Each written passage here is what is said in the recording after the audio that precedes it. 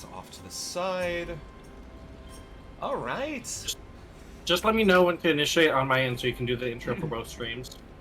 Feel free to initiate because I'm already going. Oh, okay. Here we are.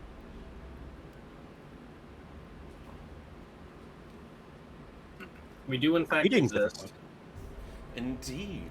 Oh, we're just going into it. Okay. Yes, we're just going straight into it. I don't have a pre-stream or anything like that. Remember, I don't normally stream on Twitch. No, anyhow, I know. Also, it's not like we need a recap at this point. Nope. True. Just been going 4 days.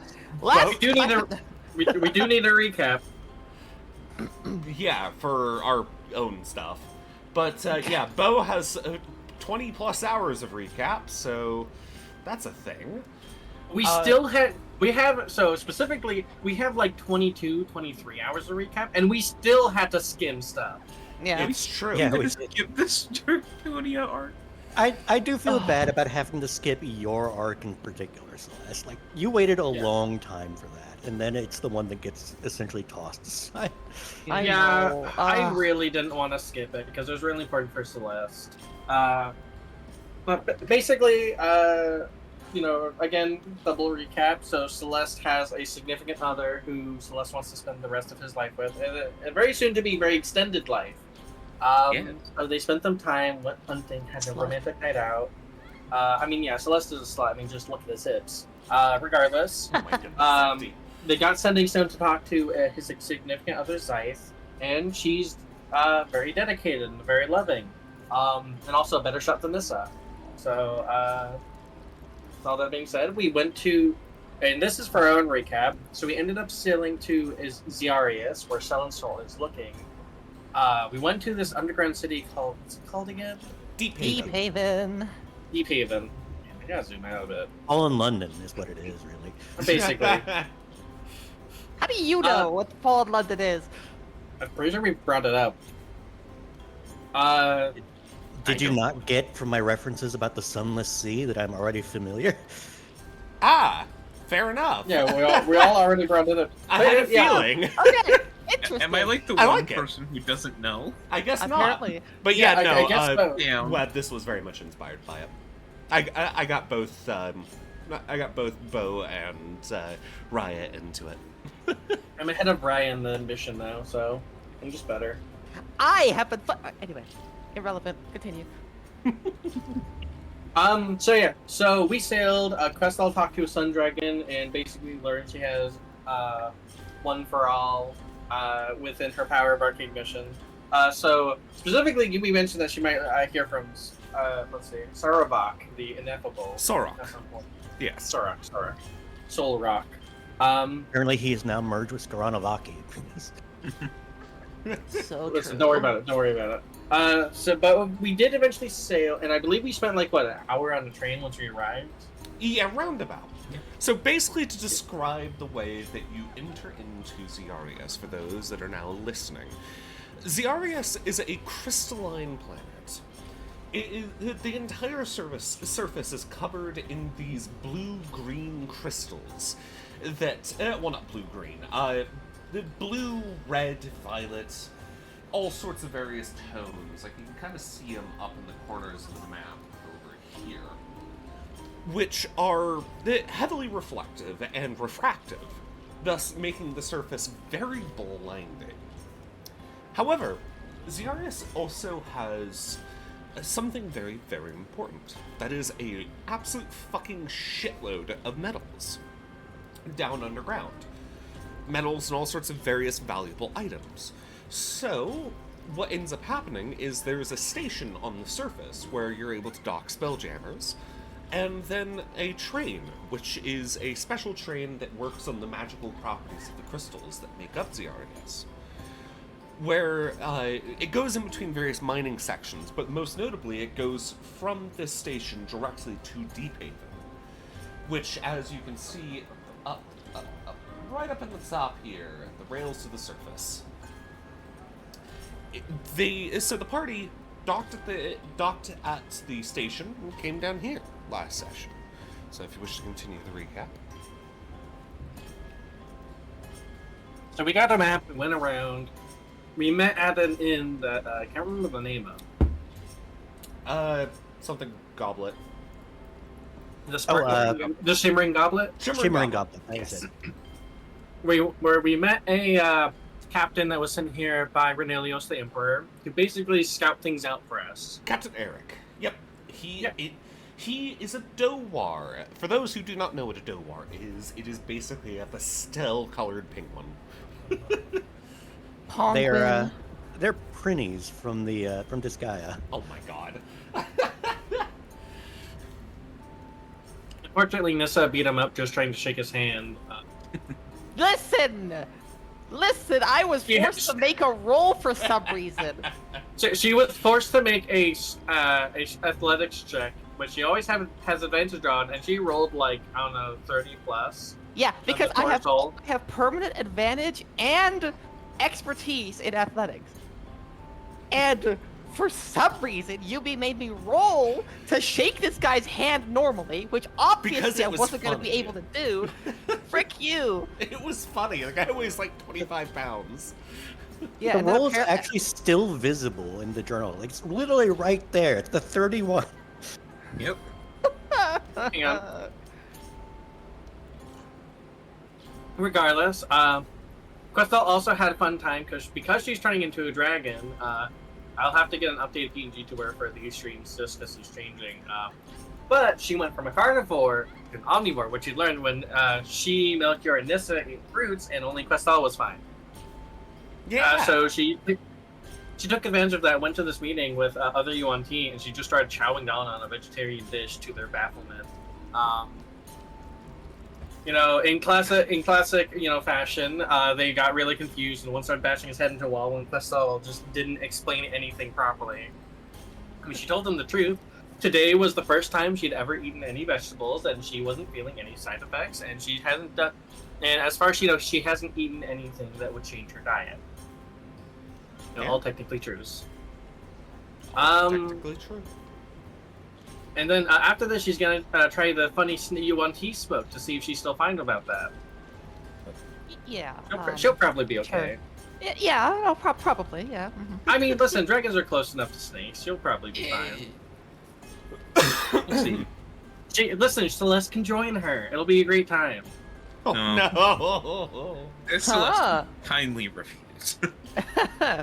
Anyway, so after that, we went and we found basically a gang thing going on with a kobold and a gang thing, and a creature that seemed to be very silent, being pinned to a wall as they asked for, I think, their money. Melchior just kind of hypnotizes everyone. We walk out with them.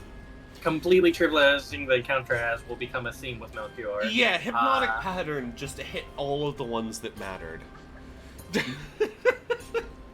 Right, said, well, the automatons are going to be immune to this, but the people giving the orders aren't. Hypnotic pattern. Then we just To be fair, if any of them had succeeded, Questel would have just silvery barged them. There's no way they were getting out of that. So we left. We talked to the kobold, who said that they learned how to blow up people's legs for golden profit. Well, so we talked about that and expressed our idea of maybe not blowing up their legs. She insisted, and she said it was so successful she managed to blow up the other. So the silent person, she managed to blow up their whole body for golden profit. So there's a lot of gold. But because of that, the gold part can be used as limbs. It's ribbons of gold. That's shockingly lightweight. What? Why? I'm recapping like you asked me to. You're not doing it properly. Yeah, you should know the bow always has a monkey's paw finger curling thing. Really does. This sounds about right to me. What do you? Yeah, exactly. See, we're completely accurate. Right. Yeah, ribbons of gold. So for people who know a specific version of witch meat, it's that type of magic. Yes. So, although, again, the intent is different because, again, she's just mainly doing it because she thinks blowing up people's legs is enjoyable. No! Okay, so to describe what's going on with these characters, first off, the two tokens on the bottom are the two that were encountered. Agatha Steelscale is the name of the kobold, originally a mechanic specifically a spelljammer mechanic that the party found very early on in the campaign on Ssellen. She has her family home is here on Xiarius, to Goldscale True, and so she visited here after her workshop was attacked by a bunch of gangs back on Ssellen, and well, she was experimenting with magic and hit something special. Xiarius is notable because of the fact that the weave bends around the planet. Thus, other things have taken the place of the weave inside of Xiarius, augmenting how magic works while on the planet, and allowing other fields of magic to come to life. This includes what Agatha accidentally created during that night of golden alchemy, where she created a blast that, via an alchemical reaction, turned everything into gold. It turned the thing that she was working on into gold. It turned her workbench into gold. It turned the wall that partially collapsed into gold. It turned her legs into gold. And after a lot of pain, she eventually figured out how to modify the gold, wrapping it into basically a form of ribbons that she's able to wrap into the shape of her legs. Now, attaching those to a couple of metal plates, and the fact that this gold works as a very good conductor for magic, specifically the golden alchemy magic. So her own soul is able to inhabit the legs, because it's originally her body anyways. And so she was able to replace her legs with those. Later down the line, as she was experimenting with it, a man known as Cornelius, a local of the village that she lived in, which was across the Crystal Sea over here, that local was dying due to a wasting sickness. Basically, the guy had a pretty intense form of cancer, and didn't have any other idea what to do, so he went to Agatha and begged, hey, there's got to be something you can do with this weird new magic of yours. So she tried, and ended up converting the guy's body to gold ribbons. It wasn't exactly the full weight of his body, but that wasn't exactly needed. And with a little bit of work, and a little bit of training on Cornelius's part, Agatha was able to give Cornelius a body, now known as the first of the Golden Risen, as she will be calling them. Cornelius, however, in this body does not have the ability to speak. That's something that Agatha is still trying to work on. But he is made out of these armored plates and golden ribbon that is entirely flexible. So when he was stabbed into the wall then, that was going through the ribbon part, which the ribbons just moved out of the way. He wasn't injured. He just made his body dodge. But after that, the party bid them adieu, because Agatha and Cornelius had other business around town, but they were happy to see each other, and Nissa jumped into the sea. Yeah, because she was realizing just the hot she has. For the love of God! Specifically, like she realized. Through this. Hey, Yubi, you should go on Do Not Disturb or something. She realized Probably. She realized she had like a thing for cuckolding, so she was dealing with that revelation. Also, I don't know if Yumi just repeated basically what I said already. Well, the whole her jumping into the ocean into the sea was because you nerds kept saying that she was with people that she wasn't. No, Melchior was with people. Oh yeah, right. You kept implying that Melchior was with Lucos. And then Melchior himself. Implied he would have gone with Larius, which was even more. Which was fucked up. It was fucked up. It was pretty funny. Chris didn't even have to put that mental image into Nissa's head. She did that all her own. She just got up, she just walked down the boardwalk, then a little bit like down the road, or down I the think like I saw the water bubble a little bit from how hard she was blushing. That's called breathing, nerd.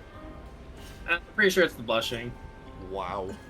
I hate all of you. Boil the water. I hate all of you. Anyway, so we start session heading to a magic shop, which Yumi probably has full of all the goodies, right? You're gonna give us all the really good fun stuff. Well, some. Yes, G-Tokus. That is exactly what you need to take away from this. Yes, obviously. But yes, we will be starting our session after the party learns that Claridge's Emporium of Magical Oddities is nothing but a tourist trap and actually does not have magical items. It has fake magic items. But Yeah, there we're is gonna find To be the map fair- that place. Yeah, break in the Magnum. But there is a smaller shop that actually does have magical items. Before we do start, however, Bo, did you post my link to your server? Because I've only got like 7 viewers. I did. Hang on. Yeah, I posted my link in the server. People, yeah, I have 14. So hey, people on my end, go check out Yumi's thing, because Yumi here. Actually, I have an idea to fix it. Yeah. You put that overlay, huh? Texty wexty overlay. True. Yeah, so for people on my end, I'm only doing this to try and get people in. I don't think I can share chat because Yumi isn't labeled as a partner. Besides, I'm only doing this for like 2 or 3 sessions to basically get people interested, as if the recap wasn't interesting enough, and then it's going to be completely on Yumi's chat, or Yumi's end. I won't be streaming it. Yeah. So, please just go to see Yumi stuff, too. Just open up Yumi's end, listen to her. Heck, I won't even stream the whole time on my end, because Yumi will have the VOD. I'm just doing this, to get interest, and then I'll shuffle everyone over to Yumi's chat. Yep. Not only that, but Yumi can, obviously, being the DM, see a lot more than we can.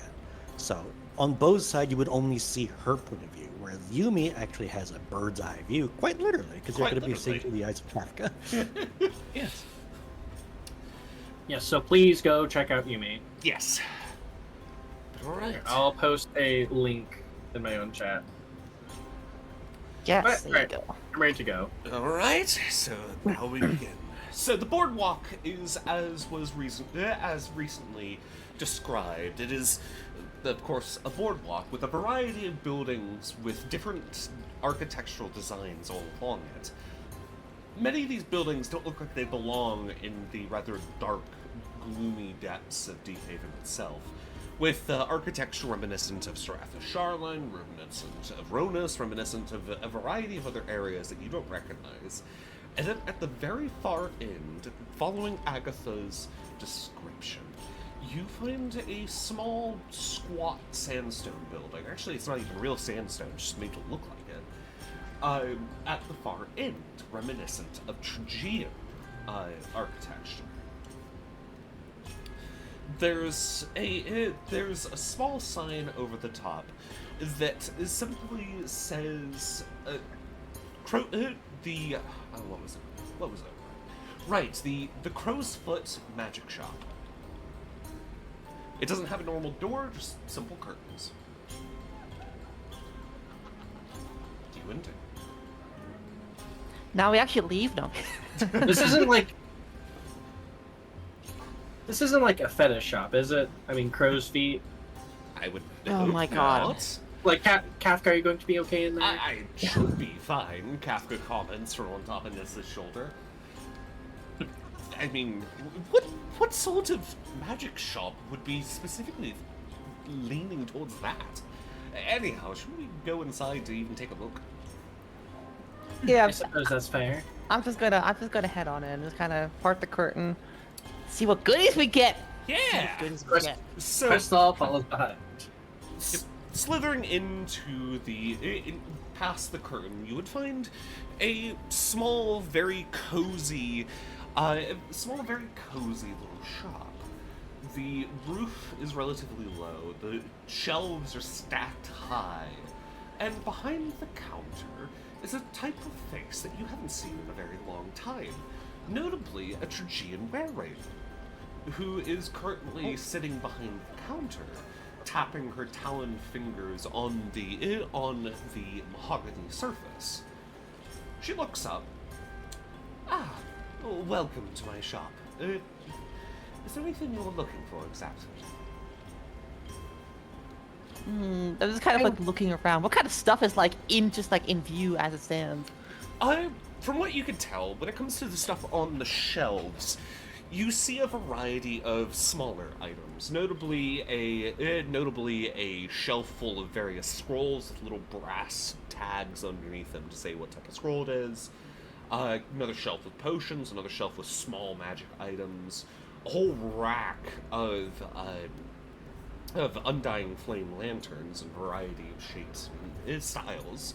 In fact, those lanterns are very cheap. They only go for 50 gold a pop. Cheap for a magic item, to be fair. And a few other small magical knickknacks. However, behind the counter, you see more notable items.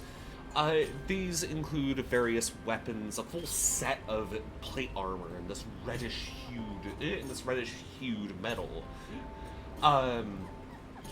You see glass cases with mysterious masks, a couple of items that look very, very old.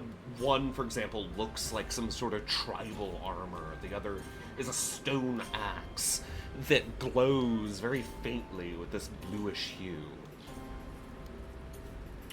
As you look across the items, the were-raven on the other side blinks, looks up and down over you, Nissa.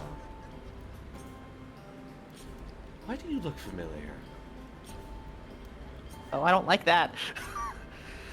I mean, to be fair, it could be for Tortilla, right? It's good to be for Tortilla. Yeah, Questal will hear that. Really, the only other place we've seen them, so it would make sense. Yeah, I know, Yeah. but still, given the context of everything. Yeah, Questal hasn't been there, but Questal will say, it's probably because she's a hero of the Empire. She's pretty famous for going around doing quite a few things. Specifically, Tortilla. Her tapping on the counter stops. Oh, you're the one that shut down the air defenses. Oh my goodness. She tidies up, standing up straight to try to look a little bit more presentable. I'm so sorry, where are my manners? My name is Irene. Oh god, where the hell? Irene Westwood. This is just kind of like, waving off like, at ease. We're just perusing things. I see. I must admit, my time back at the Reclamation Corps is several years by, but I tried to get the word out about the Trajian situation here. I heard about what you did from a few friends, and goodness, now that I realize heroes of the Empire and all of that, she starts to think for a moment. Kafka pipes up, yes? Oh dear.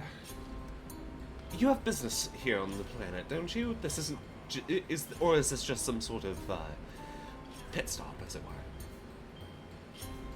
We got some personal business. Oh no. She sighs. Kind of raise an eyebrow, looking like, what? very concerned. Yeah, So Questal breaks in like a liar, actually, and says, "Listen, calm down. The personal business has nothing to do with something that'll cause mass problems or blow up the planet," she says, like a liar. We're simply here for a few things. I personally have a bit of an interest in how uniquely the magic here works in comparison to abilities I've been developing. And there's multiple resources for, well, my companion Bess here, she'll gesture to the kobold, who Bess wanted gives to away. come here originally. Yep. As well as just simple materials for artifacts. And of course, we simply saw this magic shop and want to see if there's anything better than we'd find at the the Emporium of Oddities, which we were told was nothing but a sham. Oh yes, no, fuck that place. Absolute sham. They have a few scrolls off to one side, but that's about it. Everything else is just it's just a sneeze in the artificer's cookbook, as it were. Also, hang on, so does she easily believe Questal, or is Questal gonna need to roll deception? Because it's very important. Because I don't know how believable Questal was. Deception. What were you trying to deceive on? I was trying to let her know that it was personal business that wasn't, in fact, anything important, even though we're literally here for the soul of Ssellen, the Emperor's She does not believe you roll deception. Really? Okay. Why not? That was pretty Because believable. I would have believed that. Well, you have to also remember, Questal is inherently terrible at lying, so of course she needs to roll deception. Okay, she Wow. actually does something, right? Okay. Okay, Irene believes you. And she sighs.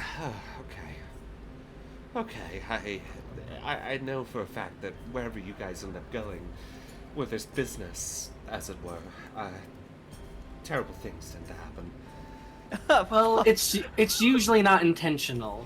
I know, I hope but that It was so terrible that we shut down the air defenses for their planet so they could get off the fucking world. yes, but Well, you have. so many of the Gonna other throw her in the aliens, fucking ocean. good things happen, but then really bad things happen as well, and it's already I hard hope enough that- keeping this magic shop running. I suppose I understand. I mean, again, from what I've heard from them, they went to grab a pillar and they stopped a whole illicit hive and also released a death god. So everything comes to pros and I cons. just give, I just elbow Quest on the side. Questal just ah. And then So you are Yeah, going so- after the pillars. That makes sense. Oh, sorry. I worry. I already have to keep a large variety of extremely cheap items for all the tourists that come in. She says, gesturing to a center shelf of a variety of little, magical wind-up toys, arcane toy soldiers, a few reusable fireworks, that sort of thing. Nothing fantastic. And by reusable fireworks, I mean like Roman candles.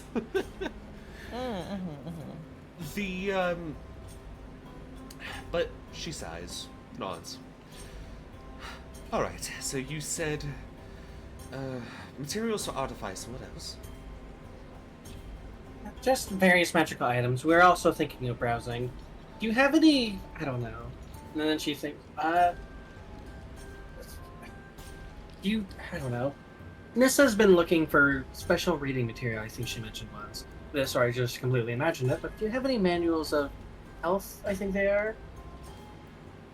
Manual It's of a nod. health. She thinks for a moment. That was not easy to get a hold of, but yes, I do have one. She actually steps away from the counter for a moment, going behind a little curtain that's behind the counter, before stepping out with this thick, leather-bound tome that has a anatomically correct heart printed on the front cover of its red leather. The thing is chained up with glimmering magic chains, pardon, and a sizable padlock. It's all to ensure that people don't read it and accidentally use the magic, because these sort of things, it takes 100 years before they're actually able to be used again. Right, I've heard of that, but don't you have to be here reading it rather consistently? I can't Yes. imagine they'll get away with sitting here for 48 hours reading the dang thing. Yes, but I do want to make sure. Either That way, makes sense. this is, again, not very easy to get a hold of, and its effects are remarkable. I will be asking for at least 9,000 gold for this, or something of Son equal of a- value. Son of a bitch. Questal winces and she thinks back to her money and thinks, even if I think she only has up to nearly 3,000 gold, but that's not going to be enough. I think even if we combine our other stuff, which No, I don't think it Whoever is. Yeah, a stat bonus is very, very good, so it has to have a very high price tag. yeah, that nods and Chris. Seems like we're going to need to find some more gear just to make it work. I'm just What would be an item? Go on. kind of looking through my bags and stuff at this point, hold on a second. Questal also is looking through to see if she has anything She doesn't really seem to have, because she has the gambler, which Nisso just for some reason keeps trying to smack it out of her hands when she thinks about it. I don't know why. Let's see. She has her coat, which she's not getting rid of. Yumi, she does have the sword. Maybe she could sell that. The sword? The sword. You know, the sword. No, fuck off. Oh my god. Correct me if I'm wrong, but alchemy is a big thing on this planet, is it not? It has a decent following, yes. I actually have something that might be valuable to this group then. Oh. And he will withdraw from a large pouch the preserved arcane maw organs that they had found from the shattered planet, fucking Kandor.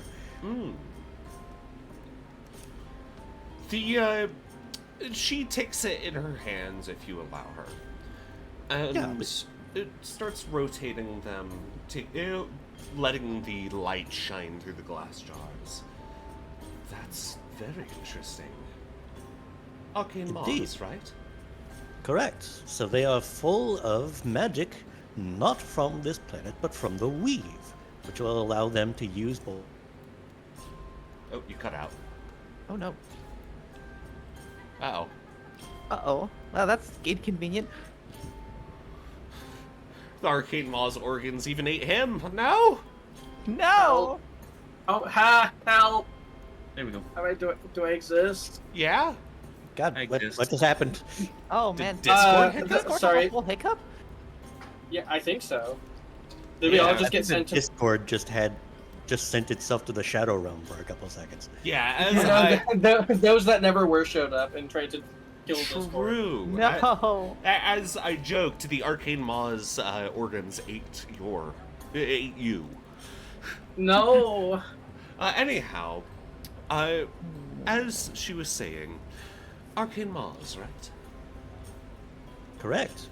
And as you know, the arcane maws are full of magic, not from this planet, but from the weave, which will let them combine both traditional magic and the new magic here together.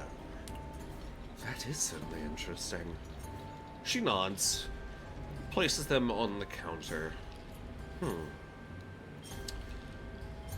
It's definitely uncommon to see such things around here, but not unheard of. I could give you...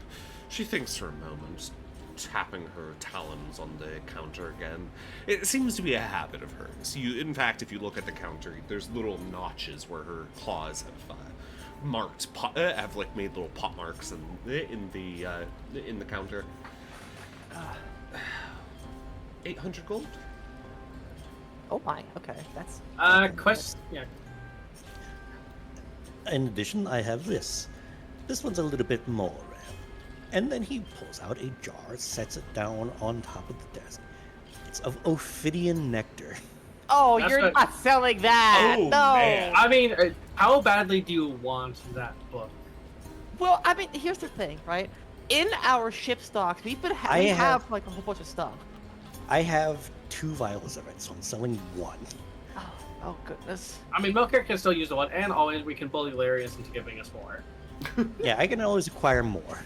Theoretically, we don't know exactly how the situation is back there. I mean, the man literally had a giant vat of it in the arcane lab. Yeah, This and we is just kind what we of. took from it. Yeah, I know. We kind of destroyed it though. You destroyed it out so that it couldn't be used for a while. You didn't destroy the whole tank. That's true. So it's still there. We can still get more later. I don't know. That's a bit much, don't you think? No. We need a bit. We need a bit much to get this okay. book. Here's what I'm thinking, right? Let's go back to the ship. We have a few things to sell, right? Specifically, there's the frickin' the iconography of Mershal, and we have the enchanted pure plat statue of the quote unquote previous Rahis king, which is Kratos in this case. We probably just want to, like, if at all possible, bring those down here, find a place to like melt them down or sell them or something, you know? We've been holding on to these for ages trying to figure out who could sell them or who we could sell that to. This Well, is we one could- of the plays. That still has the inherent problem of that you don't want to have an iconography of Urshulk anywhere in the actual Empire. Well, yeah, I mean, we want to get rid of it. We want to destroy it. We Also, wanna- and also, you have to think about the fact that when it comes to raw materials, we can't just melt down like the one icon of Krenos because this is a mining town. They have metals aplenty. It's not going to get much value here if we try to sell it for as raw materials. Indeed. Selling this is the best option, and if anything, it's what Questal was about to try and mentally suggest to Melchior, knowing that we had someone. Because, especially with Questal's bargaining skills, because she does have some way to talk to people. She just doesn't like. She usually doesn't want to cheat people out of money. But if we really need it and it's not enough, we should be able to negotiate to make it cover at least a large chunk of the price. Put it within purchase range. Also, as you said it yourself, while the Kronos one is not enchanted, the Murshok one is, which means it's much harder to actually break down. So while you could theoretically melt down the Kronos one, probably over at Foundry Street for a small fee. Other way around. Oh yeah, right. The enchanted one, no, that's going to take some extra work. I mean, like, Questal could try, but Arc Ignition is going to take a while of her just sitting there trying to get it to eat the magic. Yeah. Are you gonna keep Questal cooped up for a whole day eating the damn thing? Closer to Yes. a week. Yeah, alright, you're gonna keep Week? Questal cooped up to a week eating the damn thing? Because, like, Questal Yeah. could, it's just...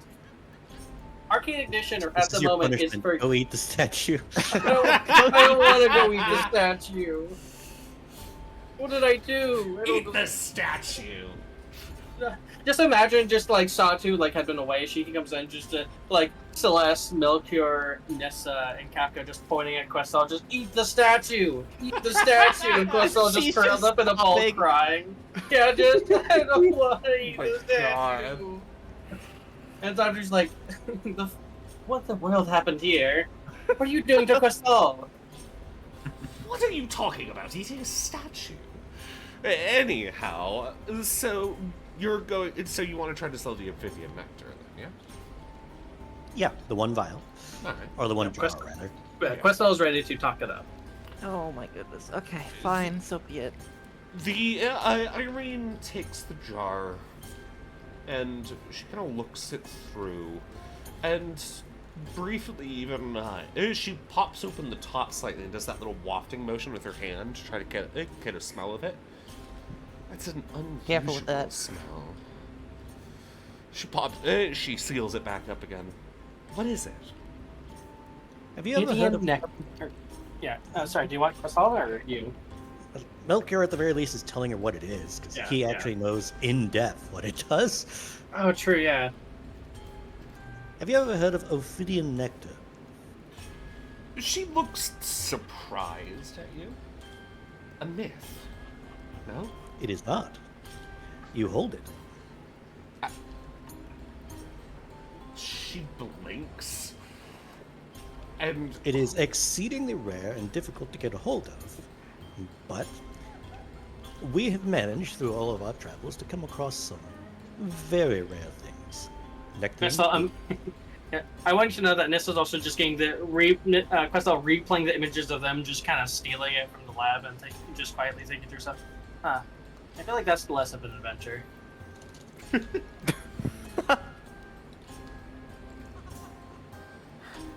Sorry, continue. I suppose if anybody would have such a thing, it would be you. She kind of looks off to the side for a moment out a window that overlooks into the crystal sea, looking up towards the false stars high, high above.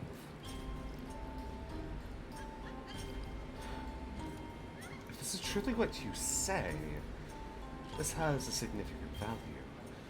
However, there's no way of truly verifying it. Let's see. Unless Unless what? Supposedly, Ophidian nectar is able to heal the wounds of humanity. True.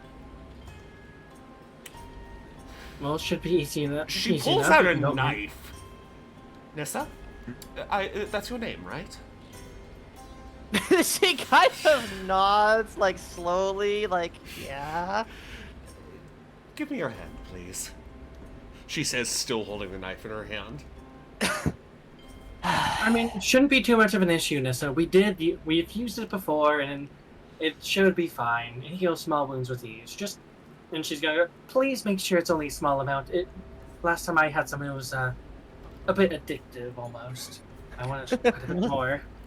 Melchior also looks like quite solid. He murmurs to her, "What, am I not on tea anymore?"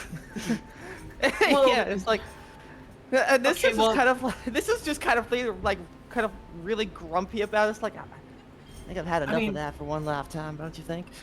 Well, regardless, either Melchior or Nissa should be suitable, and I know Melchior is All very right, good one. at resisting manipulation fit.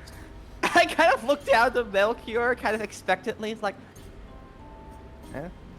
Yeah, absolutely. Melchior will get his steps though, because he's still small. Yeah. I had that Get shit himself up to pumped the in my, proper into level. my back. I don't want that shit more. Didn't you have some before Melchior already? gives her a look because he injected it with her once upon a time, immediately after the fight with Rahis's kid. Yeah, I know. That was an extraordinary circumstance. That was an extraordinary circumstance, okay? Uh-huh. Uh-huh. Right. What do you mean, right? She's not Mhm. addicted. Sure. Sure. You place your hand on the counter, and Irene, in a surprising amount of force, grabs your hand and then, with the knife, puts a not terribly deep, but still a little bit painfully deep slash into the palm of your hand. Oh, that went a little bit deeper than intended. I do apologize. And I have suffered considerably worse. And she'll, as you start bleeding, she'll take out some of the Ophidian nectar on one finger after putting on a leather glove and rubbing it onto the wound. Surprisingly, this works. And the wound heals after the nectar kind of seeps into your scales. Oh, by the stars, it is it. And Questal just says, like, I thought you had to drink the stuff for it to work. The stories vary. I've heard stories that you needed to topically apply it like an ointment. I suppose it works either way. Ingesting it is more potent, but it's also more uncontrolled. External application is more controlled and less dangerous. And Questal frowns and just, I wish I'd known that before I just started eating the stuff back then. What? What? You don't remember. Questal had taken at least a decent chunk to test. He just ate it. Irene... I don't remember that now. I vaguely remember it. Irene... It's Questal. What do you think she was This going kind of to do? faith in it, but that's about it. True. Well, yeah, but that's different. Irene takes out a little notepad from just underneath her desk and writes down the notes that you mentioned, Melchior. All right. My goodness, I didn't expect somebody to bring something like this in here. That will find a buyer. Especially somebody from Goldtown. 3,000 gold. Oh, Well, yes. Yeah, Questal actually swapped her mental connection to Melchior and asked him if he would like her to try and raise the price of it because she knows a little bit about sweet talking. But it's also kind of his stuff to sell, so she doesn't want to intrude Yeah, here. absolutely. If you, Yeah, so- Melchior will reply back in his head. If you want to step up to try and increase things, go right ahead. Yeah, so Questal was saying, well, the thing is with something as rare as this, it is rather hard to come by. And we don't mean to fleece you, but also with our adventures coming up, we're going to, after we have this pit stop here, is a bit dangerous, and, well, our captain here could really use that book. would it be possible to increase how much we get for something so valuable and well, quite legendary, really? Roll me a persuasion. Persuasion. Let's go. Come on, you got this. Let's go. Persuasion. Yeah, let's go. Flash of Genius, 32. God, fuck. Oh, We're my getting goodness. we are making sure we get that book for as cheap as possible. Silvered snake tongue. Let's go. Goodness. Let me Let's also go. put Irene's token on here, just so you can see what Irene looks like. Irene sighs. I can't offer too much, as said business is unreliable around here, but I suppose I can at least offer an extra 500, considering you're the heroes of my home planet and all of that. Well, if that's all extra you can offer, I believe that's what we'll take. After all, we don't want to fleece you. We're just simply trying to get the best we can for this. She nods. Right, Alright, that's so 4,500 combined then? Yep. Yeah. Is it? Okay. It's 4,300 800 plus he's rounding up. Yeah. Right, okay. So... Well, 4,300, because it was 800, and then the the book's 3,500. 9,000. So we need 4,700 more. I have... I mean, I have a good bit of money. I don't have that much. I can throw up, but... Wrong Listen, word. Nissa just Listen. vomiting on the floor. No. Hairball! Solid Let's- gold, just whatever. Listen, all we need to do is find some poor soul that we really hate and have someone take the gambler off of Questal for a bit to do some shooting practice for money. Oh my god. No, I can give up the 4,000 that I have. And you'll need just 500 more. 700. Yeah, 700, because remember, it's 4,300 Uh, that you've got so far. You and I are engaged, which means we have shared income, so you can have my 500. Oh! Oh my Quest- god. Questal, so you need what? Like, how much more? 300 or something? 200. Questal will have, actually, just to make sure neither of you give up everything, she'll give up 500 so that, let's see, 500. How about we split it between us then, like 300 apiece, or 350 apiece? That sounds good. So 350 apiece. I think that's pretty good. Okay. You know, we're So gonna Questal spend will like give an up hour 350. counting money, but yeah, we're... Thankfully, you Oh. notice what Irene has when she's going to give you the money. She actually has created a little system for payments where she has little wooden trays that are specifically marked with 500s and thousands, where she's loaded them up with platinum coins. So she kind of starts sliding them out, but if you mention that you're looking to trade this in with your own money towards getting the book, she'll stop that. So real fast, Gilmon. So those are the cards that were mentioned. Yep. So the red ones are bad luck cards, and the blue ones are good luck cards. Yes. And the red ones can come into play anytime Yubi wants to pull them out. Or Yeah. us. Yeah. We Yeah, also I did. suppose Horus, yeah. Yeah, I'm never going to say no to that. At this time, wait, as everyone's counting money and we have a chance. Celeste, after peering over a bunch of like the smaller items and like, I assume one of like the display counters. Yeah. He looks up, is like, hey, is there a art gallery for? I have a couple paintings I'd like to sell. Oh, really? Yes, in fact.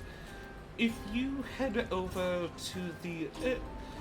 if you head over, there's actually two options that you might be able to sell those off.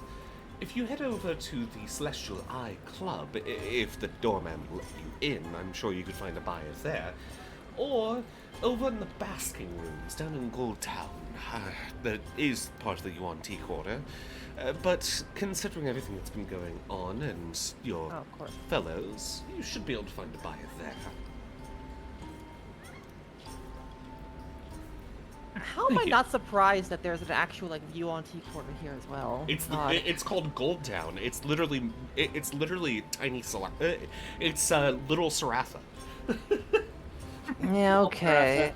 I just thought it was like a cool place, like a densely probably like more higher quality stuff and like more. Yeah, Well, of course I it's didn't higher think- quality. It's for the UNT. Shut up! I didn't realize that it was a UNT quarter, like on Saratha or Rhodus. It's or... not exactly the same. You'll see when you eventually visit. Mm-hmm.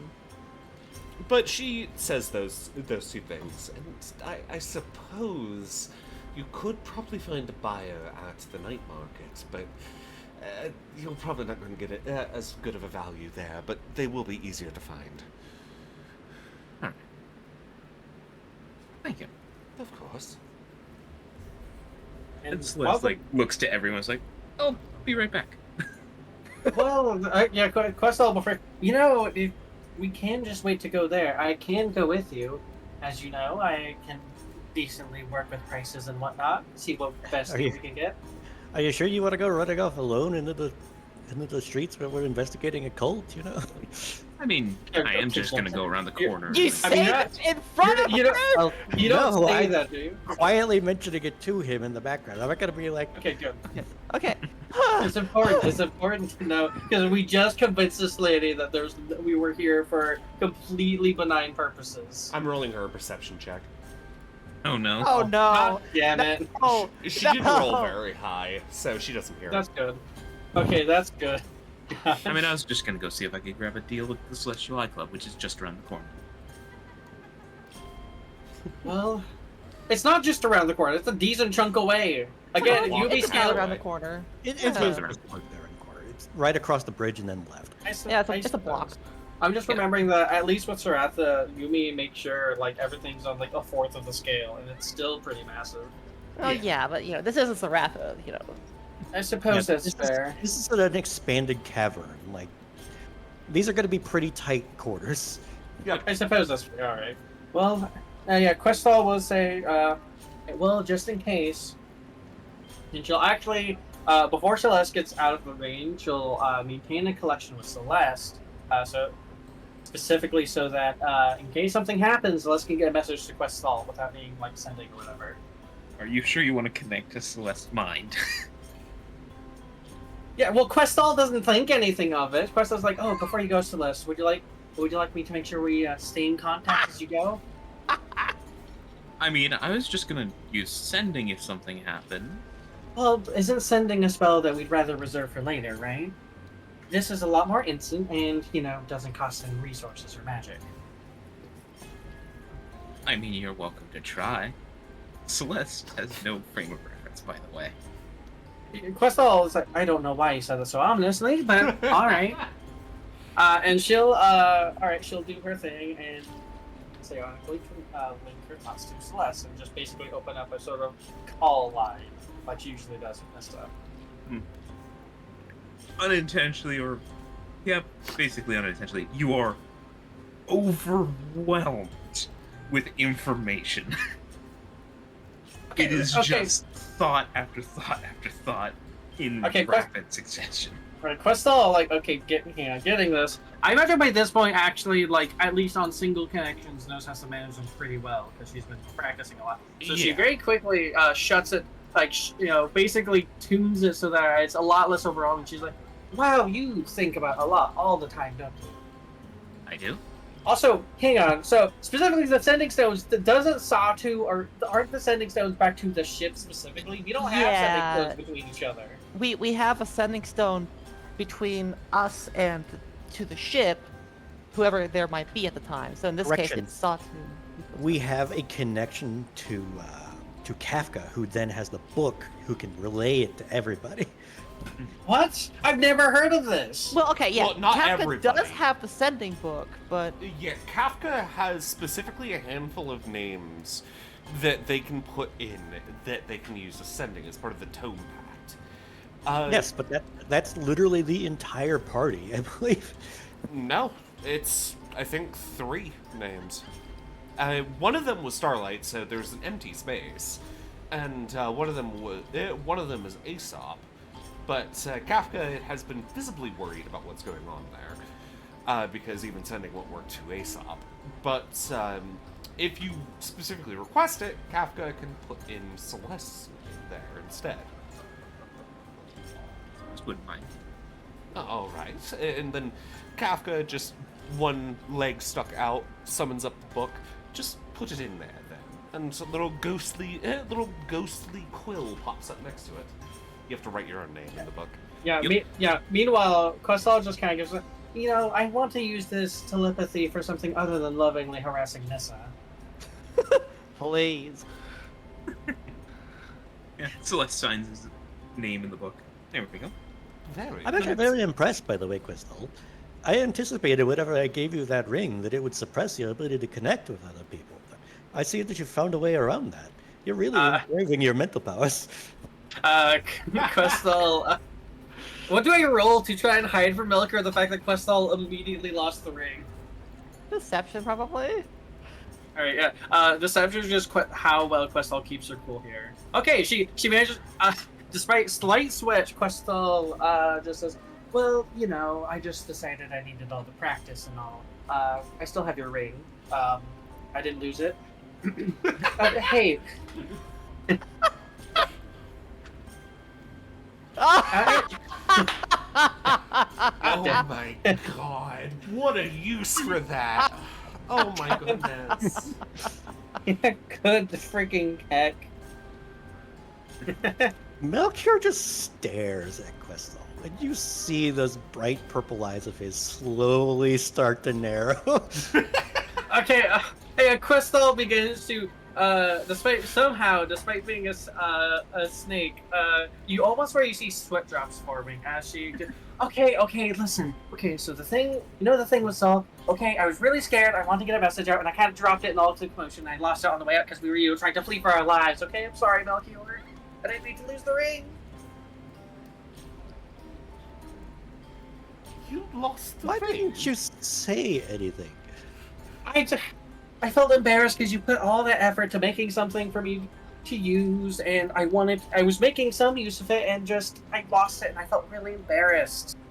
Questal, the effort that I put into making it went into making the blueprint. I can recreate it in a day. I suppose it's still, I mean, what was I supposed to say? Like, you made the thing and I immediately lost it? It makes me seem irresponsible. I mean, you did kind of face off against Zulk. Kind of a good What? time to lose it, if anything. And to Well, be, fair, I suppose. and to be fair, Shit, where was I? Zulk was quite something. So if you're going to lose it, it makes sense that you lose it there. The best comments. Right.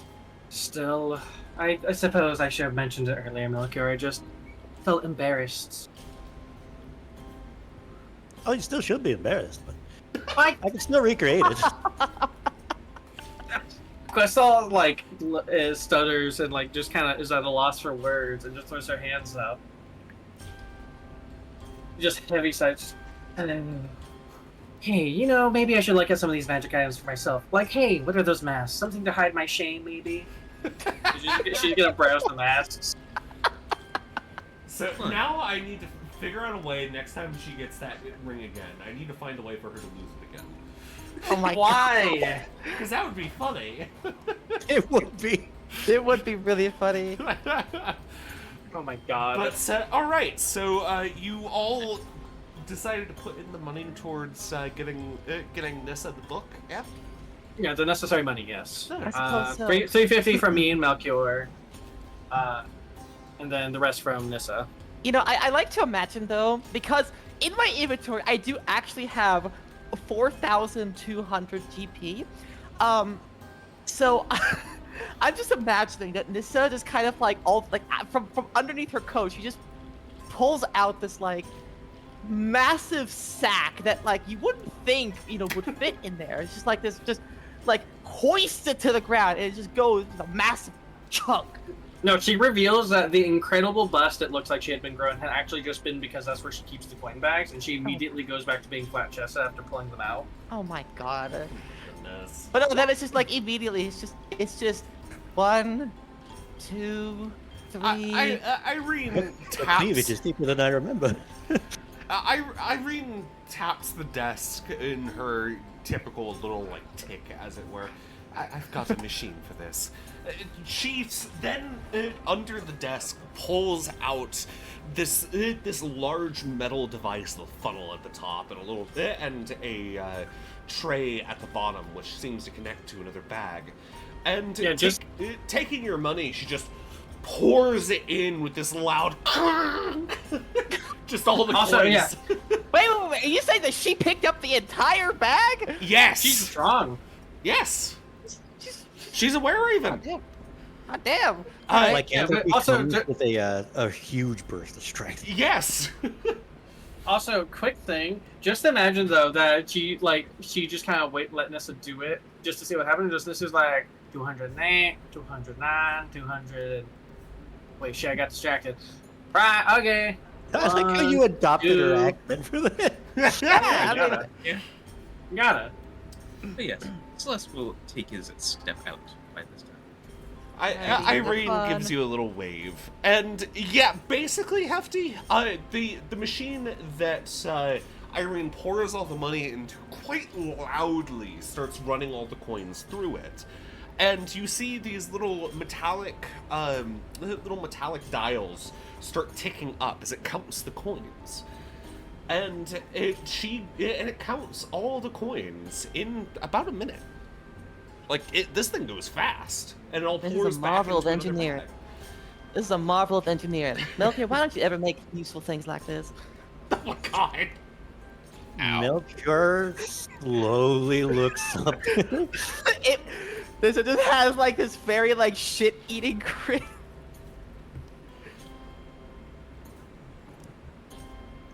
The very first thing that I am going to make are chains that can hold you. Oh no! Bondage. Hey, can you please keep that in the bedroom? Oh, no. I don't need to see the errant thoughts Nissa has in that direction. Melchior, without skipping a beat, says, "Why you don't?" First of all, sighs and rubs like the bridge of her snout. Just see, that's why it was a funny comment. It's better if we leave it in the subtext. Irene She's fun to be somehow hypocrite. It's funnier to call you out in public for it. Irene somehow blushes despite the feathers. So, you'll go. How? Exactly how? What? But she looks over it. So you're buying the book, yes? Yeah. All right, with all the credit, that adds up. And she places the book on the counter and steps away into the back room for a moment before coming back in with a golden key. This key glimmers in the light, and she sticks it into the padlock and twists it. And with a little burst of blue magic, the padlock comes undone, and the magical chains, which looked real, dissipate, resulting in the book coming free. Irene puts the padlock and key to the side and hands Nissa the book. All yours. I don't read much, but I guess this is a good time to flex my reading muscles. She kind of looks confused. Irene narrows So her bad. eyes. No refunds. She just turns around. She just turns around wordlessly and just starts slithering away. I just imagine just like my reading muscles, and then just like which one are they? And then she just starts like flexing her biceps, and then like other muscles, trying to figure out No, which one's it's- the reading muscle. She's not that dumb, for God's sake. I mean, I don't know. I feel like she would. It just seems like it's a thing. Maybe Also, I she was just hit on the realized- head. Yeah. I just realized dimensional shackles are actually something that artificers can make. Yes, it is. I'm scared now. You should be. Oh my god, Oh, thank no. you, Jatactus, flexing the eyelid abs. Uh-oh. Oh. Oh. Gross. Oh, wow. God. Anyhow, while this is all going on, let's shift over to Celeste. Celeste, you head through the town, and as you walk through the streets, you find that there's a large, very high variety of various races and creatures that live here that call Deephaven home. Ranging from just about every single thing that you've seen on your travels. Despite Ininkiri being, not exactly seen around here, nobody seems to pay you any heed. You get, maybe one curious look, but that might just be because you're dressed nicely. You approach the Celestial Eye Club, where this entire large building is circled by this fence that stands at easily 10 feet tall, a wrought iron fence. And on the towering gates are two metal plaques with the design of an eye looking down from near the top, with star patterns etched into the iris of the eye. The celestial eye, as it were. In front of it stands three figures, two of which are these towering automatons, standing round about 10 feet. Hey, so Discord Okay. died. Again. Discord Oh died my god, again. Discord. Again? It cut like 30 seconds ago. God Yeah. damn it. I didn't hear anything different. Yeah, no, I it haven't just had any completely problems so cut out far. for Celeste and I then. Yeah, the last time it cut out for all of y'all except for Nissa and myself. Huh. Yeah. Weird. That is very weird. So- Okay, I will restart the description. Thank you.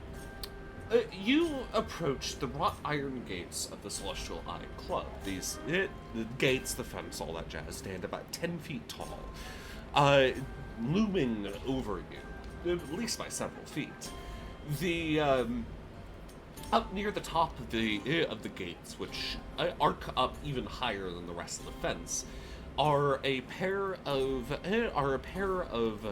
engraved signs, each one bearing an eye. This eye looks down on the road, purposely made to look at anybody who approaches the gates. The eye itself has a slit pupil and etchings of stars in the iris, the celestial eye, as it were. And in front of the gate are three figures. Two of them are towering automatons, standing at about 10 feet themselves, heavily armored and bearing what appears to be these great swords that are almost as long as they are. Standing in between them, right in the middle of the double gates, is a much smaller figure, about a 5 foot tall little elf, clad in a very nice deep navy blue suit. He stands there, arms behind his back, tapping one toe slightly anxiously on the ground. Oh, tapping one foot slightly anxiously on the ground, not one toe. You wouldn't be able to tell that. The guy's wearing shoes. And he looks up to you as you approach. Hello, can I help you? I don't recognize you as one of the club goers. I am not, but I was advised I could sell a couple paintings here. Oh,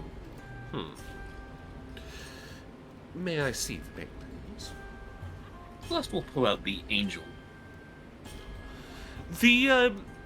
You take out the painting, and remind me where you got this painting from again? Do you remember? We got it from I believe, the Devil's Vault in the Driller's Hive. Right, Tharzax's vault. Yeah, That thing's been around for a while. Has it been in your bag this entire time? yes, it has. Oh Both my of them goodness. have. So it's probably Right, looking a that's true. little bit worn out just from the fact that it's been in your bag for that fucking long. It's in a bag of holding. It's fine. I suppose that's Oh yeah. fair. Also, I was about to make a joke, but like he pulls out the painting of Nissa and Melchior is just behind him, just like, "Hey, what are you doing?" They stole it. Yes, they did steal the painting. This was a long time ago. The attendant nods, looking at the painting. Interesting piece. Reminiscent of celestial designs. Curious. I did obtain them from a demon lord. Really? You? Yes. I know, but Roll persuasion, please.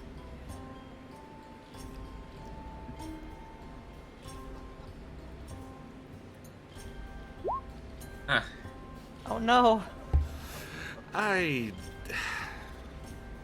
sorry, my dear fluffy fellow. I frankly just do not believe you on that. While these paintings are certainly interesting to look at, I have no way of guaranteeing that they are indeed the originals. So, I must decline. I mean, I do have an option that could convince you. Oh? Well,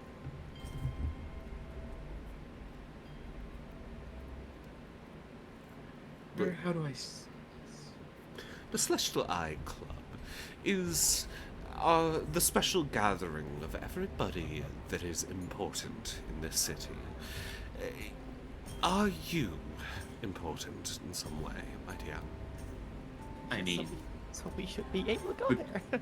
the crew and I, or the crew I'm a part of, and I have done many things, including shutting off Tergian's air defenses.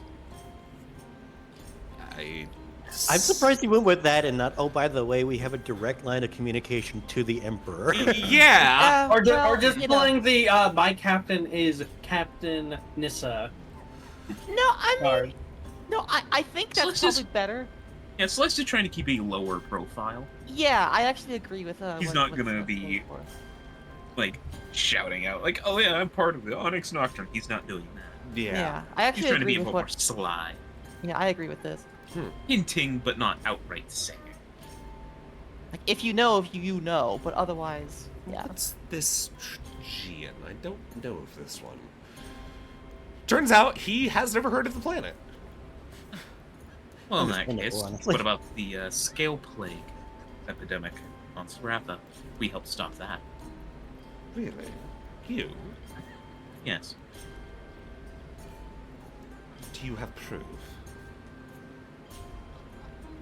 My captain has a sending stone directly to the like Celeste will lean in to say this. My captain has a direct line to the Emperor. Really? Yes. Well, if that is true, I would need to see your captain then. We do not allow very many outsiders here into the Celestial Eye, unless they have a understandable reason for coming here. And, well, yes, selling paintings is something of a purpose. Many of our club goers are the sort who could and would buy them, but still, I do need proof, as you are an outsider. Very well. I shall return. The doorman nods. See, this is part of why I kind of was hoping Celeste wanted to use Questal with him, because Questal is the one with the persuasion. True. True. And I never get to use it, okay? I want to have some skill check I'm good at. My only two good ones are persuasion and performance, and those, like, never come up. Come on, please. I mean, when he comes back, you could ask him. I mean, suppose that's fair. I mean, I have a feeling Celeste is coming back specifically to try and get us so that he can, in fact, self-paint it. But Questal's actually been looking at the magic item. So obviously she is, in fact, looking at the mask to see if there's any that would fit her to both hide her shame and also have any magical benefits. Are there any interesting masks, you mean? Yes. So, of the masks, she only has two. They're both presented rather like full frontally. Obviously shown off because they're a little bit more of a higher ticket item. One of them is a simple clay mask, painted with these red swirling patterns. The other is made out of leather and shaped almost like a plague mask, like a plague doctor's mask. It doesn't look like it might fit your snout, though. However, the clay one definitely would, because it only takes up the upper half of the head. and covers just the eyes, so it would just kind of slide right in. Oh, huh. That's interesting. Questel will ask, at the very least, what the clay mask does. If it's behind the counter. That one. I've had that one for some time. It was actually uncovered in a dig across the Crystal Sea. Bought it from an archaeologist. Turns out, and I've tried this myself, it allows you to see, and I'm kind of like doing this off the cusp of my trying to do this off the cusp of my sleeve, I guess. I don't know. Basically pulling it out of your ass. Yes, thank you. This particular item actually gives you access to a few extra spells, at least to those of the magical persuasion. But considering I'm taking a look at you, you obviously seem the magical sort. If I remember correctly, these include things such as hypnotic pattern and a few others of use. Oh, hang on. One moment. Of course. No, right, that's in real life. But yes, hello, Solid D&D. Welcome. Hi. I can tell what you're here Hello. for. Nice to meet you. Yeah, so I went to go answer a call thinking, oh my god, it's a number I don't recognize, but it's not from Texas. I go to answer the call, and it says area code Texas. I'm like, bullshit, you freaking... Because I keep getting scam calls from Texas. I get and them from they Connecticut as well. They keep giving me freaking calls with different numbers to make me think it's from somewhere else, thinking it might be valid, and then I see it's from Texas again. It's bullshit. Yep. Yeah, Anyway, so I get so many. my Questel's gonna hear that and think, but actually, that does inspire her to ask for something else. She's like, Alright. certainly mask, but actually I have another question. Do you happen to have anything that's rather good at holding in magic? Just raw magic potential. Holding Something. in. You see, I have a bit of a unique ability where typically, if I really need it, I can use spell scrolls to cast our spells, or I can absorb their power. But scrolls only last so long, and I was hoping for something that's a bit more reusable. The mask gave me that idea for it. So I don't suppose you have any material, even raw, that might be useful for such a thing? She thinks for a moment. Like an arcane battery. Is that what you're looking for? I think that would be very useful. Well, you're in luck. Xiarius, actually, due to the general magical essence of the planet, we have all sorts of arcane battery type things. In fact, most that are found within the Reyes Empire itself come from originally Xiarius. That means, and she kind of steps over to one side. She's got this set of this large cupboard off against one wall, and she opens it up, and with this resounding thunk, she puts down this large. And for a moment, you think, "Oh my God, it's a pillar of want," but no, it's just a pillar of crystal that's about the size of a pillar of want. That glows in this deep blue light, humming and reverberating slightly. Right now it's got a little bit of raw magic in it, but you can load it up quite a bit. In fact, you can load this thing up. Sure, it weighs about 20 pounds, so you'd have to like strap this thing to your back, but you could add an extra, we'll say 10 levels of magic into it that you can pull from whenever. Best thing to do for that is probably level it into sorcery points, maybe. Just like do it. Just talk about what a good level sorcery points is. But Questel looks at that and says, "I'll certainly have to think about it, but that could be useful. For one thing, we'd have to get straps on it if I want to make much use of it." I do apologize. Typically, the arcane batteries, if you're looking for actual spellcasting, are going to be relatively large. I do have smaller ones, but they're going to have less capacity. I suppose that's understandable. And Questel seems to think a good bit. And how big are the smaller ones, and what's the level of charge they would have? She takes out 2 more sizes. One is only a little bit smaller, about the size of your forearm. And then the last one is much smaller, about the size of your fist. And the forearm one, so basically the full-sized one holds 8 sorcery points. The medium-sized one holds 6, and the small one holds 3. And it is 1,000 for the small, 2,000 for the medium, 3,500 for the big. Crystal kind of frowns a bit, because the big one, if she was going to get one, may as well be the big one. And she's just a little bit short, unfortunately, especially after helping Nissa. Mhm. She's about 1,000 away, because she's at 3,500. Yeah. Oof. God, because the big battery could be useful for plans we have. And specifically, out of character, with we were thinking about the sword, and we're thinking of something like this. And if we have the big battery, it could be useful for just quick recharging things that we need to do. How much are you short? I'm sure about 1,000, specifically at 1,004. So we need a decent chunk. I should ask, how are you going to charge these? Is it going to be directly from yourself? Well, the thing I was thinking of is when, at the end of the day, I have excess magic, I can simply push it into it and go about my rest so that I wake up refreshed and slowly add charges to it.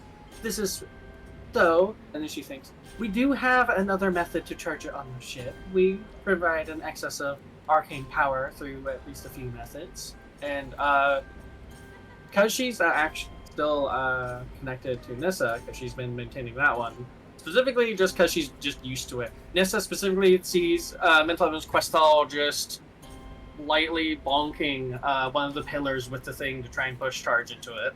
Oh my god. That's how Questal's imagining charging it that way. Just thunk. Irene nods. I'm afraid that these don't recharge terribly quickly. Typically, these are used for magical constructs. Small ones are used for things such as automata. Same with the middle ones for larger ones. The full-sized ones are typically used for things such as the trains that connect Deephaven to the various mining facilities. The recharging them takes time, and in fact, they only recharge 2 sorcery points per night.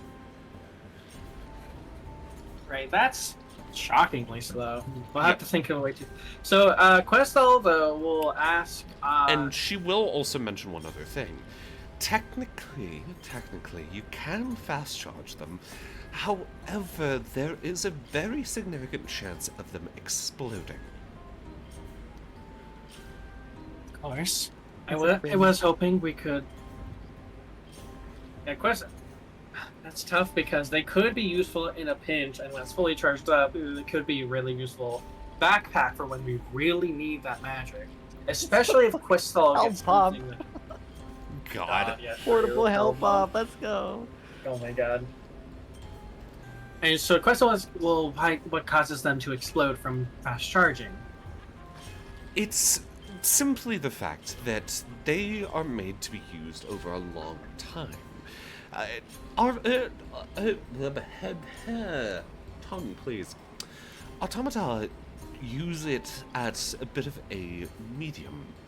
And she kind of does like a little wibbly wobbly hand motion. They keep it at a they keep things balanced, and thus the natural recharge of the battery, which by the way, you don't need to recharge it recharges itself, is able to be kept in check with the automaton. Trains, for example, will also keep a few extra as a way to quickly boost themselves away in case of danger, perhaps a cave-in or one of the very or perhaps a actually let me check the name of something. She's going to name drop something, or perhaps a shattered is coming after the train. They need them for that. But I'm sorry, what was that? using them for boosting the train speed. What was that thing that came after the train sometimes? The Shattered. Have you not heard of those? I certainly haven't.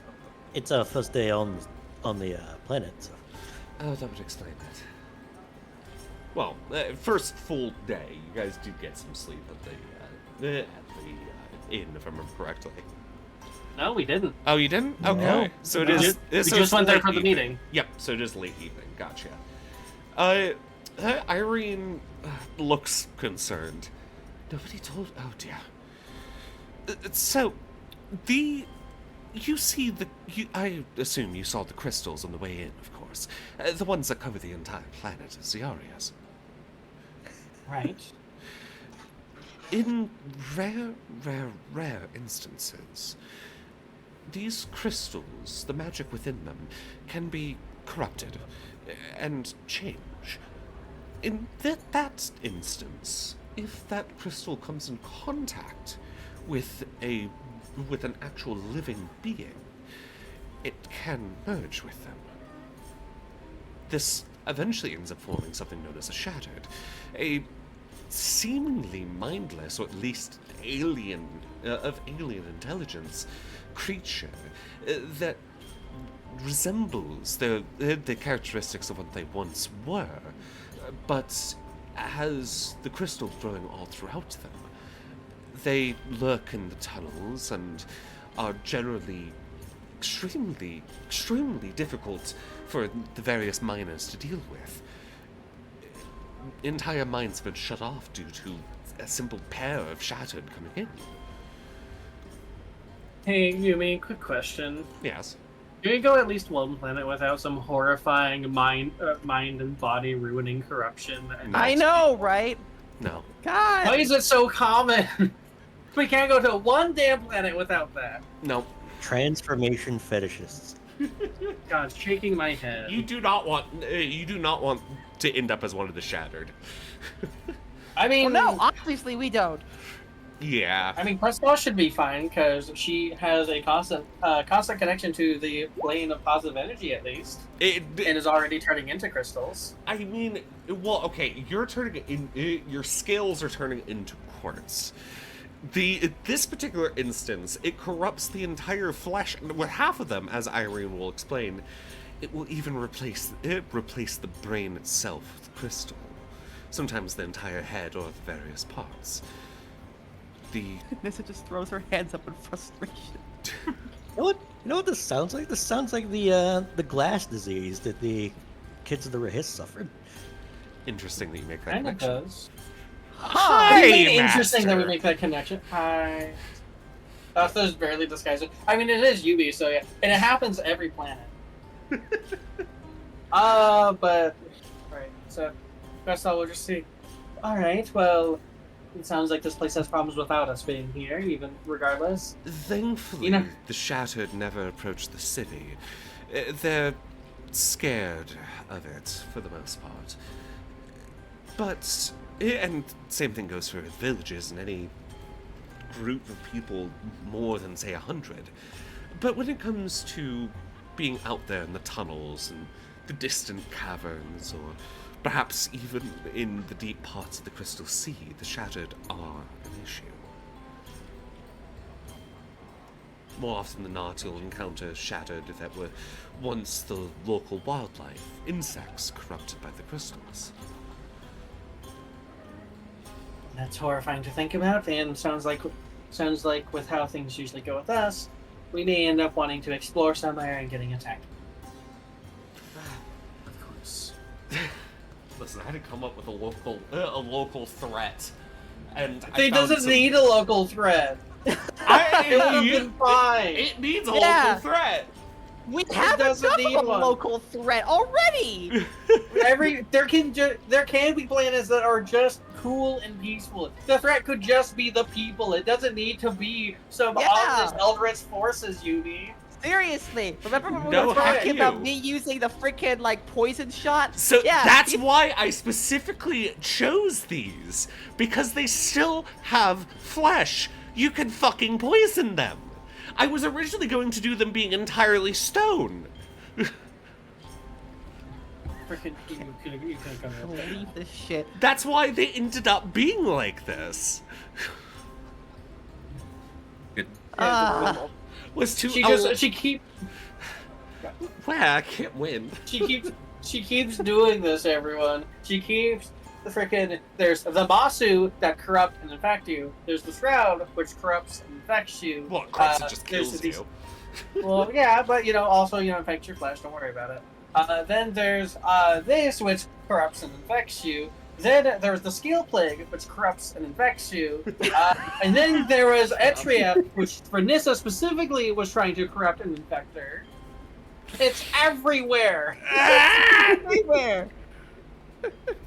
It's a running theme of the campaign.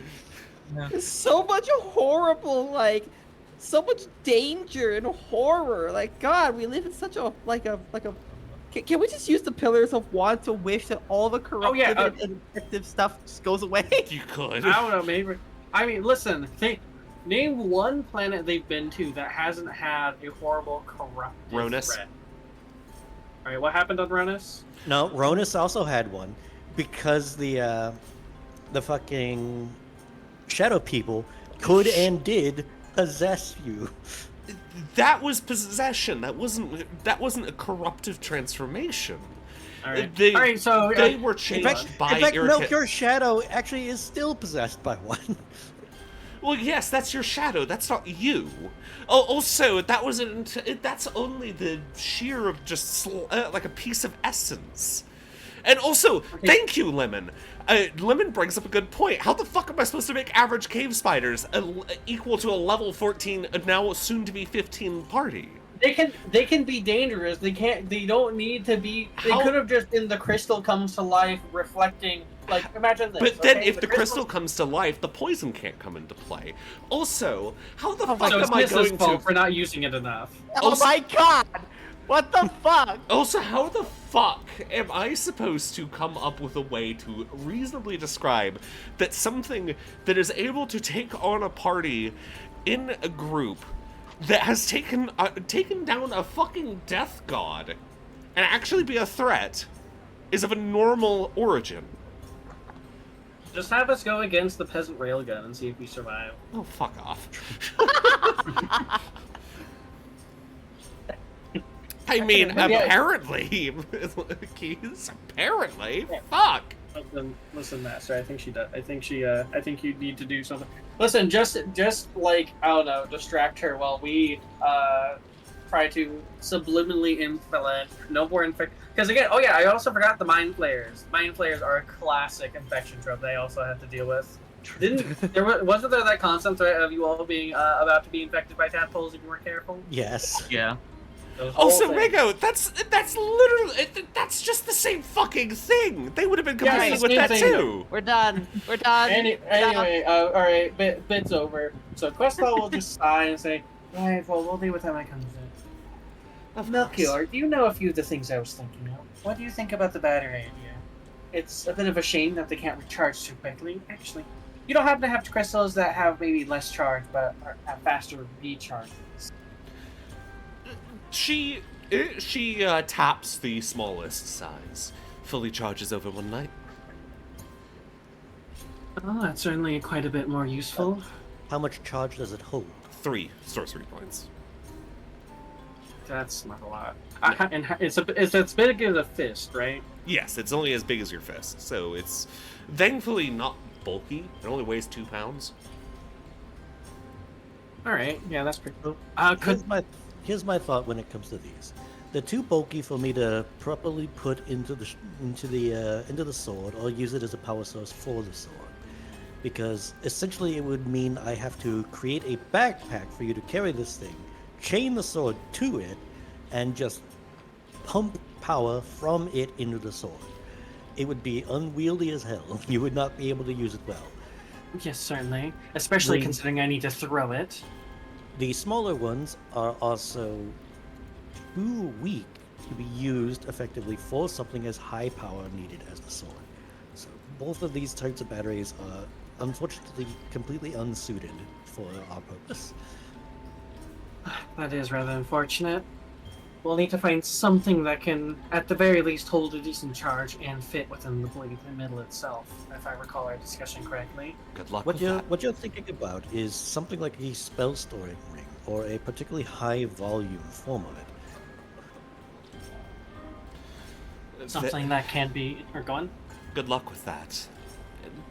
You could find such things here, but when it comes to things such as these batteries, they don't get much smaller.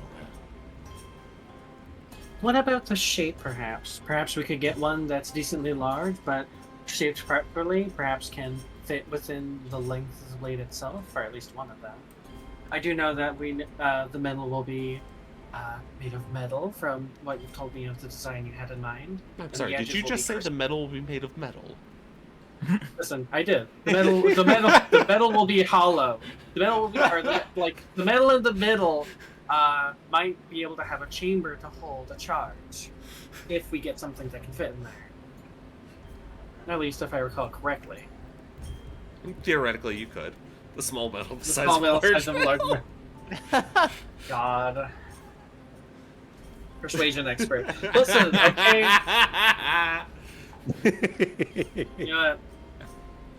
That's a hefty freaking. I'm good. Spitting the freaking things and shooting you. Okay, so it does. So it rolled a 12. So it did hit a pigeon outside. The gambler hit a pigeon. Damn, Honestly, it just deserved. explodes. Just Are there birds on it? Anyway. there was one. It was a miracle of life, and then it got hit. Oh. Okay. It was going to its nest where its children needed its food, and now that it can't go back, and the children will die. Oh no. That's Good. depressing. Yumi, what the hell? Good pigeons don't deserve to live. Damn! What the hell? Yeah, so Questel will. You clearly don't live in an area with pigeons. I mean, I've lived in an area with pigeons, and they're not a huge issue. They are flying rats for a reason, and not the good kind of like domesticated rats either. This is going outside. Anything else I can help you with? Irene asks. I think that's all for now, but if we think of anything else, I'm sure we'll come back. Thank you for the Alright. help. Of course. And I think with that, Questel is especially thoughtful of. She's not an artificer, but we'll just say that Questel and Melchior before this, as they were talking about designs of the sword, thought of some basics. Melchior giving her the basic idea, I'd say, of what he planned to do. Okay. Which no need to have that discussion all over again. No need to have it in character because we already had it out of characters. We're just saying we had it already. All right. But basically, Questel knows what she needs to look for, which is specifically a material that can fit within the blade, either within somewhere within some bulky bits of like near the hilt, or within the length of the blade itself. All right. So that's what we'll keep an eye out for. As you all It leave, doesn't necessarily need to fit inside the blade naturally either. We can shape it some, as long as it retains the ability to hold spells. Yeah. Anyhow, as you head out of the shop, I would assume this is where Celeste comes back. Yeah. So, perhaps, considering it's technically evening, quote unquote, do we want to start doing some of our investigations? Well, I think having a single day of just mostly rest should be fine. If you'll How show did me. the what is that? I haven't even bought my things yet, Celeste says, walking up. Oh, did it not go well? I apparently need Nissa's permission to enter. Well, Nissa is the most popular of us. Nissa rolls her entire head like, ugh. Why does everyone give us problems? Well, why don't we just go help Celeste with his thing, and then once we're all done, we can head back to... Well, the ship is a bit far away. Perhaps we should just get in for tonight. Alright. Well, we could take So- this time to visit the night market. True. Let's go help Celeste sell his paintings, and then we'll go visit them, since they're right next to each other. Works for me. Alright. Kafka comments. I will probably come back to this shop. I spotted a couple things I wanted. Yeah, that's fine. It's important to go to the night market anyway. You could only get 2 kinds of fish in the submarine day.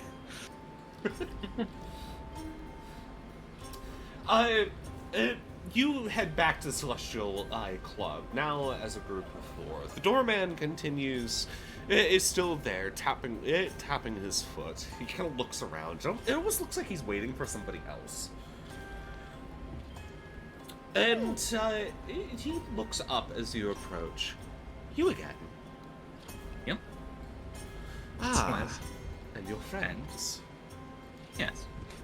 How big is this guard again? Well, He's 5 foot. the doorman is guard. just a 5-foot little elf. However, the guards are these hulking 10-foot tall automatons side to side of the gate. So the So bound Nissa could- periods. Yeah, Nissa could probably suplex them. Oh, yes, probably. Also, hello, Sazra. I am doing fine, thank you. The doorman looks up. You are rather large. You been giving my crew some problems? We have very strict requirements for entering into the Celestial Eye Club. He looks nervous. Those requirements, then. Well, you need to be at least of local importance, if not some other grand importance to the empire as a whole. Right. Gotcha. So we are not important then. I did try to say we were personally contracted by the Emperor. I need to see some I sort mean, of proof. And that's just one thing. Should we tell them who we are, or Pretty much. I just need some form of proof. That's all. The doorman says. The guards look down towards Nissa, and there's a quiet chunk as they reposition, just in case something's about to go down. I mean, all you have to do, you're quite famous, all you have to do is just say who you are. If it's about importance, then there's hardly few people more important than you. Yeah, this Alright. is easily solved. You could literally solve this with a cold eye, hilarious, or anything else. I don't want to interrupt. him. Casually Can't help fucking it. mentioning the Emperor by his first name. I don't Yeah. want. This just kind of sighs like, I don't want to interrupt them. I mean, Already, interrupt. we already interrupted Cornelius enough. Larius, I guess Well- we could. Well, okay, well, I don't. I mean, You know if what? you want to be less you know what? if you want to be, Pulls out the setting stone for Larius. Actually, why? you know You can just say. You can just tell them your name. Like, I don't even know why we're hesitating to say it. If you want in, what? just We've already said that you guys have already said my name. No, no one has. Or has we? Have we said Yeah. Captain Nissa? Yeah. Pulls out the setting stone to Larius. Okay. Is like, you know what? Actually, now that I think about it, I'm always down to annoy the shit out of Larius. I mean, Questo's like, how do they not know you? Well, I mean, I suppose it happened recently, but like, most people know who you are by now. Ring, ring. It only takes a moment for Larius to pick up. The sending stone is placed next to what appears to be some sort of lab table. You can see all sorts of various bits of glasswork working. You can hear the gentle hiss of something boiling, and you can see these vibrant purple fluids flowing through the glasswork. Larius looks down. Yes, Nissa, can I help you? Ha. Some assholes are trying to say that we aren't being authentic and that we don't have the kind of like, just kind of waves her hand and it's like, yeah. You know, like je ne sais quoi or something. You could just, say the term. Questel's just in the back, like constantly just trying to, like, why are we putting on airs? We could just. Like, there's so many ways we hold can on. show proof. I think it's a little She's kind of like, fancy for her, my bitch. looks away. It's like, what does that mean? Larius sighs, and over from the side of the sending stone, you actually see Amber, who pipes up, "What's going on over here?" Apparently, somebody doesn't believe that Nissa and her crew are who they say they are. Point my sending stone at this person, yes. Pointed at the elf. Listen here, you little short-stacked creature. Just let these individuals in. I am Xiarius, chief fleshcrafter of the Empire. Nissa and her crew are some of the heroes of the Empire. They have done grand work and saved thousands, nigh millions. The doorman stumbles. Sorry, sir. 1,000 apologies. He bows so hard that he almost falls over. Good. I didn't realize that Larius would be like talking us up that hard. God damn. Yeah. Of course he is. You're his prize. Oh God. Understood. Sorry. And Xiarius disconnects the call. Now, do you believe Getting some smug satisfaction about annoying Larius. Slice is being a yes, little I bit believe smug. you. Sorry. Yeah. He kind of like fumbles through his pockets, trying to find something. He checks first his jacket pockets, then the pockets of his slacks. Oh God, where are they? Where are they? Oh, right there. And he has to unbutton part of his jacket to reach one of the inside pockets, and he hands out. To the crew, to everybody here, including Vess, funnily enough, in his panic, this small little silver medallion that is engraved with the Celestial Eyes emblem. That'll ensure that the people inside know that you're officially allowed in. Sorry. And he looks up to the guards. Open the gates, please. And the guard automatons open the gates. These loud. And the Celestial Eye is now open to you. What's up? As they're walking in, Melchior looks up at Nissa and he mentions quietly, this would actually probably be a good place to stay if they have the facilities, which I imagine they do. If the cult is so pervasive here, it's highly likely they have somebody high up in society that's here. Yeah, that's what I was thinking as well.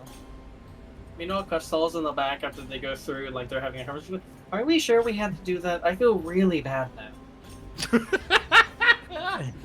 When you're dealing with nobles, the only way is to outrank them. I suppose, but I mean... You should know that yourself, Questal. What? My father is an engineer, a very good one, but not a noble. I'm not nobility. Yeah, exactly. What do you mean exactly? What are you implying? Your father was a prolific engineer for the Empire, and those nobles up there in the UNT quarter still think they're better than you.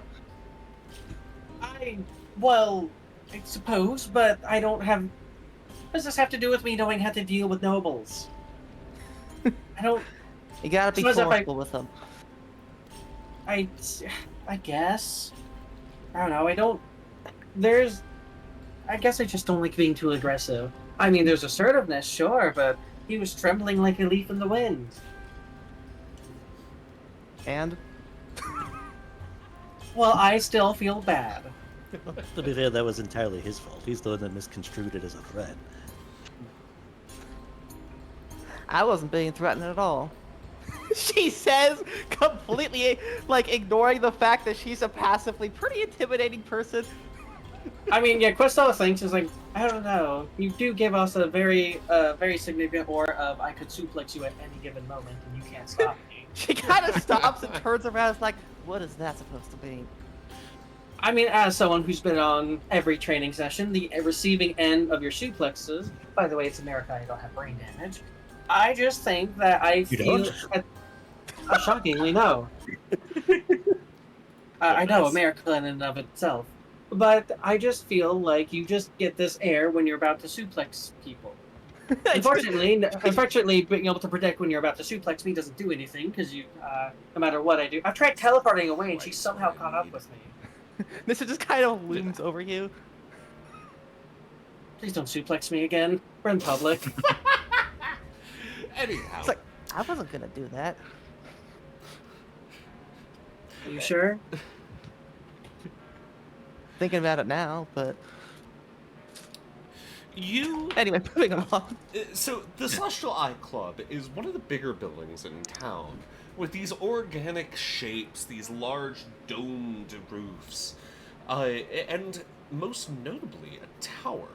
A tower that stands at least 50 feet higher than the already very tall building.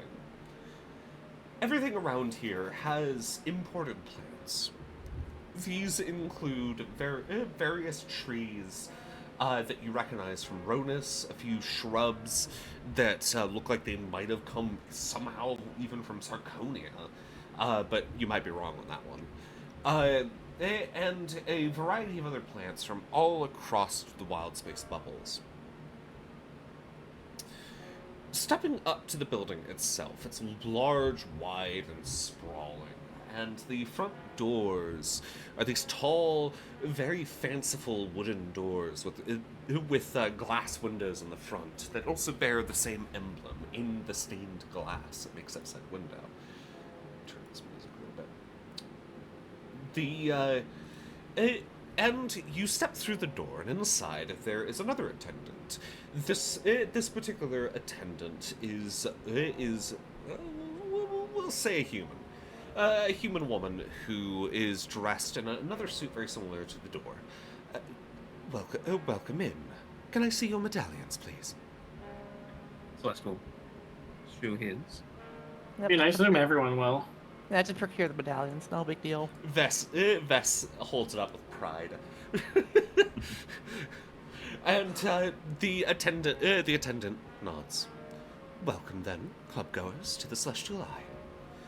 Is there anything I can help you with? Something that you're perhaps Yes. looking for? I am looking to sell a couple paintings. We have an auction hall. We run auctions once per day, and I'm afraid you've missed the auction for the day. However, if you're looking for another go, we should have one going in about... And she checks a little pocket watch inside of her jacket. Very prim and proper. She thinks for a moment. 13 hours. If you wish to auction off paintings inside of the auction hall, you may sign up with it now. And we will ensure that as long as you are there on time, you will be able to sell off these items. Very well. Celeste will register the paintings now.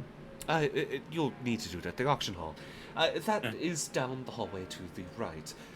Just follow the curves and turns of the halls until you reach the very far end. The round chamber at the end is the auction hall.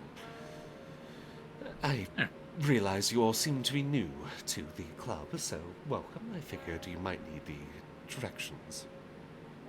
That would be handy, yes. Is there anything else I can help you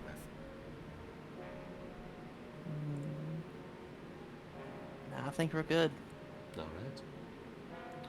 As you all start to head down the hall, you notice a variety of things. Like, the main lobby has this large fireplace at the end that crackles with this odd blue flame.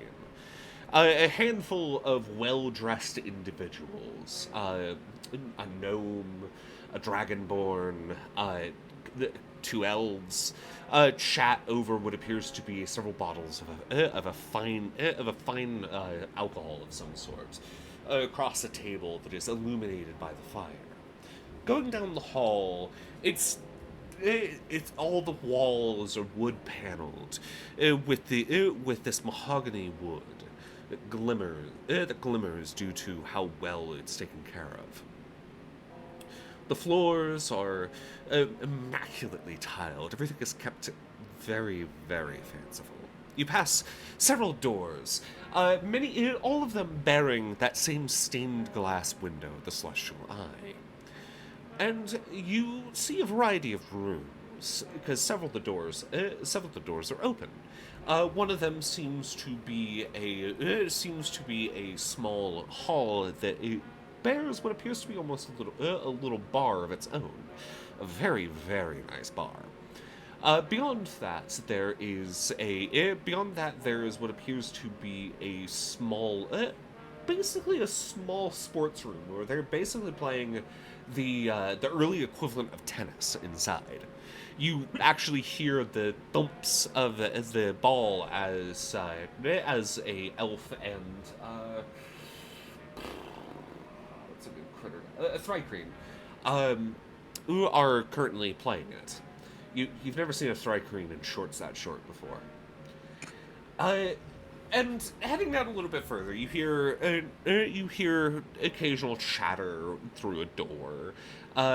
You will pass by this older human man who's dressed in this suit with flowing coattails behind him, who gives you a respectful nod. And near the hall, you'll find a pair of Yuan-Ti Shita discussing what appears to be something going on at one of the mines. But they stop as you approach, and one of them, a red-scaled female, nods and waves a hello. Ah, sister, welcome in, welcome in. Your face seems to be new. I don't recognize you. Sisters, plural.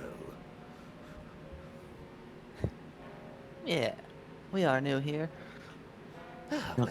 just looks up like nobody ever mentions me. Oh, I do apologize. I didn't actually see you there. You're rather short. Oh goodness, where are my manners? Do you need a shovel to dig faster? The person that she was talking with is a dark green scaled male who pats the woman on her shoulder. Calm yourself. I do apologize for my wife's behavior. She's been a little bit nervous. This is only our third or fourth visit here, and she's still getting used to everything. Now I need to come up with a name for these guys. I put myself in a situation, didn't I? Yes, you did. But I was just... It's understandable. I'm truly sorry, Melchior. It seems that your heightening surgery never was a true success. Well, it was a success. It just went in reverse. True. Kafka comments. Well, that's right. It wasn't a true success. Because you still should say. You went down, then up, and then down again, and up again. Something like that. Something like that, yes. My name is Sor. This is Kosa. What's brought you here? Did you recently? Write that how?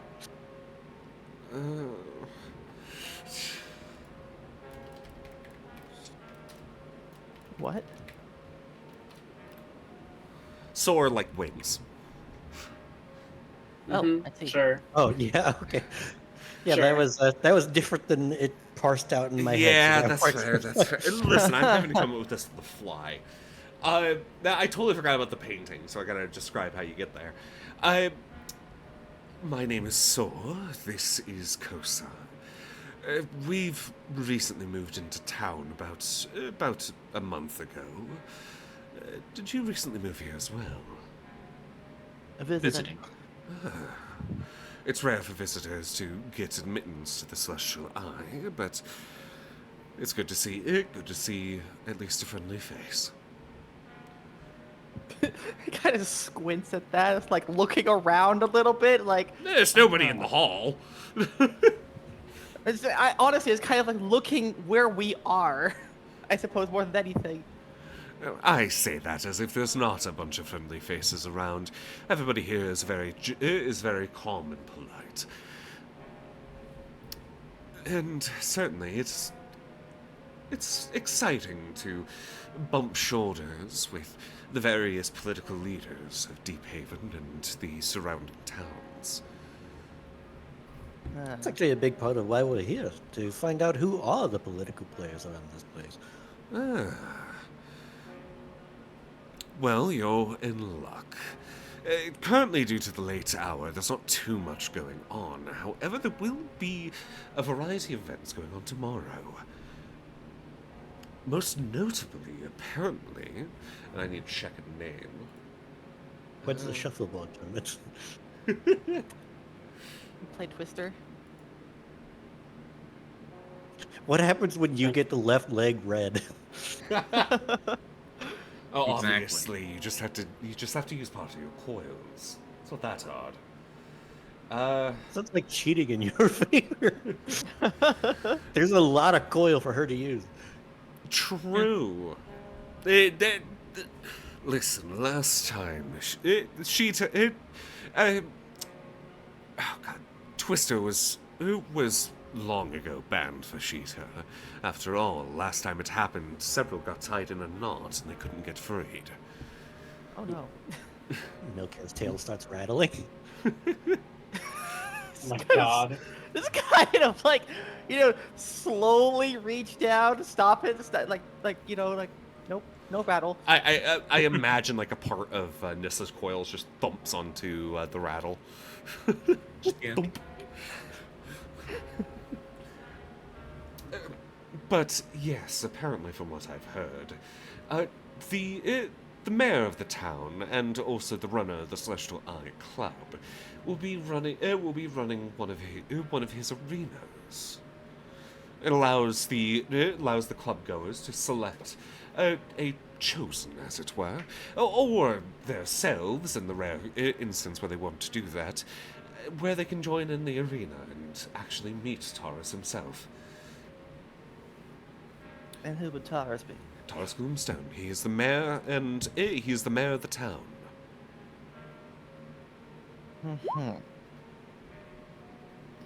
I see. Thinks for a moment.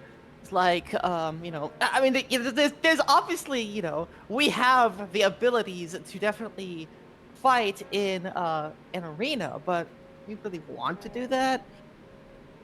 I mean, yes, Could be good money. obviously.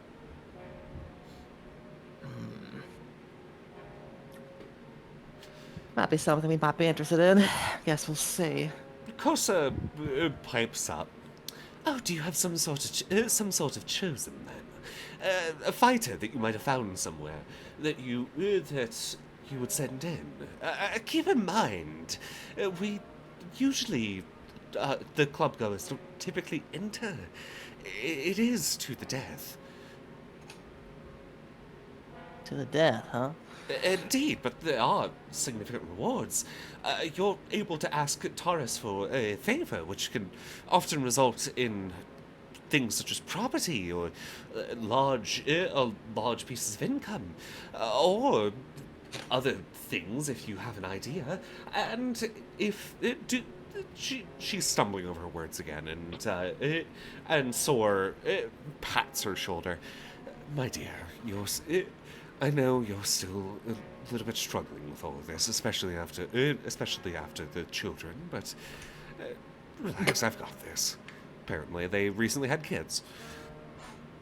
So, quick question. In Saratha Charlotte, are arena fights or anything that goes to the death any sort of common? Arena fights, yes. To the death, no. Yeah, Questel will think of like, excuse me, to the death. Yeah, upon hearing that, Nissa's also basically like crossing her arms, kind of like grumbling to herself, like, these nobles are so detached. Yeah, it's like, wouldn't it be like, sorry, apologies. I live in Saratha Charlotte, and while I'm no stranger to arena matches, I've never heard of being to the death. While it does happen, it's usually accidental and completely unintentional. Sor pipes up. Indeed. It's a rare taste, restricted to the club-goers and whoever they bring in. And after all, even the entrants, if they die, 500 gold is sent to their families. Many of the times we have people scrabbling to try to enter. Really? Even at the risk of death? Indeed, 500 gold can change a life. Questal thinking to the 2,000 plus gold currently in their pockets. I suppose that's true. How many entries are usually in these arena battles?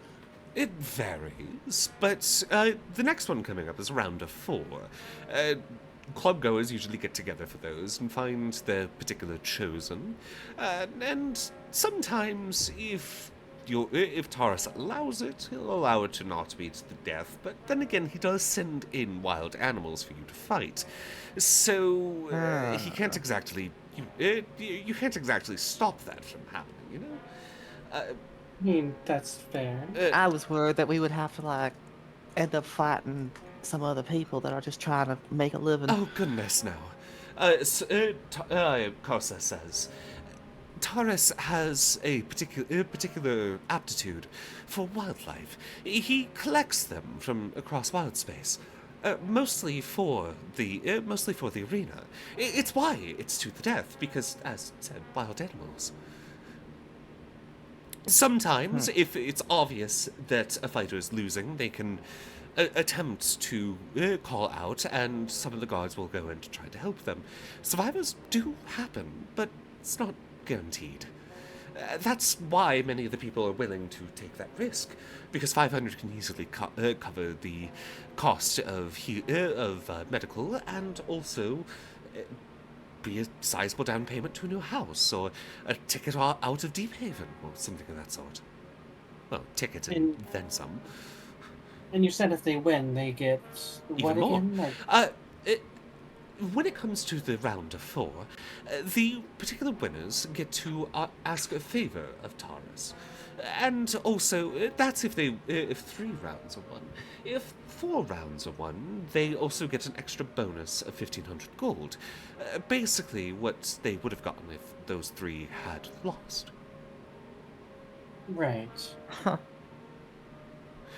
Kafka leans into your ear, Nessa. Taurus, as they mentioned, is an elf.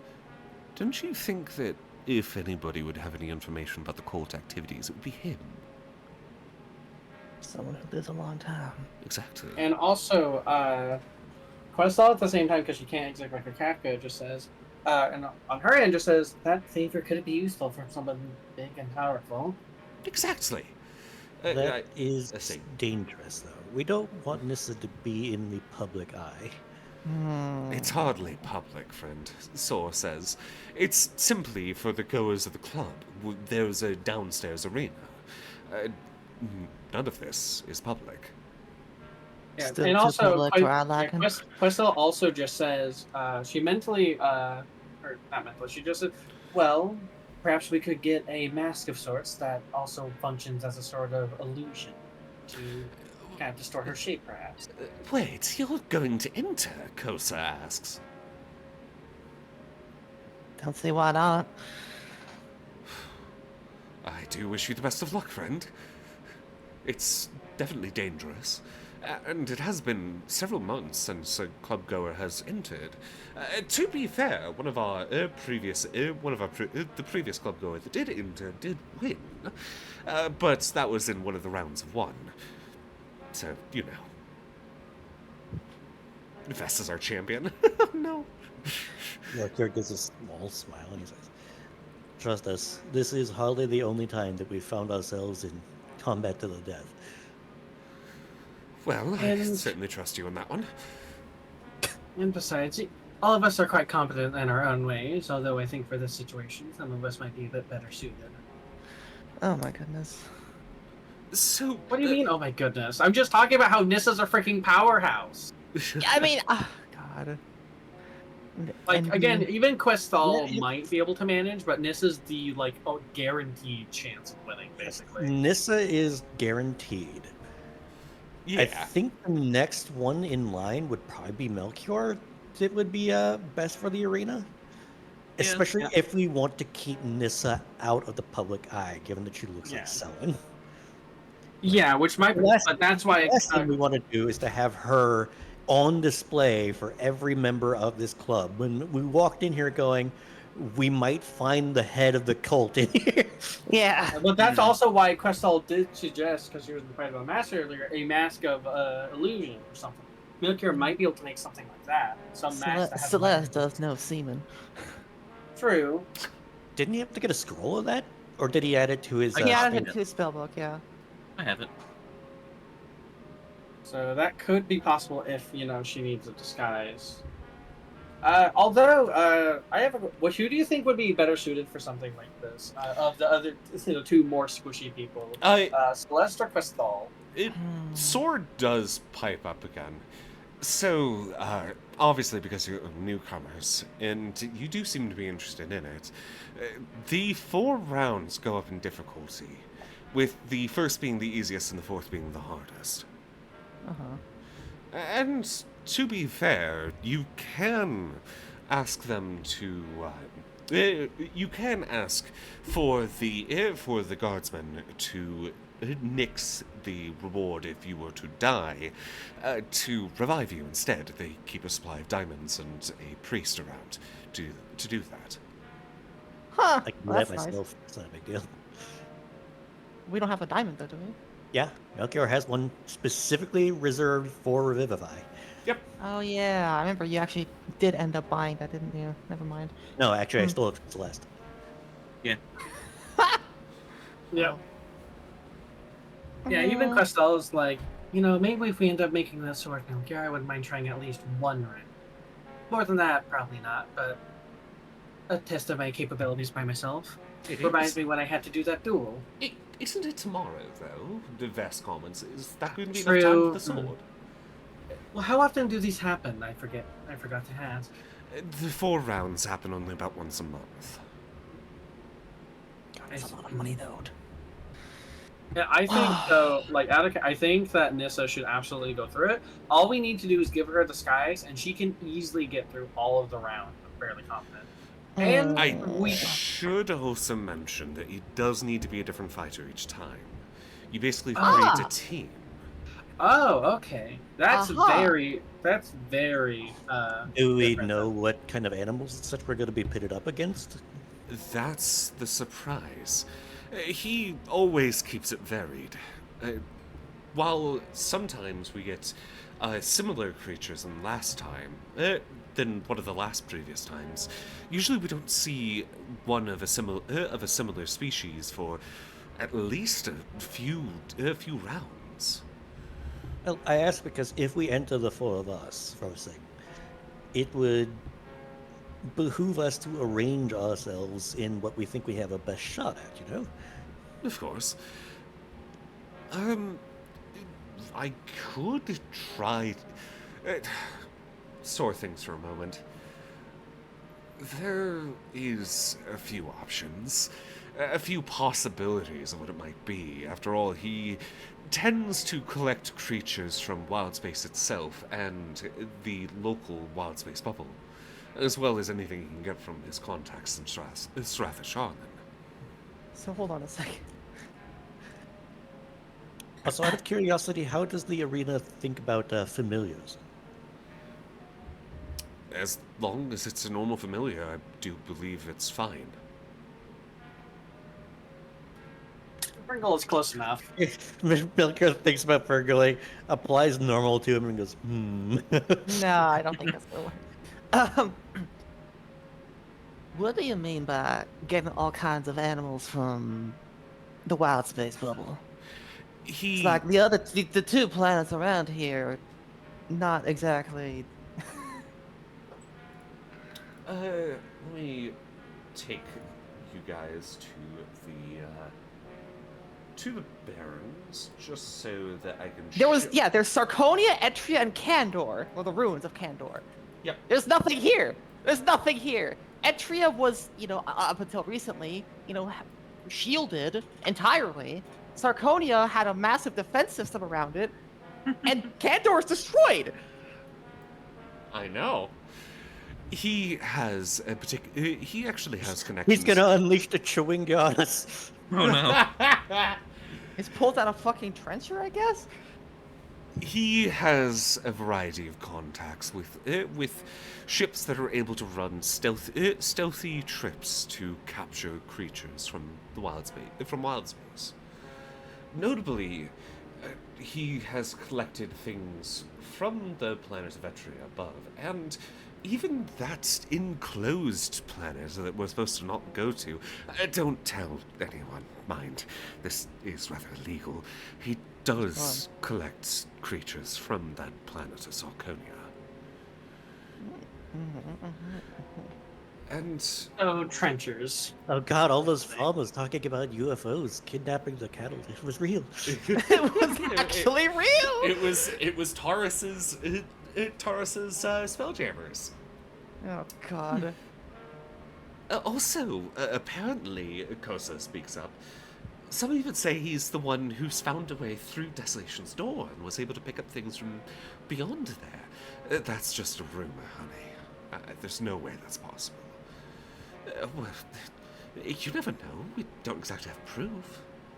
Surely somebody would have seen that, especially from the village on the frame of that damnable place. Not necessarily.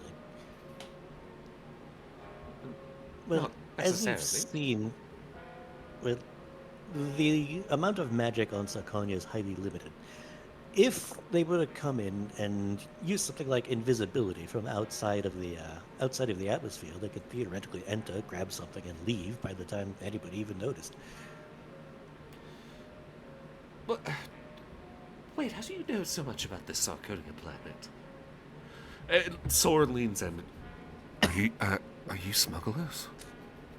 Didn't you literally just tell us not to talk about it? I think the best thing to say is that it's opened its doors a bit recently. Really? Yeah. Oh, Bit of a honey, new development. we should go visit sometime.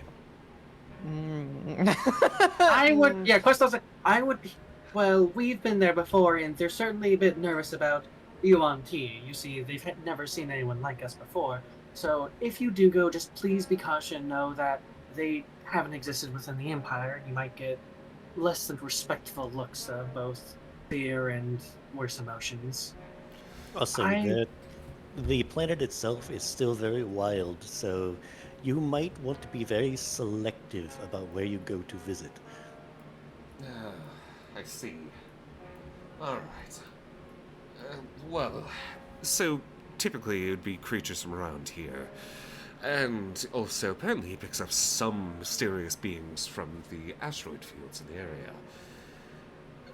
As well as whatever you can find in the astral sea, so...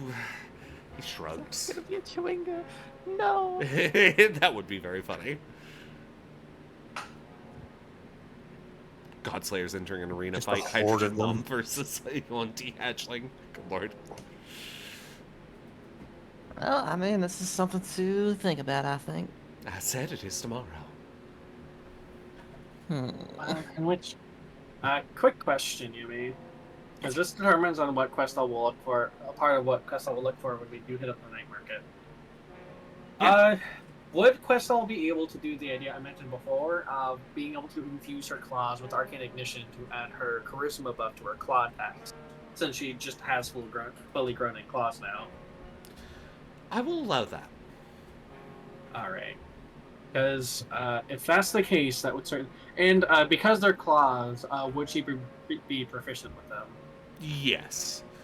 They'll just do D4 damage right now because they're not fully grown. Like you're not fully full size.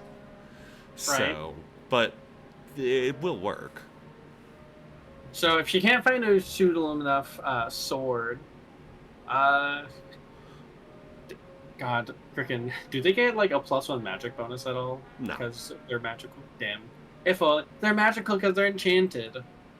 They're not directly enchanted. You're putting magic through them. That's different. Listen, it's close enough. Yes. Let me hit somebody with my +1 Questal. +1 Questel. See? That's what you're basically implying there, you nerd. Yeah, exactly. 9 fire damage. Oh my goodness. But, alright. So, It's actually a pretty respectable hit. yeah, honestly. Yeah, not bad, honestly. So, what's your plan? Well, obviously we need to still get Celeste to, Yeah. sell those paintings. Celeste, off to the side, just adjacent to the Yuan Ti couple, there is a little clipboard with a quill to the side where there's just a simple form to fill out. It's basically your name, a general description of yourself, description of the items that you're looking to sell, and the starting value. Oh, a starting value. As you start to look at this, Kosa kind of slithers over to you. So, I hope you aren't insulted by me asking, but it's unusual to see one such as yourself traveling with a bunch of Yuan Ti. Are you one of the new naval officers that were brought in with the Emperor's new edicts? Or what's going on here? No, we're more of an independent crew. I see. I'm just a member. Oh, well, fair enough. I didn't expect one of, I suppose that makes sense when you were talking about the Sarconia. I know your kind is from there. That's a little surprising. Yeah. She nods. Taurus has actually given lifts to a few more than just beasts, There's been a handful of, what do you call it, inquiry? Incure. Inquiry. There's been a few of you in the past. I've studied this city's history quite thoroughly. Let's just gonna rack his brain real quick. History, please. Just see if... Yep. There's been a variety of missing Inkiri stories in the past. You're not entirely sure if any of them are specifically ones that might have been yoinked by a spelljammer being like, hey, do you want to see the world? Lots of wild, crazy things? So you have no idea.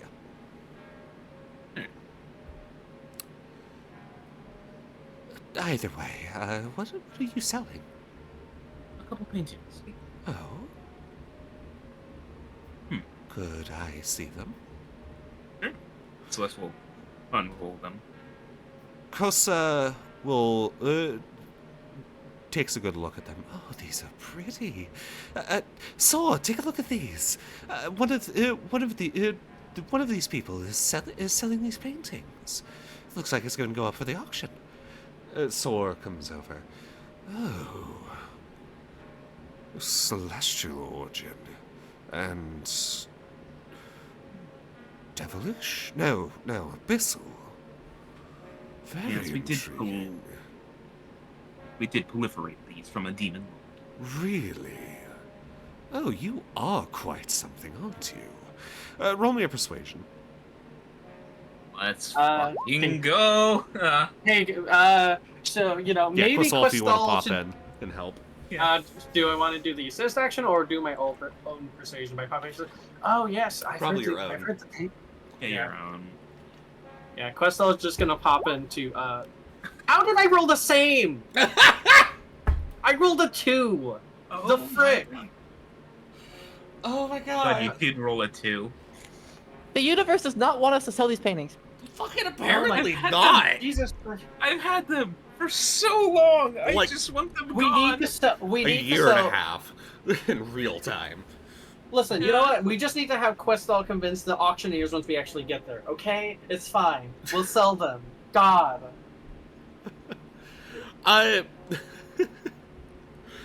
Kosa and Sor were actually interested, but Sor pipes up. I'll give you 300 for the pair. If you had rolled much higher in the persuasion, you would have gotten a much higher price. I think we should at least wait until the auction. They should have people who can verify it, because unfortunately, just saying where they come from isn't exactly the same as getting it verified. As you know. I suppose that's fair. Well, fair enough. We'll be there, won't we? Yes. And once you put down all those details about the painting, about your various items, there's a little note on the side that says arrive an hour and a half before the auction so that things can be verified and all that jazz. And once you put down the details, you should be ready to go. All right. So I think after that we'll head to the night market and then find a place to stay for the night. Probably for the best. Mm-hmm. Can we sleep in the club, or do we have to, You could ask. Yeah, Questel, I guess we'll bring up Kazida's. By the way, do you know any higher class areas for us to rest? I don't know if we can stay the night in the club or not. Kosa pipes up once again. Oh, they have such lovely suites. I'll put down in the southern wing. They have a variety for the club goers. Many have homes in different parts of the town, such as around here or in the Gold District, or in Gold Town, pardon. But there are several. You could go ask if they have space in the suites for you. Perhaps we can go get a room and then go to the night market then. Oh, you're going to the night market. What are you looking for? Well, we're new here, so it's our first day and we'd like to browse just to see everything the city has to offer. I do suppose that's fair. The night market is usually where you'd find the less legal sort of things. If you're looking for hired help or something of that sort, it's definitely a good spot, or smuggled items or the like. I suppose that makes sense, it being a night market and all.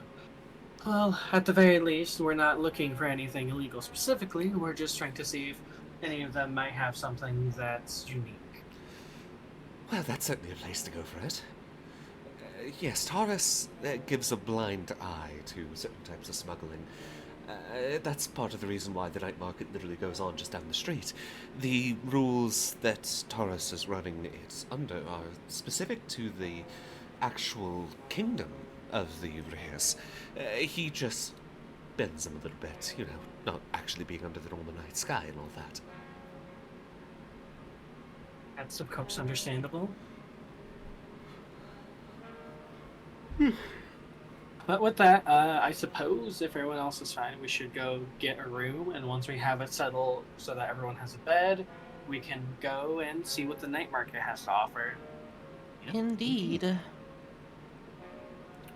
So, heading down to the other end of the Celestial Eye, you'll find that indeed there is a variety of suites, and you have to. There's another attendant at the entrance of that wing who is. It doesn't really matter.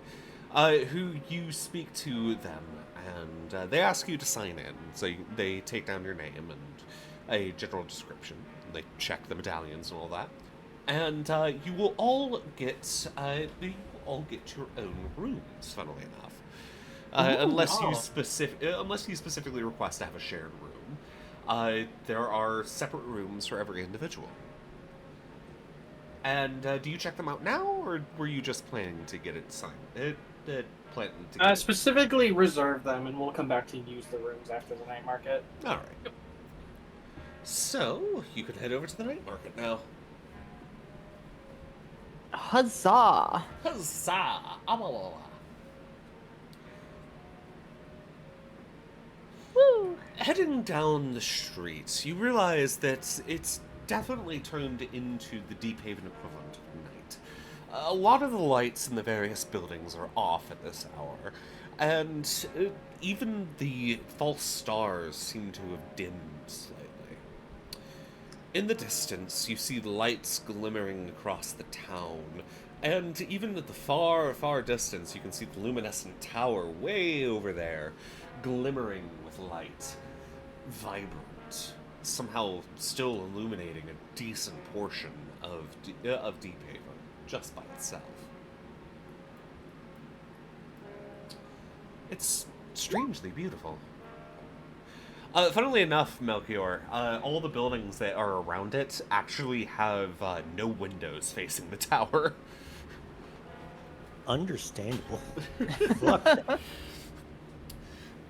Uh, at some point, maybe you should investigate it. But the night market. We're gonna go to there last. I hope you know that. God damn it.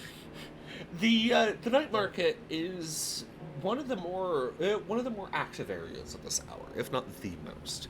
There is a variety of tents set up all around a small brewery, where while some of the people up in the front are selling things that you would more expect at a late night market, such as, for example, booze.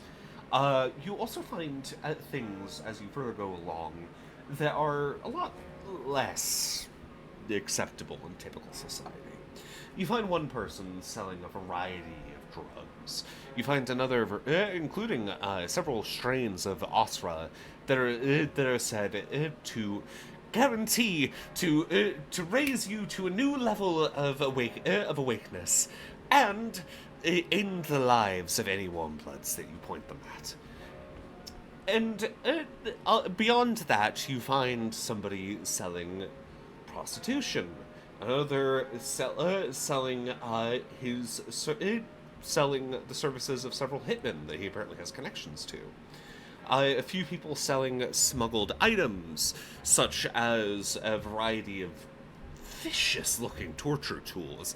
One person says that they have the head of a Masu that could be used to turn somebody into a Masu servant of your own, but having seen Masu, you can tell that it's very obviously a fake. Especially Questal. Especially Questal. It is a fake. It is just a robot's head. There's a variety of items here. What exactly are you looking for? So, what would you say Melkor would have told Questal would be needed for the construction of the sword? Because we have the crystals that would make up the blade itself. Is there anything else other than the capacity, the magic capacity gems? It's actually just capacity that we're missing. Okay, just the capacity. We have everything. Okay. Melchior still has 165 pounds of iridium that he's going to make the center out of. So. Oh, geez, yeah. So yeah, Questal is just trying to look for anything that Melchior can use, because I believe he would have told her the specifications of things that might work, and also just asking around to see if there's anything we haven't heard. But again, looking for something that can be recharged quickly, or at least decently quickly, and hold a decent charge, and be fitted into the middle of a greatsword.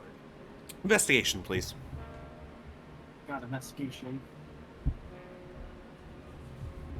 We can get this. We can get it started. Also, oh my god.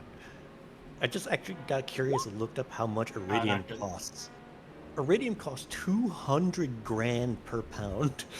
Yeah, Oh, we're all right. So Webb, hey, maybe you might need to look for it yourself. Questal, despite trying, is getting a little bit distracted by all the things that are hurting her poor innocent heart. I think I'll say that definitely the torture tools are definitely bothering her. Yeah, one of the guys is one of them is basically selling what appears to be just a straight up like Iron Maiden, just full on with a tag that specifically says you gotta haul it yourself, like it's a fucking Facebook Marketplace. Yeah, Questal's trying to look, but you can tell that she's just straight up averting her eyes for most of it. So of course, Melchior, you kind of search around, and you spot a few... It gives a really big hug, thank you, Hefty. You do spot something that looks vaguely of interest. There is a group of kobolds selling a variety of small items at a stall off to one side. In fact, Vess has already approached them, and he's kind of chattering with them in Draconic. Notably high, almost squeaky Draconic, with a few yips and yaps here and there. But as you approach, Vess turns away from them. Oh, hello. Fine. Oh, hi there, Melchior. I've met a few friends. And the kobolds give a little wave. Are you looking for something? One of the kobolds asks, and taking a look over the wares, a variety of them seem to be inconsequential. There is a variety of relatively normal stones that are sold for way too much under them saying that these are magical stones that will give you good luck and all of that, general snake oil shit. Mhm. But amongst them, you do notice a few items that might actually be magical. Roll me an Arcana, please.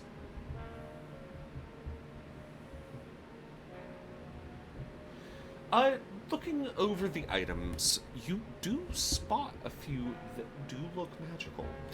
Notably, there is a large gem that is roughly cut into like almost into like a rhombus shape, about the size of one's thumb, that sits off to one side.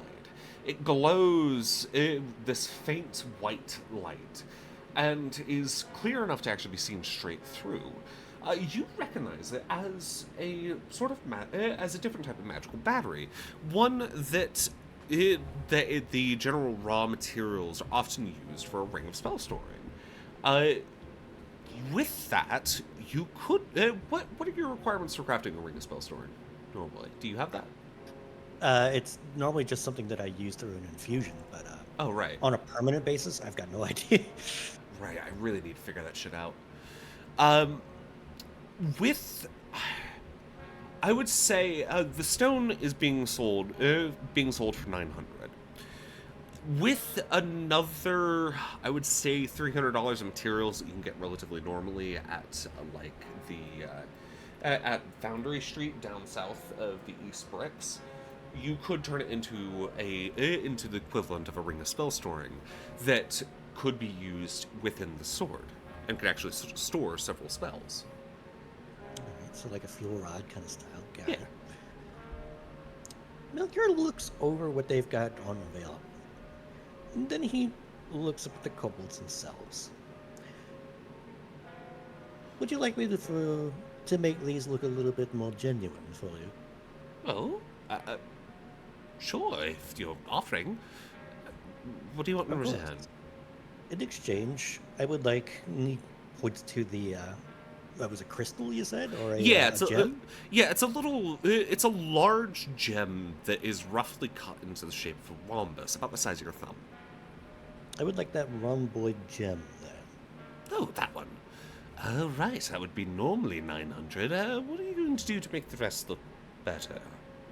Well, let me show you. And Melchior brings out his jeweler's tools. And he pulls one of these stones that are supposed to give good luck. And he begins carving into it abyssal runes. Oh. Jeweler's tools, please. Jesus. You spend a little bit of time as the three kobolds now standing in their seats, leaning over. One of them is even smaller than the rest. As far as you can tell, this kobold's just literally a kid. As they all watch in awe as you work on this. And only after about 15 minutes of work, you're able to craft this gem into something that looks a lot more realistic. The runes themselves don't actually mean anything, but they're just meant to look imposing and give the weight of appearance. It's the equivalent of an American going to Japan to get a tattoo of Japanese on their back, saying like, "Oh, it's good fortune." Then you read it, and it says like "dumb foreigner" or something like that. Yeah. Correct, something like that. And the kobolds are like, oh. One of them, a little blue kobold, that wears a rather roughly cut robe that's obviously made to look like a wizard's robe, but it looks a lot more obviously like a child's Halloween costume of one. It tilted his hands, looking at it through the lantern light of the little eternal flame lantern that's sitting on their table. Oh, that's pretty. Oh, that's really pretty. Ooh, that could get us other buyers. What do you think? And the three start talking, and after a little bit of discussion and lots of yipping and yaps and draconic and even Vess giving a few ideas, they look up to you and slide over about another 10 or so gems. if you can carve these up into similar styles, we'll give you the gem that you wanted for free. Not a problem. Do you need them done immediately, or can I take these with me and bring them back to you tomorrow morning? Or tomorrow night? We would rather you don't take them from the table, or at least not too far. They think for a moment, and then one of the other... He raises an eyebrow. What, are you going to run off with your worthless rocks? One of the other kobolds is like, we paid like 30 gold for these. He whispers into the other, into the other's ear. He tries to whisper it, saying it was quiet, like trying to be quiet, but he's not very good at it. And the other kobold sighs. Okay, fine. We'll keep a hold of this gym for now. Meet us here tomorrow night, then, when the night market opens up once more. I'll probably be sending this, because the rest of us are going to be, busy. That's fine. Vess is pretty nice. Vess smiles. I know a lot of the kobolds around here. But alright, deal's a deal. And they slide over they put all the gems into a little canvas bag and slide them over to you. And it's mostly just a variety of relatively normal gems. Like, the most expensive gem amongst them all is just this little ruby. But with enough work over a few hours, you'll be able to carve them all up nicely. So it sounds like you'll have that little gem tomorrow. Indeed. Something to do while chilling out with Nissa tonight. Heck yeah. Yeah. And it's really cool because if we find anything better, because these are supposed to be like fuel rods, we can always swap them out to upgrade the weapon. Yeah, Melchior is sitting on his front in bed, legs kicking behind him as he casually carves the gems. Casually helps conning kobolds. That's a very adorable. Exactly. Oh my goodness. To check checking the chat, Heatslocker mentions that their dad had a tattoo that was like that, where it was written in Japanese or whatever, and it apparently meant "You live, I die." He didn't even know what it meant until he looked it up. Oh, gee. What Melchior is going to be engraving is fragments of the recipe that he did for that ice cream that he made. Beautiful. You know, it would be really funny if Melchior just went from planet to planet at some point, carving in parts of the immortality recipe into random gems that Khan stalls. That if someone managed to get them all together, they'd be able to learn the recipe. That would be crazy. That would be like the next Pillars of Want Hunt. You know Yeah. what? That actually sounds fun. I could even put a specific marking on the ones that actually have something of importance in them, and just keep mincing the others to like dull the field. You know, it'd be really funny if then Melchior just right here right now gets, what if like tonight he gets the idea and in one of them carves that one of the most important ingredients for the immortality recipe is. If someone were to look at it, it gives them a fragment that lets them know, oh my god, there might be more out there. I mean, there aren't yet, but there will be eventually. Pillars of Want 2, con artist Boo. That's so cool though. I do It like really it. is. That's actually a really neat idea. Yeah. Especially because we're going to be taking place in Xiarius again, so later we might be able to realize that that's a whole subplot going on. Oh my god, that ends up as a subplot the second campaign. Oh my god. Like, heck, freaking, what about here, just with all the gems he has, like, does it right here, right now, and just leaves one part missing to be added later? Maybe in, like, a language very few people would recognize? Who knows? I could write Either way. True, you can write in no ways, like, no one would understand it, except for, like, a few. Or I could write it in the fungal language of the Shroud. That would be interesting. Obviously, so I like how this is immediately just something that we're gonna do to set up the next campaign. I mean, it's fucking cool though. It probably Yeah. spread them out between planets, or at least between towns, to make the hunt even more widespread. He could do a third of the recipe on these. True. And then, like, once we go somewhere else, do another third, and then another planet. I could actually spread them specifically around this wild space bubble, because I also have the gem business that we just started on Sarkonia. True. True. Ooh. Oh my god! Why is this working? And then I can have my my little kingdom start dispensing them among the asteroids of the Prometheus. You're kidding me. Oh my This is god. so good. Oh my, Oh my god. Why is this so? Why does it suddenly fit so well? It was just an offhand comment. I mean, obviously we have to do it. Melchior, are you going through with this? Absolutely. Cool. If you wanted to, Celeste could leave a hint at that. Especially, no, think about this. Like, even Larry's had had it. What you could do is you could start like leaving hints for this in your book, Celeste. Yes, that's what I'm saying. Yes! Celeste is Yeah. also leaving hints for Questal's Dragon Treasure. So imagine this: by the time like the book gets published, people realize that Celeste has hidden secrets to like a bajillion different secrets in it as well. So they start scouring the book too.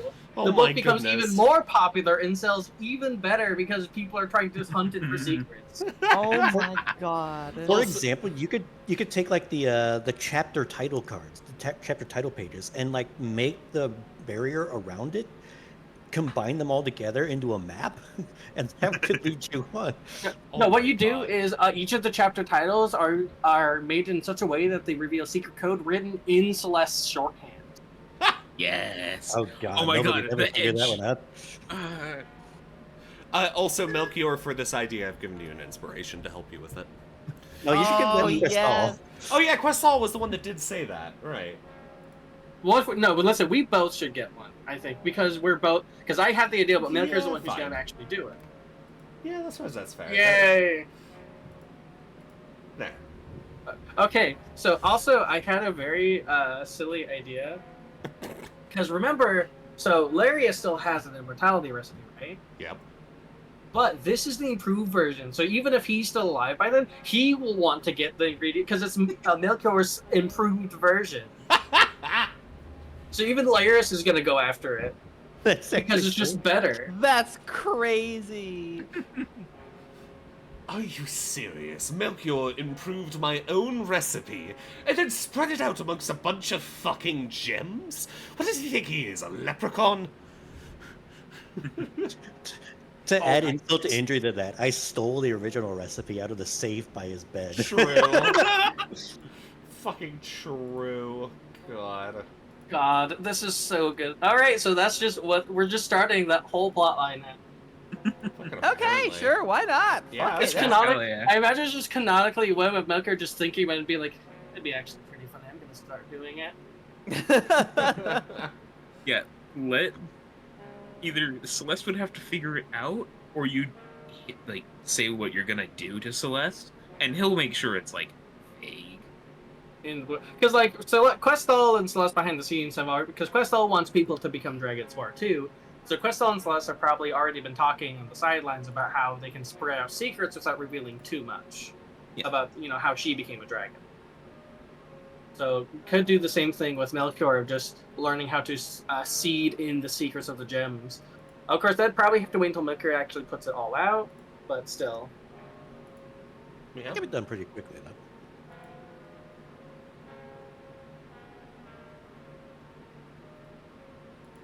One of the gems is found in the future equivalent of just like geocaching, Yeah, fucking apparently. as like one of the trinkets someone leaves behind. God, Not this is thinking cool. it was good or worth anything. That would be great. Listen, yes, Questal would want more people to turn into dragons. Shut up.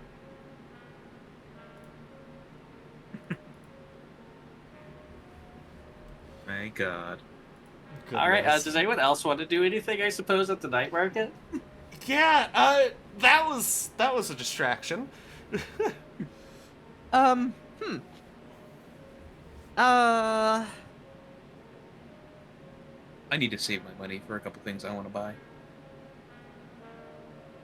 Questal will actually look at specifically like straight swords, like either straight swords Burp swords, katanas, or Swords. daggers, actually. Guitars. Hmm. Look, looking through, you find a variety of you do find a variety of items. Many of these are just fearsome looking. They look dangerous, but upon closer examination, they're not exactly magical. The most magical thing you find there is a mithril guitar. However, looking through, you would find a short sword. This short sword is made out of this deep black-looking metal with barbs all down the edges. Whatever happened, if you stab somebody with this sword, it is going to rip out chunks of them. It is a +2 short sword, being sold for relatively cheap for a +2 at about 2,500. This would be so the idea I had was getting a weapon, because she'll have her sword that she'll use for magic casting, but the idea was getting her another weapon that she could throw on. If she used this, it threw it, and then telekinetically rips it out, that would hurt. My god, yeah. Oh, good lord. This, like, if she gets this weapon, honestly, I don't know if Questel would get it just because of how brutal she would be with it. Like, if she got this, she would deal so much. She'd probably do another attack roll of the same level, just pulling it out. Yeah. Because I talked to Yubi, and like as an action, Questel would be able to eke it out, and that would, if she lands the first one, she would just guarantee another hit the next turn. Yoink. God, dude. You know, Questel actually is going to see that, wins, but actually go talk to Nissa herself, and just say, "So I found this weapon, and well, as you know, we've been practicing with my abilities, and until we get that sword made, I can use my claws, but I prefer something a bit more substantial, but as strong as this is, I'm a bit worried it might be a bit too brutal, because my whole plan is to throw it around, impale people with, telekinesis and pull it out, but with that, I worry that it may be a bit too brutal." Can I take a little bit of a closer look at it? Sure. Just like, how exactly is it, like, sort of situated? Like, I understand, but like...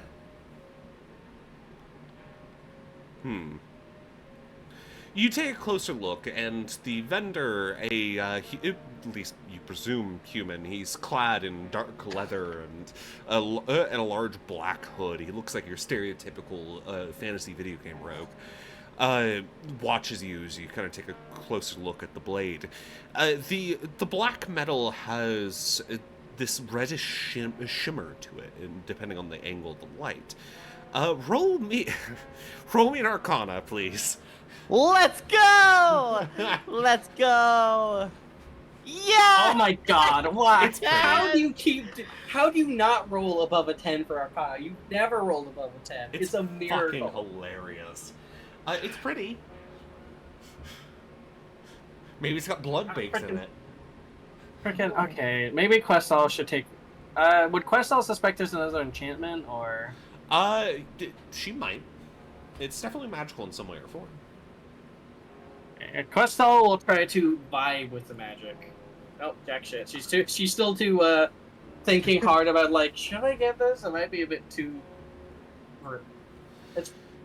As the two sheet look very closely at the sword, the guy at the behind the counter speaks. So, are you gonna buy it or what? It's not like cursed or anything, is it? Not as far as I can tell. I might. You know what? This might be a good time. Questel feels a little bad, but since it's night market, she almost has enough gold for it as is, I think. Because with how I got, she's just missing 4 gold. Can Questel sell the ring with an oversized red gem with the +1 necrotic damage and take 1 necrotic damage with every attack? And can she sell it to someone here as just a pretty ring? Absolutely fucking could. Questel's gonna go sell it because it's been sitting in her inventory and she's hated it ever since she was given. Because it requires a damn attunement slot for some goddamn reason. A monster. Yeah, I Investigation, know. please. There's a reason I gave it to you. God. It's a decent roll. You look around for a little bit, and the human man that's trying to sell the sword groans in annoyance as you leave, and and eventually you do find somebody who is it looks like they might they might buy it. Notably, there's a vendor off to the side. It's actually run by we're going to say. There's a little thrycreen, surprisingly small, maybe just barely 5 foot. It maybe under. Sits behind a low table with a variety of jewelry scattered all around it. You can almost entirely assume this is all stolen. And she looks up, and in your mind you hear, "Hello there. You looking for some pretty gems?" Yeah, Questel will respond also with telepathy, but say, "Well, I'm actually looking to sell a ring with a pretty gem in it. If that's okay." The thrycreen looks surprised at Yuan Ti responding in telepathy. "Oh, that's interesting. Let me take a look." And she'll hand the ring over. She takes the ring in hand, kind of tilting it in the light. Pretty. 150. Questel is honestly fine with that because she just doesn't care. She'll say, "That sounds reasonable enough. I'll take it." And the thrycreen shuffles around in their pockets, handing you 150 gold. I'm pretty sure I Alright. paid also exactly 150 gold for it back in the olden days. Alright, so just basically getting the deposit back. So Questel will take that gold, let's see. And then, let's see, so 150. So she'd probably be left with she needs just the 4 gold. So 146. But she'll go and she decides that she might need it, and it'll be a really good throwing weapon. For better and for worse. Oh God. Yeah, but by the time you come back, I think Anissa is just like basically her face is like basically at the like blade's edge, just like So the sword is made of black metal. So Yes. like, what's the overall sound? Like, how barbed is the blade itself? As a short sword? Viciously. The vendor, while you're away, looks over to Nissa. Miss, don't cut yourself on it. You might get stuck.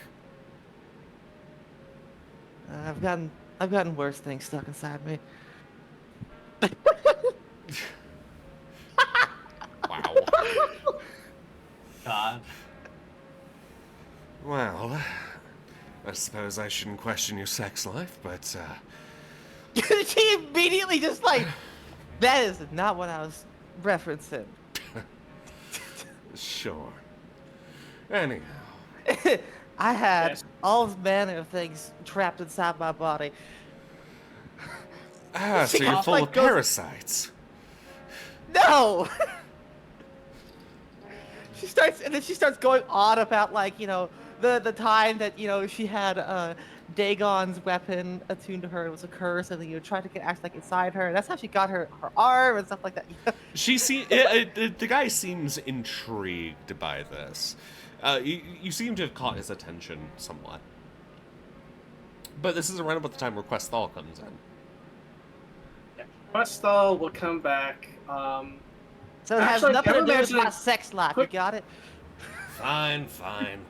Questal just kind of ignores that and acts as if that's completely normal for Nissa to be saying. A quick question: is the inspiration for the sword the barbed great sword from Dark Souls? Yes, actually. Okay, so good. I have a visual idea of what it looks like. Questal is a bit nervous about getting it.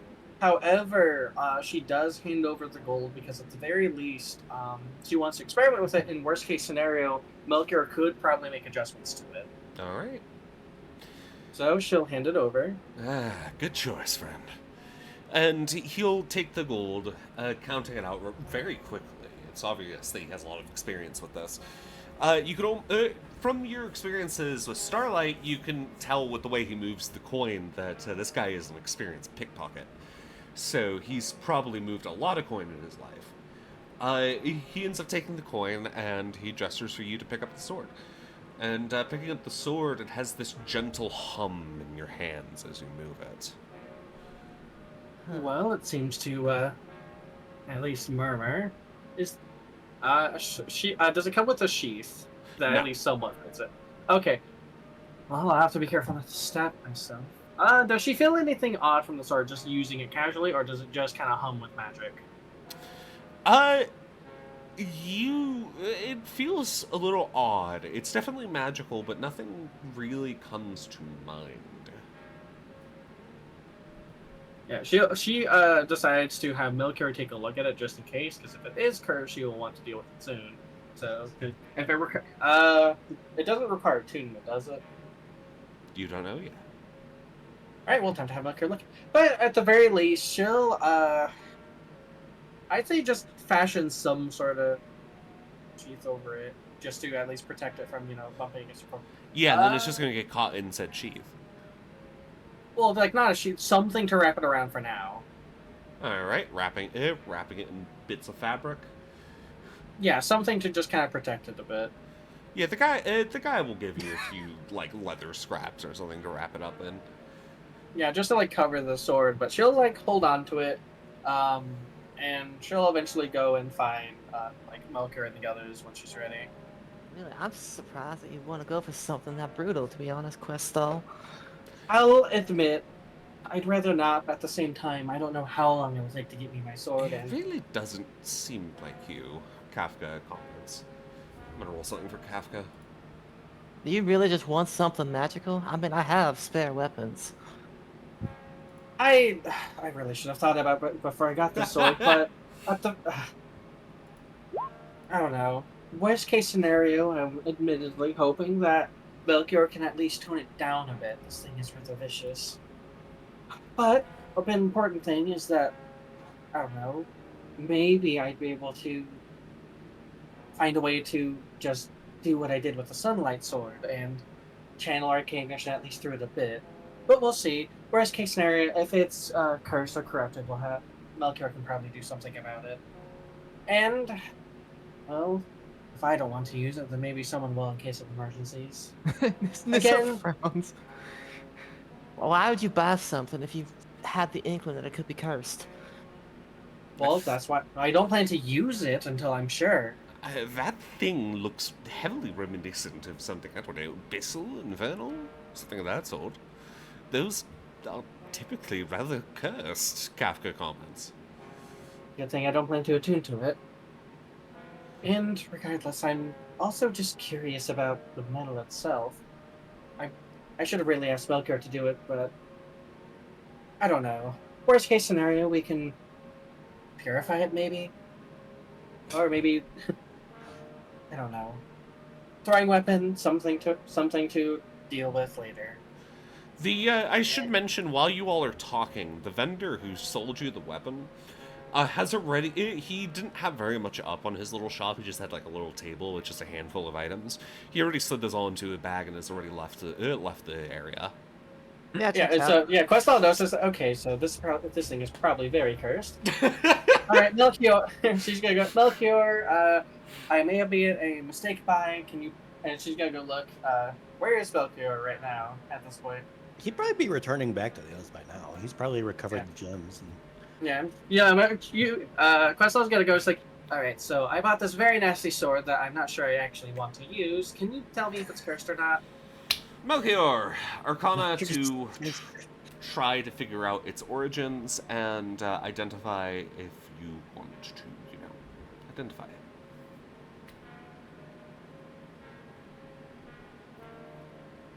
Let me check. Fine. And Arcana. Melchior, this is a sword of infernal origin. It was made in a devilish forge somewhere.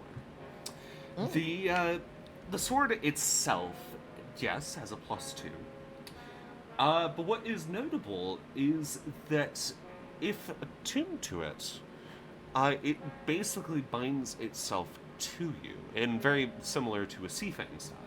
Oh no. You can't let it leave more than a few feet away from you. But the thing is, if it ends up teleporting, it's going to teleport itself into you.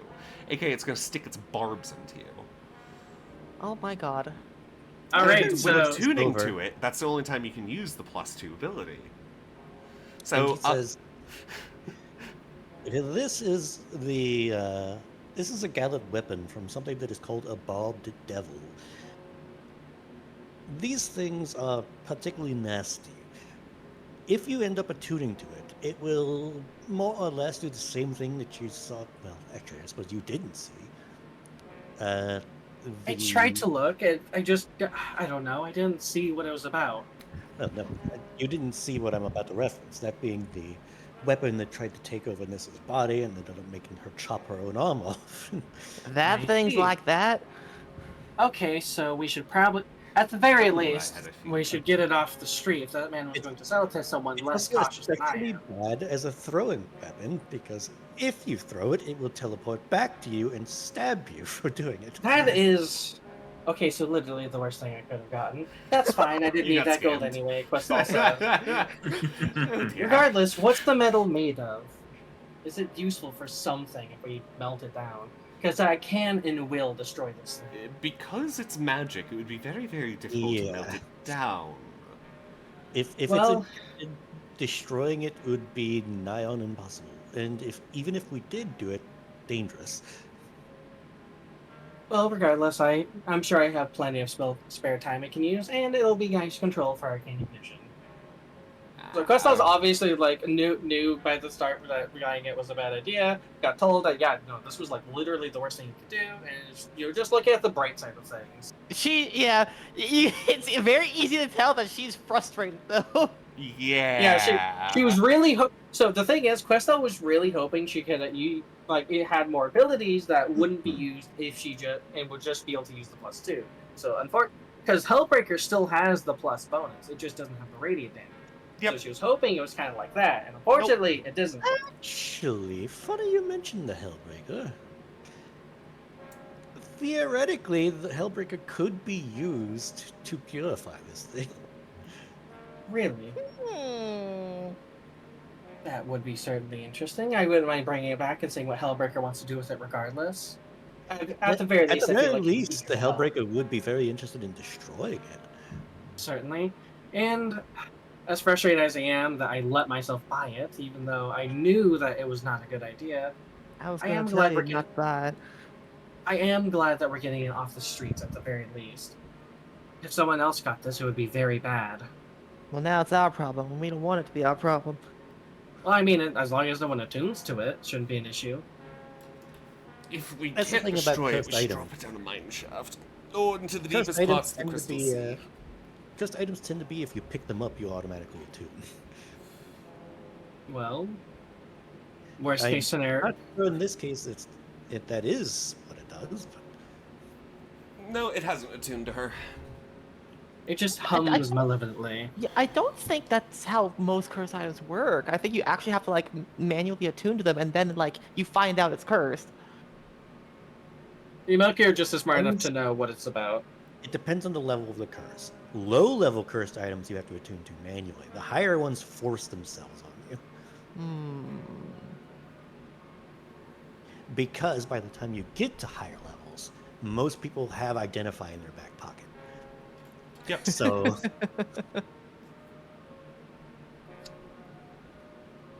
So what is the metal of this thing made out of, though? I'm not used to seeing something so dark.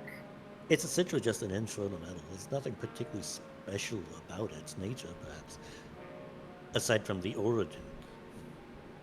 That makes sense. Well, I suppose I'll have next time we head back to the ship. Actually, how much would it cost for so when's the Reno fight actually? That is tomorrow evening, so you have time.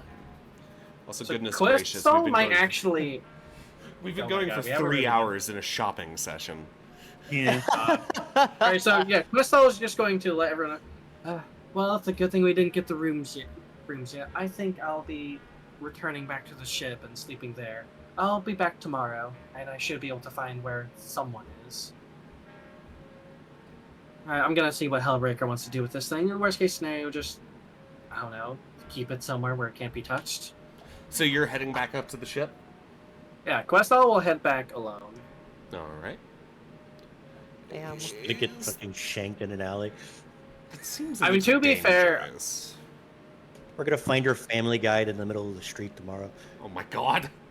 Oh, Well, no. I'll make sure to maintain the connection as far as I can before we're too far away. The mental connection. So if I get in trouble on the way back, you'll know. I'll be here in time for the arena fight. So just let me know which round you want me to fight in, and I'll be ready. Hmm. I expect it'll be either the first or second round, considering you and Melchior, as she says to Nissa, will be taking on the final rounds. What if Celeste takes on the final round, though? Oh god. Not a good idea. I mean, I'm just saying, you know? I mean, the what if is Celeste would probably get, pummeled. So would Questal. It has to be you or Melchior. I mean, Probably you. we don't know that, though. It If depends we on what they are, right? Yeah, it assumes that the rounds scale in difficulty, and that the easiest one's going to be first and the hardest last. It Which was is not what they necessarily the said. case. It was that has mentioned. been established. All right. Yeah. So yeah, it probably would be Questlal first, then Celeste, then Melchior, then Nissa. Oh, God. Yeah, that sounds good. Oh, God. Don't worry, we have a thing to disguise you. We could just make you look red and call you Abyssa. Abyssa. Abyss. Okay, Oh so- my Kidding me. Now we almost have to do it. Oh Fucking my Abyssa. Oh my god. I'm sorry, but that just sounds like that sounds like a porno imitation of you. kind of does. I mean, they're probably going to be written in the future. Probably. Oh, shut up.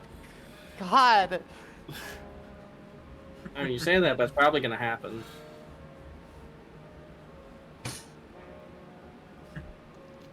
Just give her glasses. Anyone who knows Nissa knows she ain't an intellectual. Oh my god. Clark Kent treatment. Anyway. Yes. So yeah, assuming no one else wants to go with Questal because it's a long way, Questal's just going to leave now back to the ship to get some rest and meet up with everyone later. All right. So yeah, Why don't we all get the rooms with the Celestial Eye, though? Well, Yeah. Questal wants to immediately get the Hellbreaker for this thing. I mean, not necessarily. as long What as do you don't mean, not let it tune necessarily? it. Well, Yeah, yeah, but she wants to take care of it ASAP just because it's the thing. And again, she wants to do something to the damn sword because she's mad at herself just buying it, even though she knew it was a bad idea the whole time. She has frustrations to take out on it. Yes. Okay. She- Fine. Yeah, just like this. This is what you get for not being a normal sword that just looked bad. Smack. Okay. And the barbs get stuck in your You hand. get a spanking. So I'll kind of paraphrase this section. The Celestial Eye, the rooms are plush and comfortable as hell. The beds are huge. They are super duper soft.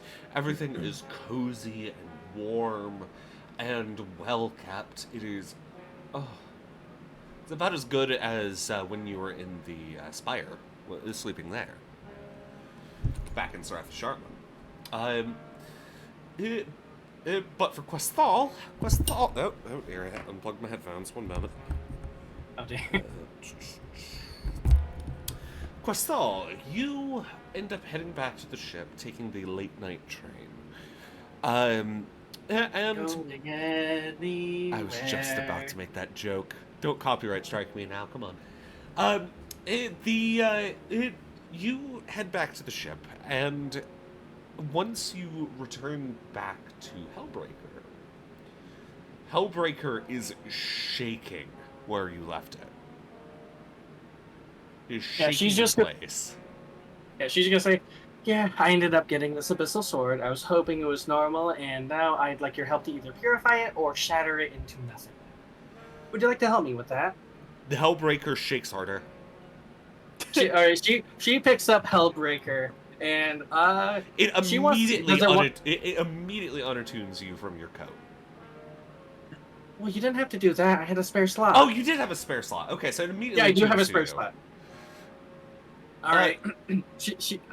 Let's see. She's gonna see what does it want to do, because we do have I can do the daily on it. So does it want to try and like burn it with holy flame or obliterate it with that freaking Nova Strike? It's already trying to force your hand up to bring the hammer down on it. All right, she's like, all right, one moment. She's going to take the sword with Hellbreaker shaking to a place where it won't damage anything nearby, to hit it with the hardest thing Hellbreaker can do. Do you take it like onto the dock? Do you take it into the big open area in the the deck? Do you take it onto the big open area of the dock? Like, what are you doing? Is there anywhere that the flames won't sit? I know the radiant flames, but like, will it just or damage the deck by hitting it there? It'll singe it. It'll leave a scorch mark. She'll do it on the dock. Okay. This big stone smooth dock. You take the sword out, and I assume just kind of put it on the ground. Yep, she's gonna put it on the ground and raise Hellbreaker up. And there's an attendant kind of walking down, being like, "Ma'am, what are you doing?" And then Hellbreaker ignites and forces you to slam down full Holy Nova onto this thing. Just boom! This blinding flash of radiant holy light that absolutely obliterates this cursed sword, leaves a huge scorch mark at the entire radius of the blast, which for the people watching the stream, that is a 20-foot radius. 30 foot. Oh yeah, 30 foot, pardon. It is massive. And just entirely annihilates the sword. There's nothing left except for an imprint in the scorch. And the attendant, who has fallen over on his ass, clutching his eyes. Miss, what was that? Oh, my eyes! Oh! Well, apologies. I was just, for a moment. I was just purging some corruption. Don't worry about it. The guy gets up, and he looks very dazed. What did you do to the dock? It's all scorched! Oh, well, I had to destroy a +2 magical item. What the hell is a +2? Oh my god, not +2. She'd say, about, what did it say, like, medium strength? Or how strong would you say +2 is? I mean, it's decently strong. It's pretty strong. Yeah, she would say, I had to destroy a strong magical item. Fess told me it was +2. I'm going to have to do so much cleaning. The dock area, by the way, is about 30 feet wide, so the scorch has gotten onto the fucking walls. Crystal was trying to start doing prestidigitation. Does that work? I need to do a lot of that. I'll go hit them up. It's fine. I made the mess. I'll take care of it. You don't deserve to do more work. The attendant just kind of waves you off, and as he's still trying to recover from the blindness, almost falls the fuck over. Okay, I'm okay. And Questel will keep going. Eventually he comes back with a mop, but you're already like more than halfway done at that point. Yeah, Questel continues to use prestidigitation to clean up her mess, and when they come back, Questel will apologize profusely because she couldn't exactly stop it at that point. By the time it's done being cleaned, you will find that Hellbreaker has unattuned itself once more. I mean, yeah, I kind of anticipated that happening.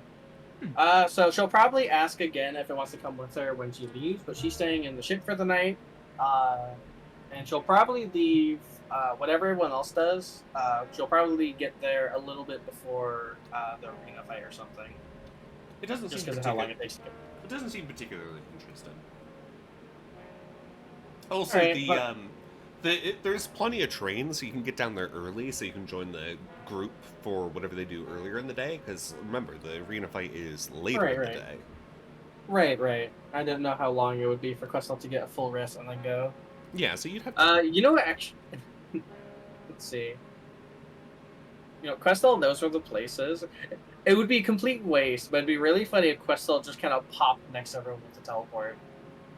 That Yeah, would so, be. alright, Questel will probably show up then, as everyone else is kind of getting up.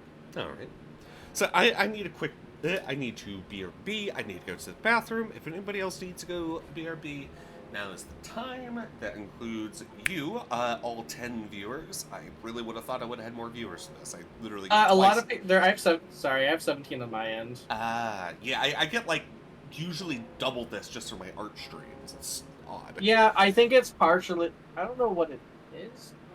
I think it's partially like at least a lot of the viewers who were watching the things are still on my end. Yeah. This is why I plan to basically do this to again be like, oh my god, I do want to watch this. Then I'll just strictly advertise your stream after like 2 or 3. Okay. Different streaming medium, yeah. Because to be fair, it's the first time I've done Twitch in almost a year at this point. Anyways, Yeah. BRB, I need to go to the bathroom. I will be back. Oh, wow. Yeah, all right. So it seems like Questel is going to just start going hands with her magic claws. I'll also just give you one of my weapons. If only Questel had a weapon. Just ask me. Well, by the time I get back, it'll be too late, and you probably, they're trophies, not weapons. I'm a walking weapons platform. I have a random ass pistol and a random ass short sword on me at all times, just as like a backup for my backup for my backup for my backup. Well, she needs something that has magic for Arcane Ignition to cling onto when she does her fire swing. If you want to really make Nissa mad, you could show up with the Dragon King Great Axe. The Dragon King Great Axe? Yeah, that was the from the fucking. Oh god, what was it from? Actually, what was that from? I actually don't remember. I think that might have been a gift from. No, it was. Oh god. It's one of your trophies, though. I know that. Yeah, I know. Hold on. Wait, I have to. Dragon King Great Axe is from the Gaping Dragon, isn't it? Yeah, that's right. Cause I remember this. This was during the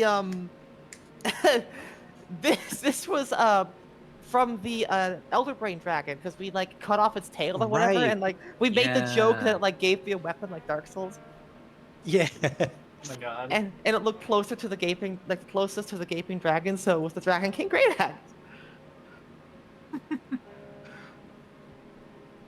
But yeah, you could show it with that or the Reaver Scythe. Oh my god, well, Reverse that thing's Scythe? huge though. The Reaver Scythe is huge though. Questel could use it though, remember telekinesis? Hellbreaker is huge. That thing, Questel should be able to lift it. She barely was able to before she managed to get telekinesis to work. Ugh. Like, how big is the scythe? I mean, It About- came from about a as big as large. you? Yeah, it came from a large construct. So yeah, it probably is about as big as you are. Questel can shove large creatures, so she totally could do it. She could use it. We'll have to ask Yumi when she gets back the viability of it. I actually do have a question for Nissa. Okay. Well, I am guess a back. tech. Oh Hey, my Yumi. God. Yeah? I have a quick question. Yeah? Is there basically kind of a buffet here? Yes. Okay. Okay, Nissa, would you be getting a buffet around the same time as Celeste? yeah, probably. That sounds great. Also, Then roll me a Yumi. perception. Is this going to be in the morning? I was thinking the night morning before. buffet. Okay, because something Okay. will happen during the night that I will need to go through. That I almost Okay. forgot about, Oh boy. So. Oh And boy. I know what the perception is going to be about. Quick question though. Or, Yumi. no, insight. But Yumi. So Yeah. they were talking about weapons that Questel could do. I imagine that Nissa's just like, listen, if you need a weapon, just take one of mine from the ship or something. Uh-huh. So we were talking, and they were like, hey, what if you... Or I think Melkir suggested the Reaver Scythe for Questel to use for now. And we're talking that with telekinesis, Questel could use it, which is funny. Specifically to piss Nissa off, which is funny. Yeah. Like, why would she be so mad about Questel just showing up with the scythe? Because they're It's your trophies. trophies. god. My god, imagine Questal with a big scythe. Adorable Yeah, I little know. bean Reaper scythe. I just started reading our ship stock, and just in equipment alone, we have 1 hand crossbow, 2 short swords, a long rifle, a long sword, a broken revolver, and one of the rifles from the Knolls, 2 collapsible revolver rifles, Oh no, a that's breaker 1 rifle. plus 1. It's an enchanted one. We have a breech-loaded pistol, and pickaxes. We have 5 breech-loaded pistols, actually. Yeah. I mean, We've also Questal got doesn't- harpoons and other kinds of throwables. You got an armory. We do! Like, go get one. Well, you know, it needs to be magical for Questal to be able to put her funny fire on it, which is important. Although now I'm just imagining Questal taking the scythe and in front of, because she's gonna go to the arena. Imagine she shows up with the scythe. Everyone's just kind of looking at her funny because she's a bit of a rep for you on TV. And then start seeing her chuck this massive scythe at something and impaling them with it. Good lord. I kind of want to get the scythe out just for that because it's a funny image. Anyhow, Funnily enough, that's actually how Nissa got it as a trophy. She like ripped it off of the Reaver and impaled it with it. Yep. Amazing. Yeah, the Reaver blade. Celeste, so what was Nissa rolling insight for? Yes. So as like Celeste and Nissa are probably just chatting over dinner, nothing major. Nissa might notice like Celeste is like kind of holding his head occasionally, like massaging his temples every once in a while.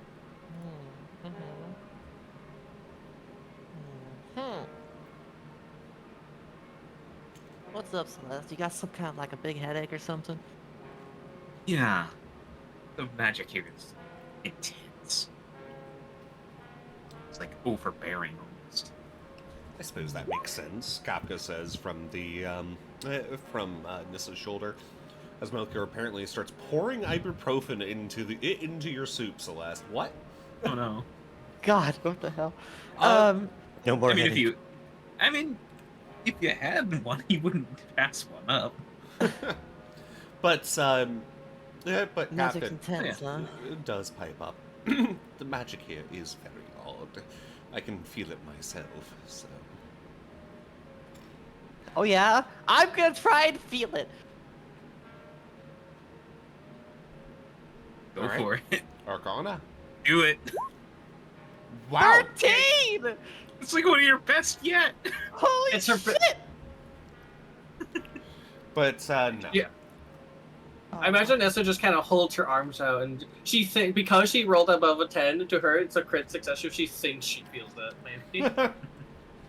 Which really just like, turns out they happen to have a form of air conditioning with the ducks, how the ducks are aligned. Some large creature just walks by, and the gust from them just walking by at the table. This is like, oh my god, I feel it, the winds of magic. Magic is more True. like power First or time. electricity than wind. Oh. Well, damn. It's kind At of least- shrugs and goes back to eating.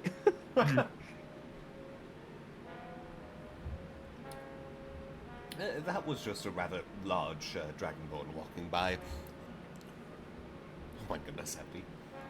Does that mean that people think that I exude magic or something? Whenever I Captain. walk past? Kafka just shrugs. Also, it would be magical if you were walking.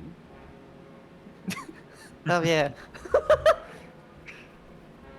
Actually, now that I think about it, I can still turn into full snake form, so True. does that count? Well, that is pretty fucking magical. I'm just imagining her being like, thinking about it, and just she turns into it and plops into Celeste's soup, and just like slithers around. She'd spill the bowl. She's a pretty big snake. Yeah. Insert the ragtime slap. Yep. Oh my god. I was nibbling on chips, and you made me laugh as I was trying to swallow one. Now I think I've got a bit of it in my Oh. nose. Oh. Oh, what the sorry. Gosh. Okay. Fuck. Shit. Well then. Anyhow, Yes, that's all you really noticed from Celeste. Oh. Hmm. So, during the night, I'm gonna roll a d4. Well, wait. No, sorry. Questal isn't here. It's d3. I'm scared now. Melchior. While you're trying to get to rest, and no, I mean you were resting. You'd slept for maybe an hour, 2 hours, something like that. And a good thing to keep in mind is that the structure of the Celestial Eye Club is very tall. Not including the giant tower where Taurus apparently lives.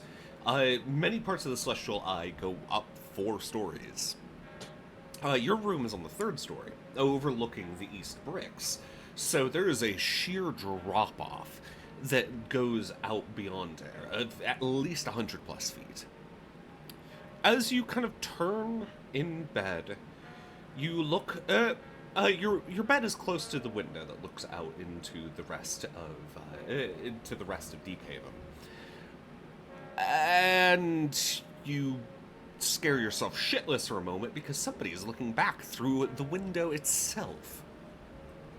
Outside, just above this giant drop-off, is a shadowy figure, reminiscent of a heavily armored knight, light glimmering through what appears to be the grills on the helmet. It stares, shadowy, like a hole in space. Just floating there. Well, alrighty then. As I quickly scroll through my spell list. Actually, I can't cast any spells. I'm not in my armor. Fuck! Yep, it's currently sitting next to your bed. Melchior stares out the window, and when that he sleeps in Nissa's coils, he gently begins shaking her awake. Oh yeah, you two are sleeping together. What is it? Honey, there's somebody out the window. Immediately, she just like darts up. Arm blade extended. She just like jumps out of bed and just like goes straight for the window. The window's only Honey, about... we're on the 3rd floor. Don't do it. And there's like a 100-foot drop off beyond the window. She's not jumping out of it. You jump up, and there's only about a foot gap between the bed and the window itself. And you notice the same thing that I mentioned, this shadowy night just floating there. It kind of... How does the window open exactly? The window... On the 3rd floor, it probably doesn't. No, it does, actually. I know, very risky. It opens from side to side. You kind of just push it open. Okay, so I can just kind of like, push it open with with my left hand, and then just kind of like, sort of lurch forward to stab at the figure with my arm blade extended. Sure. You do this, and stab into it. It's only a few feet away from the window, so you're able to reach. And then it just dissipates, like fog caught in the wind.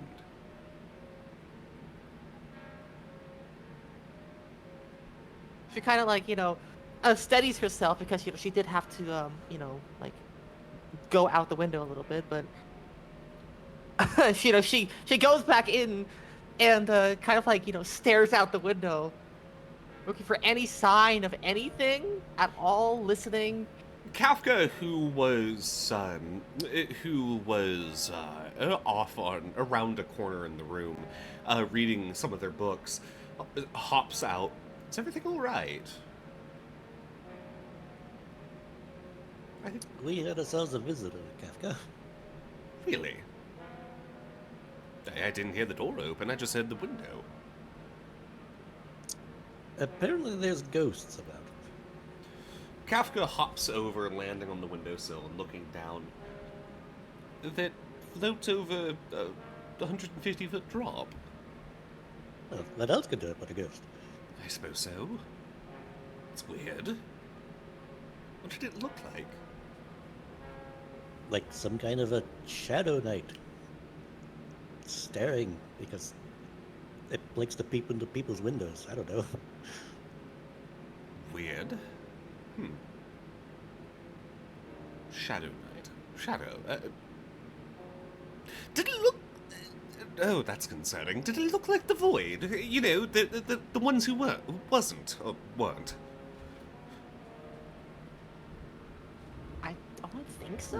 Not Like really. it was more like a shadowy, like like it dissipated like a fog, right? Not so much like a void though. I did say It it was- looked like a hole in reality. Oh. So yes, it did, but it did still dissipate like a fog, which is unusual. Yes. No. Kind of. It was like a half step between that and the shadows of Miracus. Weird. What in the world? I have no idea what that might have been. Kafka does like a little like wheel through the air, after taking a short flight outside of the window to try to see if they can't see anything that might be like on one of the walls or something. Nothing Yeah, I'm out looking. there. I'm looking out there as well, just kind of like looking down, see if there's anyone channeling something or running away. Nothing you can see. Down at the down very far at the bottom, on the east bricks, you can see a little bit of activity on one of the rooftops. But considering the bricks are like the poor places, it looks like it's just a family living on the roof of one of the buildings.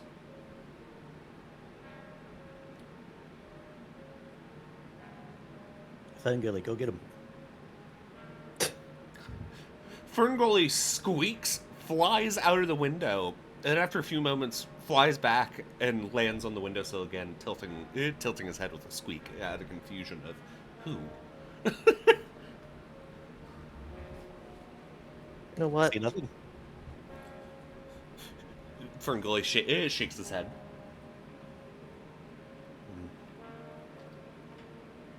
Actually, wait, no, he'd be hanging from the top of the top of the window, not the windowsill. That's where birds go.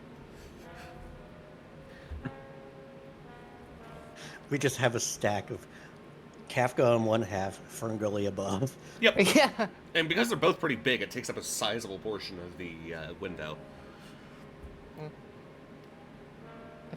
Hey, real quick, Ferngully. Kind of like, you know, reaches off to the side, maybe like to where, you know, she keeps like her coat, right? Pulls out, Ferngully like- looks over. 2 platinum coins. Go give it to that family down there on that roof. Ferngully squeaks and takes the coins in one claw before flapping down. And you watch as Ferngully flies down. And you see a couple of the figures shadowy, lit in the light of what appears to be just a simple, basic campfire. Jump as this big-ass fucking 2-foot-long bat just lands next to them and drops off these coins before flapping up. You hear a few distant cheers from them. Mm-hmm. I also realize that the people watching the stream probably don't know what Ferngully is, because we didn't get to that in the recap. Ferngully just like True. Yeah. Ferngully was a bat that was bought from Zips that is about 2 feet long, seemingly albino color, but they have these like blue-green eyes. Was simply just labeled as Odd Bat before it was given a name by Melchior. And this little bat is able to cast various spells through Melchior. Melchior is able to cast various spells through him. Is able to fly around, do a few actions, and apparently unlock ancient Izanaki doors, which I'm surprised nobody's ever even questioned that. Yeah. No, we have just questioned saying it. that We from just, the you know. best. We don't know enough. we're just kind of like, I mean, oh, Ferngully's kind of weird, I suppose. And there's no real way to study him either. So, you know. I mean, like, what can we do, you know? Fair.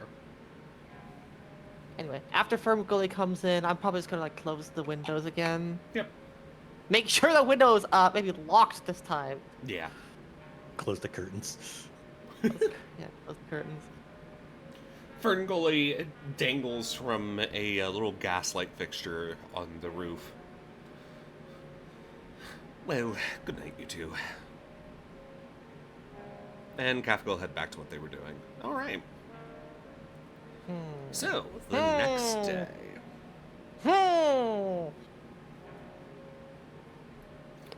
Strange happenings in Deephaven. Oh, by the way, if I were to spend like a bit of time before going to sleep, starting to read the book, how many hours do you think I would get? Probably only about like an hour or so you can get a long rest. Fair enough. Fair enough. I just had an image of Nissa stretched out over the bed reading her book while Melchior's doing that little leg kick, doing the gems on the book. That's like some lo-fi, like Very cozy. scenery. Yeah. Yeah. It really is nice. Lo-fi tunes to kill gods to. Oh, that's good. But all right. So in the morning, Questal is able to rejoin the rest of the party. Questal is actually first just kind of scavenging through the armory. Because she's like, well, if they tell me to put it back, I will, but since I'm part of the crew, they should allow me to use something. And so from the general armory, she's just kind of scavenging to see if there's any weapons she can use. All right. I mean, you have the list. Yeah, so I'm trying to make sure, because what are the enchanted melee weapons we have? Good question. The +1 gun. I Yeah. think. That's The a +1 melee weapon. collapsible That's not a melee weapon. She has a gun that's better. Isn't like Yeah. the Gambler +3 or something? +2 or +3? I think So it's like she has the range. You tell us. You've got it in your fucking. Yeah, you know what? Let me look, yeah. I mean, to be fair, I don't really pay attention because I just kind of spin. So I don't actually know what the bonus is because the only thing that matters is critting. It is a +3. Yeah. Or yeah, The Gambler is a legendary weapon. Yeah, the Gambler is like her revolver, but she may just need to start shooting it. It's a breech loader. Revolver. She It's spins it got- around after she shoots it. Yeah, it's got spinning little dials that makes it a revolver. Yeah, see, the dials revolve. You can spin on this deck. Yeah, unfortunately, Questal probably can't get any of Nissa's trophies because she wouldn't go in there. Unless, like, she happens to misplace one of these inside the armory, Questal probably wouldn't take one. There's no way. All of these are in the captain's quarters. You gotta, like, let someone use one of these. Goodness. No trophy. No, she doesn't. No, she doesn't. The frick. I mean, to be fair, like, only, 3 of them are actual weapons, and, like, even then, the Reaver's scythe is basically just the arm of the Reaver that was left intact. But she could. You know, I'm just saying it'd be. Okay, let's see. Trying to look. I don't You really could think there's theoretically anything use super the useful. trencher horn as a spear. That would be an extremely heavy spear because that weighs like multiple hundreds of pounds. God, yeah, it doesn't look like there's actually anything for Questal. You're like, oh, we have so many weapons. How about Just weapons take, that are useful? just take the Staff of Hellfire at this point. It's in your room anyway. It's a quarterstaff, though. It's a It is? trophy in your room. Also, you'd be trading out one cursed infernal weapon for another cursed infernal weapon. We don't know if it's cursed. It might not be cursed, but also, like, Hellbreaker, Actually- like, the moment she takes it out, will fly to her hands and also make her explode that one. There's a high chance it would do that, so... Then just take Hellbreaker with you. It doesn't want to come! Hellbreaker's very finicky. She keeps asking, and it just doesn't care. Well, stop respecting the Why magic would I- item. You're has the a- persuasion queen. Go persuade it. Yeah. Yeah. She doesn't want to be rude. Okay, fine. After looking, she'll just sigh. Okay. So, yes, Crystal spends like an hour just looking for something that's good enough. Something that she can at least try to channel, because, you know, she knows that she's going to get the sword eventually, but unfortunately for now, it's either her claws or Hellbreaker. So she's just going to, like, kind of... she's gonna knock on the door of her own room and like salute Hellbreaker. Uh, God. Mom. so she's gonna be like, all right, so I don't want to like be pushy, but my claws aren't very strong yet. Kind of need a weapon of some sort. I was wondering if you wouldn't mind coming along anyway. I know that we're not exactly going after like anything super crazy or whatever, but I mean, I'd appreciate if you were at least there in case something got close to me. Hellbreaker hums. And then doesn't react. God, okay. Alright, well, Questal will then do what she did before, because typically, like, she'll know when it doesn't want to come. Yeah. But because it's indifferent, she's just gonna see if it's any heavier than normal. Because if it is, it means it doesn't want to come. If it isn't, that means that, she can take it along. You attempt to pick it up, and you almost fall over forwards trying to pick it up. Okay, I just had to check. Well, I suppose I need to be useful on my own. Something about when am I if the weapon's the only thing that's important, I guess. Alright, I'll see you later, Hellbreaker. She'll leave. Hellbreaker vibrates once as if it's responding of, yes, that's what I'm trying to fucking teach you. Okay, fine. I'll just use my claws then. I can set them on fire now. That's useful. Alright, and then she'll go and she'll take the crate train back. Alright. So she hasn't had a good time. She basically wasted a bunch of coal. She did have fun having Hellbreaker explode the thing. She actually really enjoyed that. Though she does wonder if it was worth it. And now she has to go support herself. So. Goodness. Our persuasion expert just lost an argument with an inanimate object. Yeah. Well, the fact that if she's the persuasion expert, then what does that make you all? True. I'm the general intelligence expert. Historian. Except for Arcana, in which case that's Nissa. Of course. It's always Nissa when it comes to Arcana. Yep. So Questal gets back, relatively early. Okay. So you manage to reconvene with the rest of the party over the breakfast buffet. Is Right. the auction around? It's a Like little. noonish? It's noonish. So after food, you'll be able to set up with the auctioneers. And so, what is the price you're going to try to start it at? Oh, If we were going to get significantly more, try 800. And Remember, if we need there's convince, two Questal can try again. paintings. So yeah. Right, yeah, 300 for the both of them. So could try. Well, we want to give them both a chance to do individually. So could try 400 each to start. I was thinking about that because I at least need 400 for my fans all right. and just stuff to have nice. Yeah, I can definitely give you a little bit of money. I don't have a lot left, but I can give you what you need, I think. I would need 400. Yeah, the broker is fine with you selecting whatever price you want to start it at. If it doesn't sell, it doesn't fucking sell. So, what I'm going to do is I'm going to roll to see how many people are at the auction house at the time. I'm going to roll a 1d12 plus 2 to determine how many are there.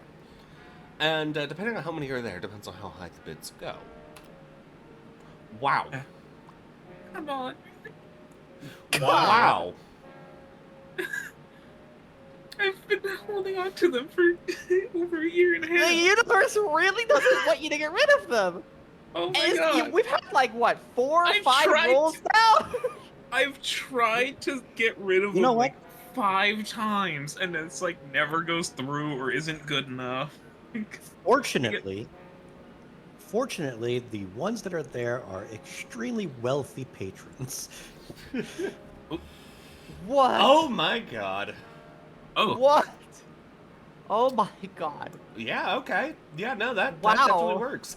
So, for those Yeah. watching, this is the cool power of the, as I move the stream view, this is the cool power of the good luck cards. where they can do all sorts of fun little things, such as a fortuitous circumstance, as they manifest. Well, you probably read it at this point, so I'm not going to go through it. However, that is actually very useful. So, while there are only 3 individuals there, you find a Shita, an older human man, in fact, the one that you walked by in the hall late last night, and we'll say a Thrycrane. As you start to initiate the auctioneer insists that the bids go up by 50 each. And so the auction starts, and it turns out 2 of these individuals, notably the Thrycrane and the Shita, are both actually quite insistent on being patrons of the arts. And once you mention on the stage that that these were taken from the vaults of a demon lord, that has enough interest for them to start bidding. So, what I am also going to do is, because it is by 50, I will roll to see how many bids are done. Because of that fortuitous circumstance, I mean, originally I was just going to do 1d4 minus 1, because it was so fucking few. But because of the fortuitous circumstance, we are going to roll, let's do 8. So, that's pretty good. Yeah. That's for the first painting, I might add. Alright, so 400 becomes 800 because that's worth 400. Yep. So eventually, which painting did you sell off first? Probably the angel one first. All right. Eventually the Thrycrane ends up being the one that wins the auction, and the auctioneer yells out something, 800 to the pretty little bug over there, and the Thrycrane makes a little movement as if they're like blushing at it or something like that. This Thrycrane even has this like fanciful looking dress and everything. And then the second one goes off, which is remind me what was on that painting. Oh, well, it might have been just a personal art piece of the Demon Lord himself. Oh right, a portrait of Tharzax. Yeah. Yeah. So it's a portrait of Tharzax stolen from his own vault. Which is so fucking funny. This is going to be a little bit less of interest, but let me roll something. Get your actual portrait of a dead demon lord today. I know, right? Yeah. So this one gets 5 bids. However, what ends up happening is the human man in there ends up seeming to have some interest in it, but then the Shita ends up at the end, right before the bell goes off to announce that the human guy got it, the Shita ups their bid by another 200. Oh my. So it goes. So that's actually 850. Yeah, so it goes from 650 to 850. The auctioneer's caught off guard, and the human guy grumbles, slumping down in his seat, just like. Grrr. But after learning that Tharzax is dead, this is very rare. The Shita the Shita buys it. Oh yeah. I'm certainly glad to get another one. To get one of these, I would have been. I would Get have another one? Oh god. I would have been kicking myself if I hadn't. I would have had to take With somebody what else's foot? legs With for what? it, but yes, he would have had to take somebody else's legs for it. But yeah. So after the auction is done, you end up with 1,650 gold in your pocket, hand delivered to you from. This is the most from the money I've auctioneer. ever had. Because you I am always not- spend it immediately. You're welcome. Yeah, I also don't get that much money often, and I started with like fucking none. Yeah, it's funny how that works. And then you use it all immediately on wizarding things. We should go to the night thing, and then you can get crypto too. We You should know, all with those, undermine two, Christopher. with those two being patrons of the arts, you really should give them a business card. Ooh. Yeah, actually, Celeste will do that. He will hunt them down. It's like, All right. "Yeah, thank you for buying my paintings." And then, obviously, introduce, say, it's like, Yeah. I have a patron myself who's rather interested, and you could get more contacts. Yep, Celeste would say actually that. So they welcome the cards and say that they'll check it out. And yeah, you've made some significant money. That good luck card probably got you a lot of extra money because, as said, it would have been a D4 -1, so there would have been a chance that nobody even bid. Oh my god. So good on you for that use. Now then, Oh my god. so I do want to Finally. eventually get to like something with a map. Yeah. Yeah. We should go to the arena next. The arena is a little bit out, so just Well, we can quickly. hand wave the time. Yes. Celeste was gonna go there and buy his couple things. Yes. It's So It's also Celeste. not like we know what maps you have ready for us. You mean? Well, yeah, I know, and I have one for the arena. The Celeste, you end up you head back to the magic shop, and what are you buying? A potion of haste and a dispelling stone. 400 and 500. Okay. Okay. And as a member of the people that helped free Trigia, she has had those dispelling stones for some time. She's gonna give you an extra. 2 of them. Yeah. Hell yeah.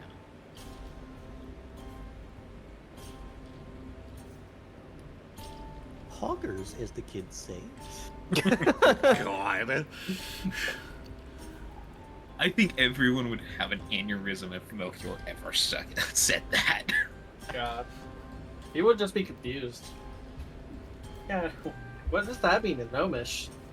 Or is that a don't wanna Gnomish know. word or? Is that a gnomish swear? Not necessarily a swear, it's gnomish slang. Just to piss off the older people in the gnomes. It works every time. It's actually True. it's actually a shortcut for saying power word and rage.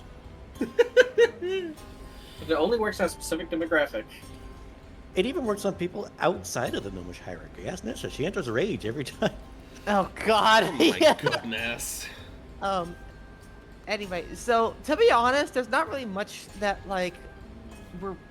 that Nissa's trying to do. Like obviously Yeah, we could be we could be searching around Yeah, doing for, some investigations. Because for you did get a whole investigating. shitload of leads of places to go. Oh yeah, but Nissa probably doesn't really care that much right now. I mean, we could just wait until the arena, and Nissa can use that time to keep reading the book. That's what I was hoping for. Yeah. Fair enough. Okay. So you will get 8 hours towards reading the book. Huzzah! And plus, during that time, Melchior probably has all his toolkits back on the ship, or at least all the important stuff. We're No, sourcing. he can keep them contained in his armor, and he Well, does alright. keep them contained in his armor. Alright, well, 2 things. Well, Questal might poke Melchior to just maybe see if they can't try to do some work for, like, the sword, because Melchior offered to teach her artificing, so they could do that for the Okay, 8 hours. I have my stuff in the armor. I don't have my forge. No, in not the the- material. Yeah, not the materials, but specifically like Melchior, because Melchior was gonna get the gem. Questal might go there and just talk more about the details with Melchior, explaining like with the tools and which would be using for, like using the tools to let her know what they would best be used for, using her previous knowledge of working with her father, something like that. Like not actually Actually- making it, but Actually, Melchior has no intention of letting you use the tools at all. that makes So? sense. What he is going to do is whenever we start to form the crystal, he's going to explain that the reason that you have been unable to learn artifice thus far is because you were simply taught wrong. It was in the way that trying to explain the magic of a wizard to a sorcerer simply wouldn't work.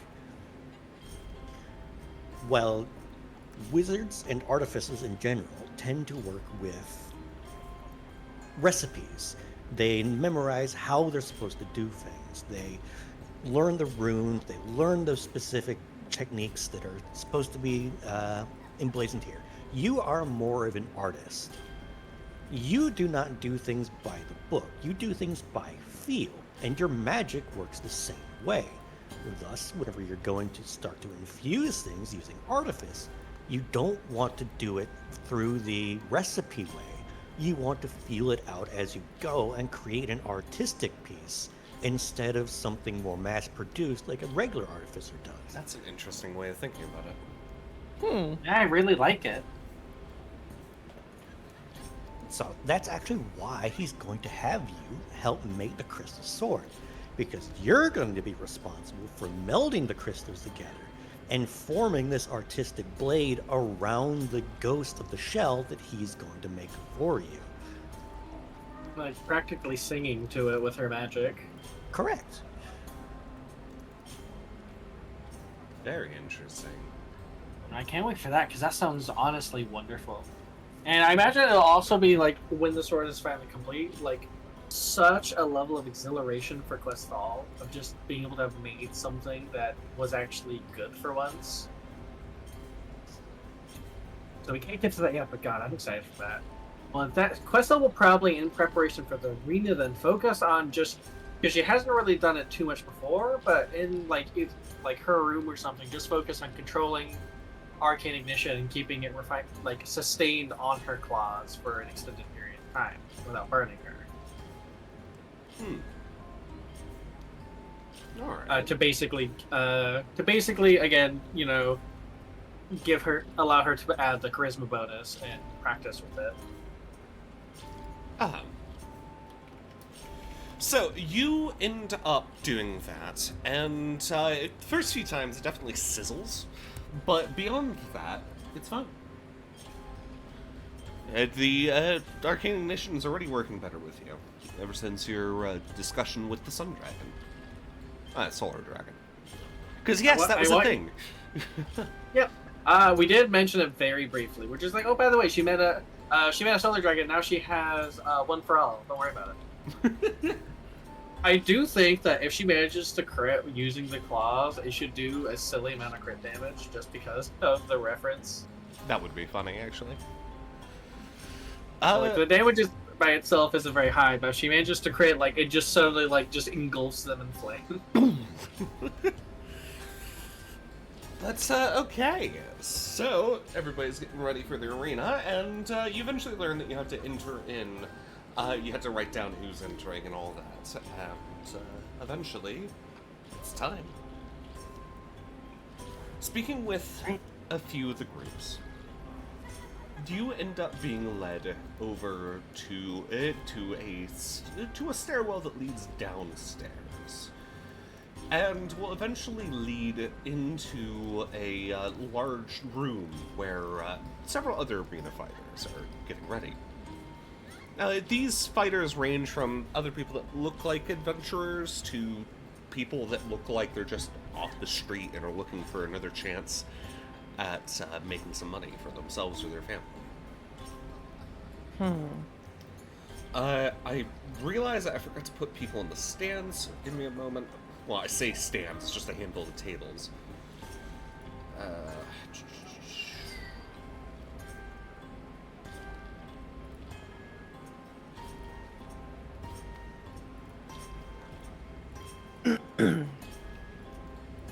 Honestly, a little bit tragic that there's gonna be so many people that are just trying to go off of the street like this.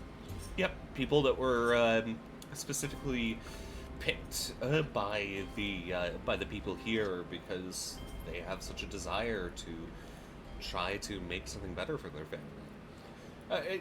A little bit of listening around, and you'll eventually learn that there's a selection of folks that come from the bricks specifically that that are looking for a place to be. looking for a new chance, as it were. Well, yeah, I guess half the fucking thing fell in sinkhole. Yep. Yeah. The sink was relatively recent, too. In the past few months, so a lot Was of it? Yep. Oh God. So there's still a lot of people that are displaced because of it. So people are like preparing back here, right? Yep.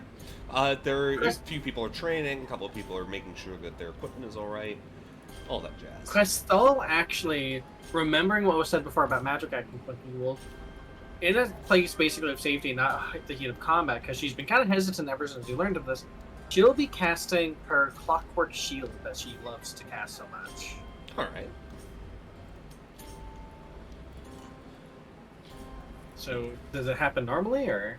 It feels weird, like it jams for a moment. Roll me 1d4. Actually, no, 1d4 minus 2. Because the Clockwork Shield has that normal number of dice that you're able to roll, right?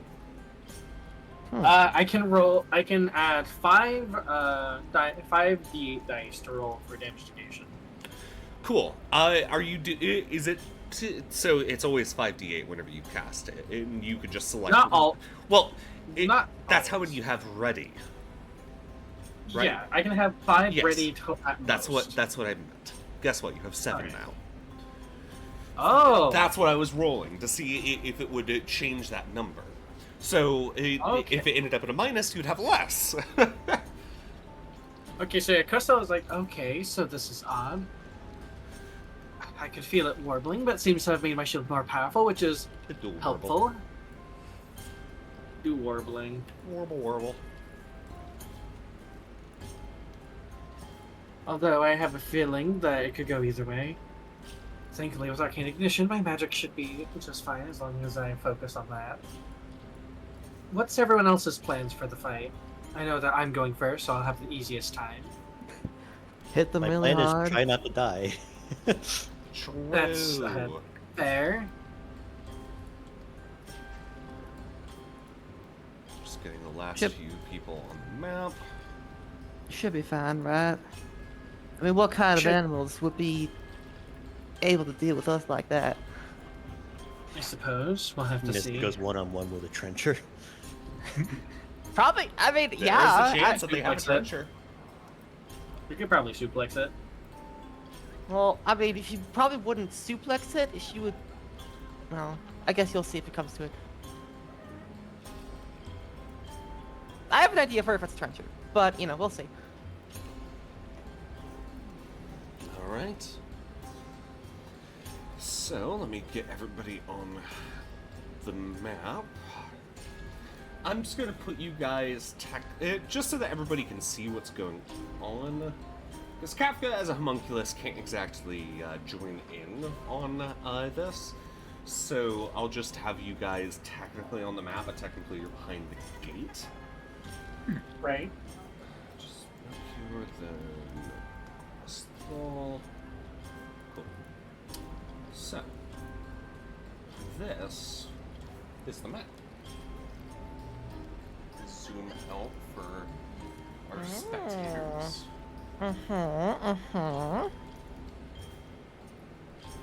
It's not perfect, but you can see a variety.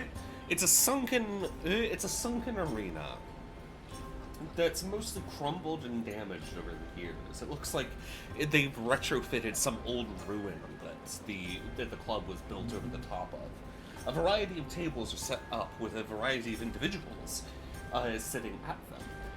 Most of the chairs are taken up with only a few the people here are snacking on various meals, and there seems to be a copious amount of grapes available. Perhaps it's a particular favorite of Taurus.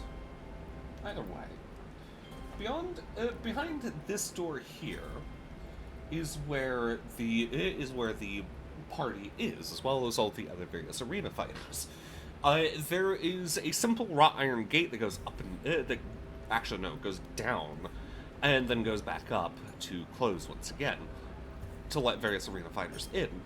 And you're not the first ones. In fact, you are the third group. As the first two go in, and it's pretty brutal.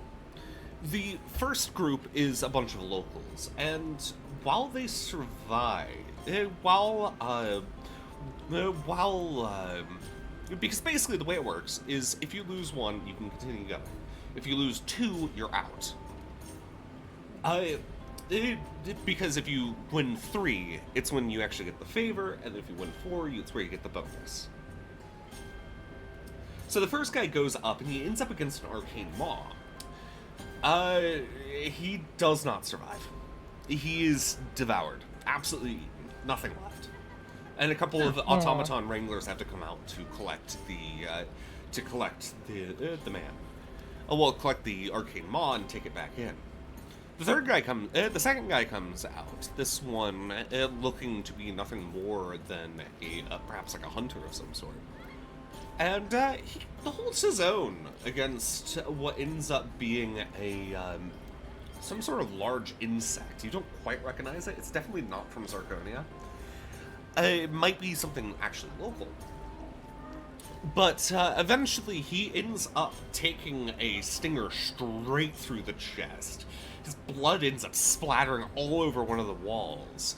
And the groups around cheer, because this was a particularly long fight. But eventually some of the automaton guards step out, collect the body, and after only like 10 seconds, they step out, collect the body, and a priest, a tabaxi priest who's been sitting off to the side, sighs and casts Revivify. The hunter wakes up and he just, I didn't win, did I? And the other two of the team just shake their head in solidarity. When it comes to the next group, which is a adventuring group, they are definitely more prepared. But it still doesn't go well. The first two fights, go relatively smoothly. What appears to be their fighters actually sent out first, funnily enough. A human man who goes in with full-on plate armor. And he clashes with this strange alien lion thing. And there's brutal fights, clashing blows. And he eventually wins. Same thing with the second guy, who appears to be some sort of a ranger. The third guy, however, it looks like that they overestimated how powerful their wizard was. Because this guy comes out and he starts casting a variety of spells.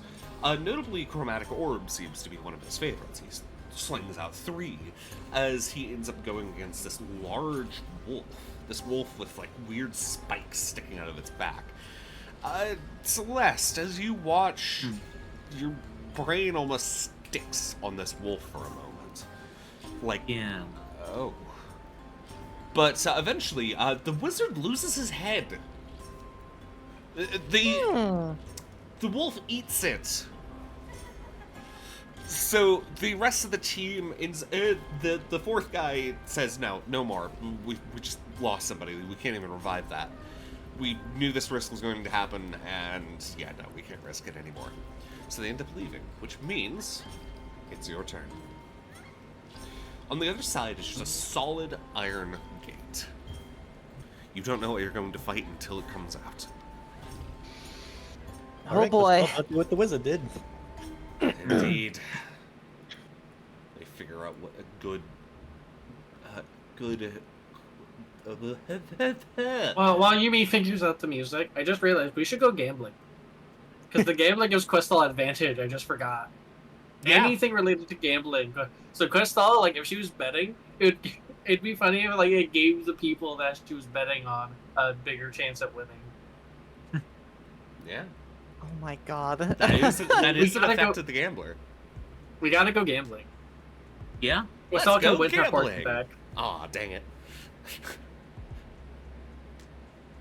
Yeah, specifically, apparently it's so good that Crystal might get accused of cheating and thrown out. Which, I mean, I guess it kind of is. They just don't realize it's the gambler. Yeah. But alright. Audio's. Okay, it's building up a little bit. Alright, so who's going out first? I believe we said Questal would be the first one. All right. Yeah, I think so. Questal. The one of the automatons lets out this chiming, deep voice. Questal, yes? Yes, that's me. Into the arena. Good luck to you. Thank you. And Questal will go out with the gambler drawn. And a few people cheer, seeing the new entry. A few people look worried, like this might be another quick defeat. You're not the most threatening looking of the group. And She certainly doesn't look it, no. no. And things start to happen behind the gates. And there's no announcer here. You do see a couple servants go in between the various people at the tables.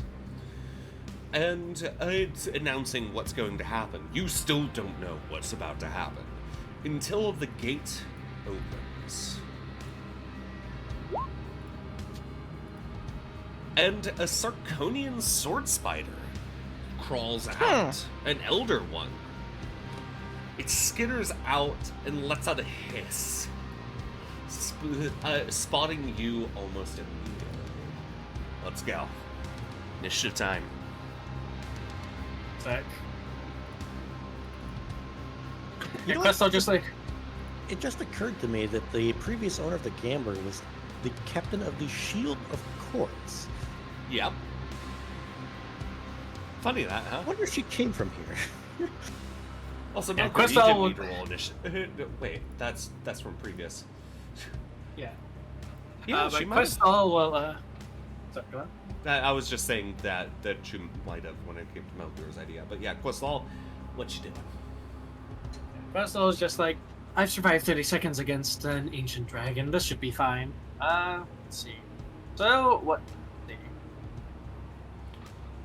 These walls, by the way, I should mention, are relatively tall. They're about 6 feet in height, so they can give you full cover if you duck behind them. But due to the relatively close quarters of the arena, a few people actually hear you say that and gasp. There's a little bit of murmuring going on in between them.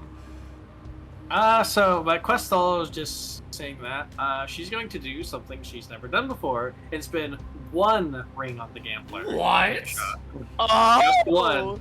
Wow! Wow. Wow! Alright, let's see if it's worth it, because, nope, doesn't work. Nope! You spin this wheel and fire, and the shot goes to the right side, and ends up hitting this wall here. Questal, yeah, seeing that Questal actually, her eyes kind of wide. She's like, I've never seen it shoot so straight before. Let me roll something. Interesting. Okay. Regardless, she's gonna, yeah, that's her whole turn. She's not, also, like, in preparation, she does have her other, hand claws, actually on fire in preparation for melee strikes. Alright. Okay. So she's ready.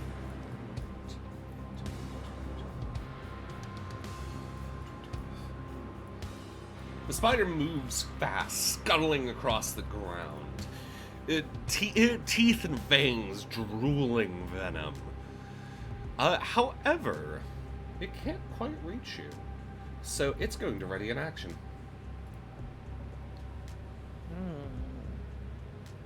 Interesting. Alright, Questal's turn, a bonus action, reload the gambler. Alright. Let's see, let's see. Do we have anything interesting to do? Oh, actually, quick question, Yumi. Can we implement the rules at some point for the Steam Breath? Sure. I totally forgot about it because I was so busy the past couple of days. Yeah, just at some point. So she's gonna cast Firebolt on it, just from this distance. Yeah, that hits. You fire off this bolt of flame, and it sizzles. Actually, wait, across one sec, actually. Yeah. We gotta roll the 1d10, remember? True. So, no, god damn it, it doesn't. Oh. It instead, she goes to shoot it, and Arcane Ignition gets hungry and singes Questal. Which doesn't look good for her to everyone just sees her magic malfunction. The first use of it! No. You hear somebody from the tables comment, I'm sorry, did her magic just backfire? Oh dear, this poor Sheeta. Let's see. I gotta roll the damage now. Hang on. Well, good thing Questal went first because it's obvious that she's thrown off her game. Alright, so 2d12 plus 2.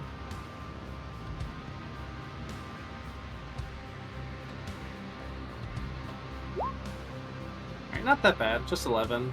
Yep.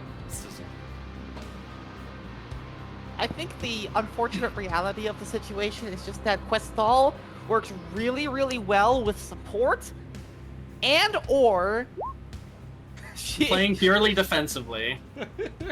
Well, True. I was about to say that her effectiveness varies very widely based on her luck at Yeah. any given time. Absolutely. That's You're why the just gonna be Gambler's a slave. perfect for her. Also, don't forget to mark yourself with the shield icon. Or at least the... whatever Oh, you right, yeah, use it didn't for. transfer over. Yeah. Yeah, I've been using the yellow to rep. Yeah, Alright, that works. well, that's her turn again. Alright. Sword Spider is going to jump straight the fuck at you. So, four leg.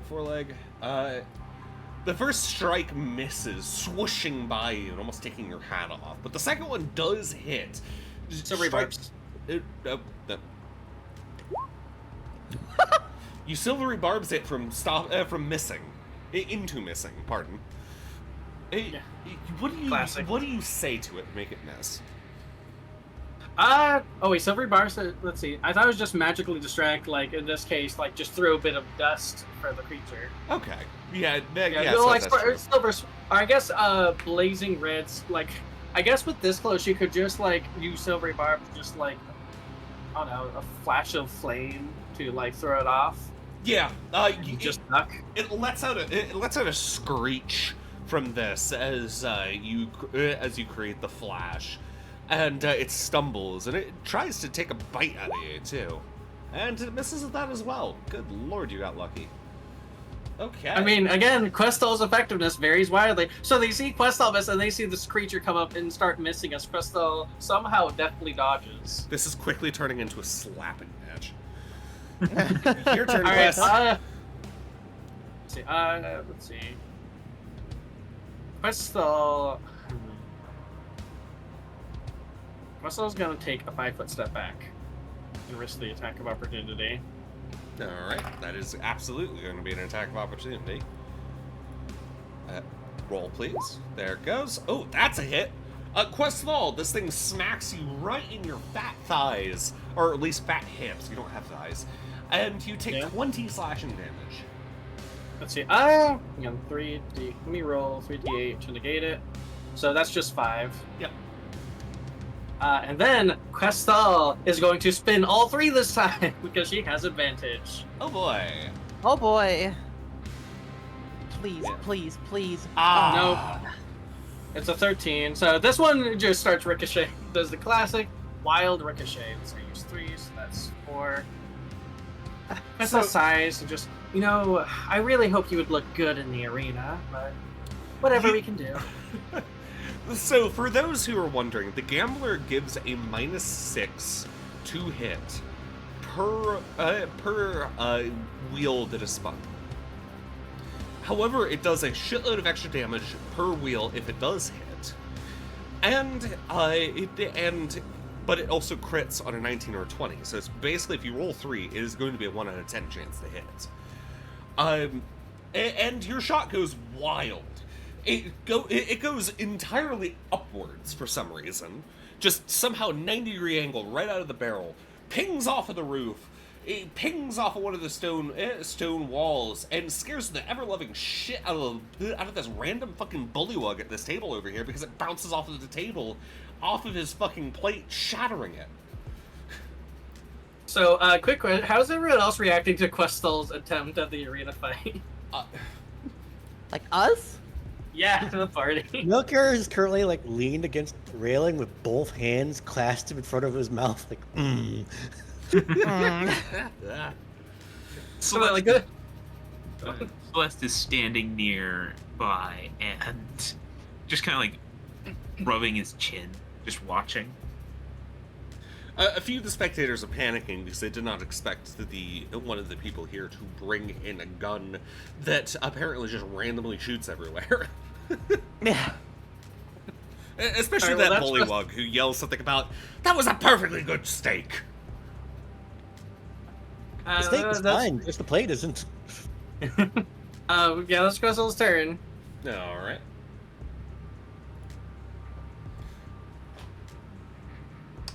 Oh. Huh. Well, it shows the whispers that people send me on stream. People, don't say anything that the green boxed whispers, please.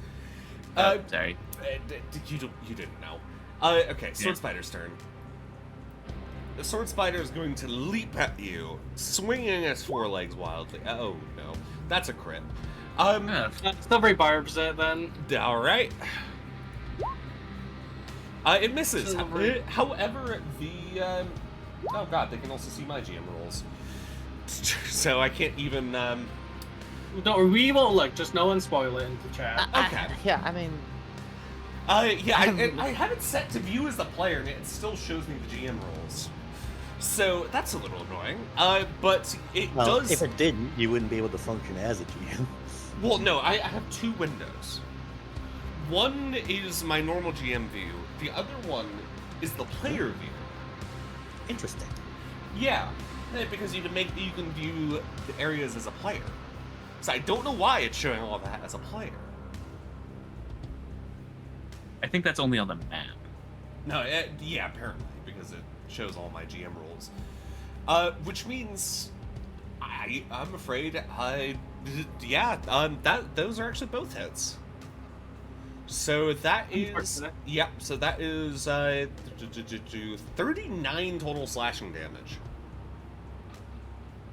All right, hang on.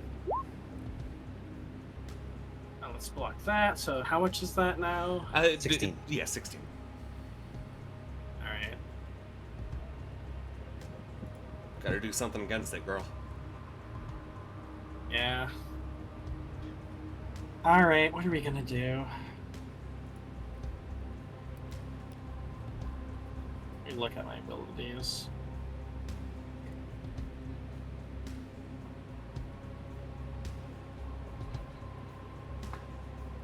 Ssellen is just gonna try and go for. Frick. You know what? Fine. She has the one claw ignited. God damn it! Oh, no, I have advantage because I use silver barb, so it's a 28. All right. Yeah, that's definitely a 28 hit. damage. You strike this thing right in the face with this flourish of flame. It lets out a screech as it staggers back. God. Okay. God, I don't really have any bonus actions to really do.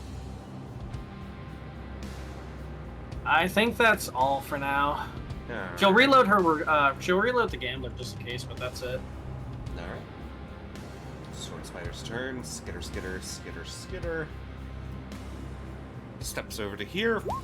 Foreleg. Oh, one of those hits, I think. What's your AC right now? Is it 16? 16. Okay, so one of those hits for another 15 slashing damage. Right. Questel's going to retaliate. One sec. Where is it? Story cantrips.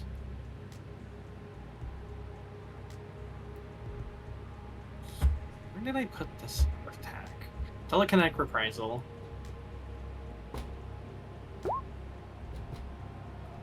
Oh, yeah, that's a hit. Oh, wait, I need to roll a strength save.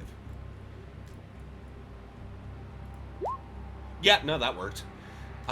So... Yep. A failed save takes the damage, push 10 feet away. So... 10... And it takes the 21 force damage.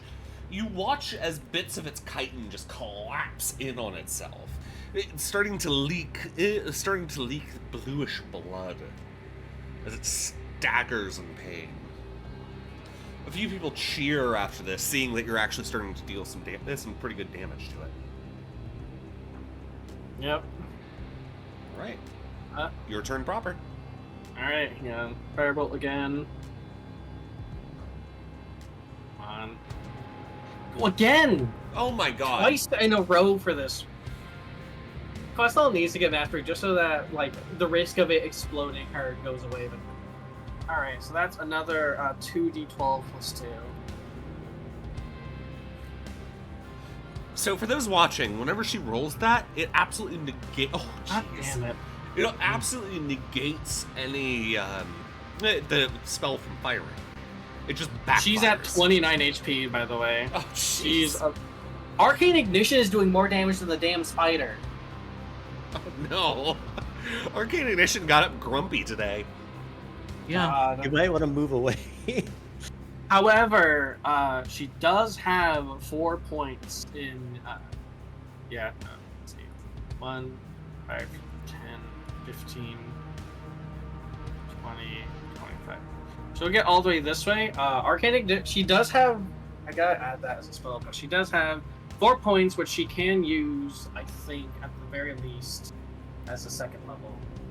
And I think 5. Because with the rules, with the cantrip, as long as she rolls a 1, she still gets 2 points, so that taking damage still gets her something. Yeah. God. I am wrecking this bad. 10, 20, 30, 40. Just had enough speed to catch up to you.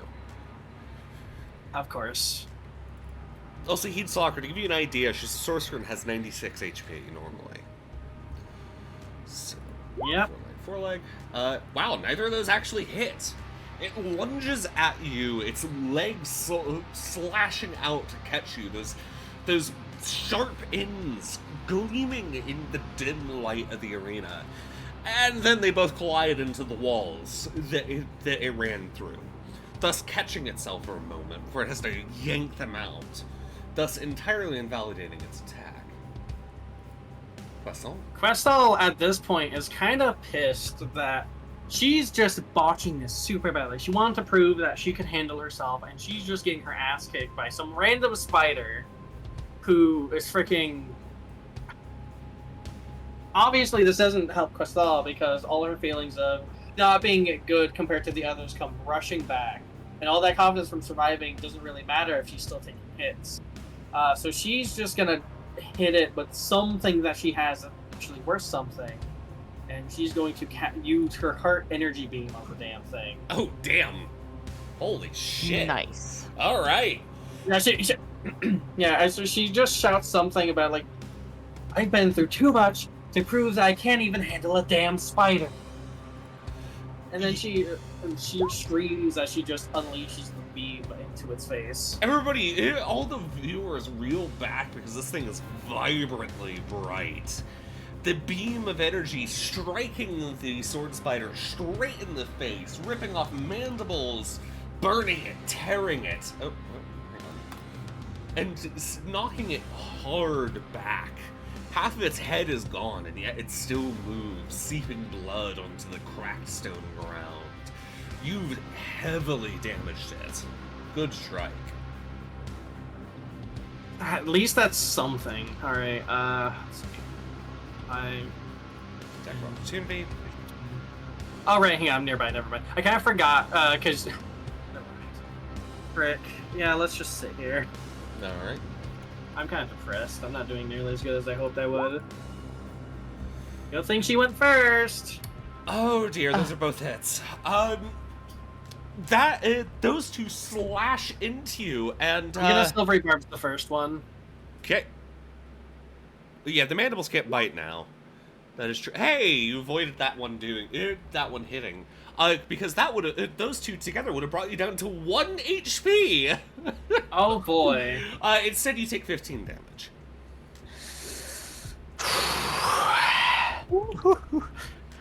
Hey, how's Nissa handling this?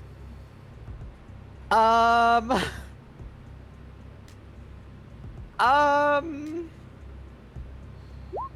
as well as I am. So not good at all? No, not really. Yeah, Questal might die here, so.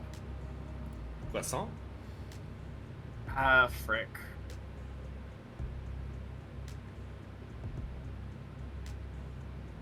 See, I wish I had some form of healing. You know what? It's looking very heavily wounded. After all, I did mention it's missing a chunk of its head. Yeah, just...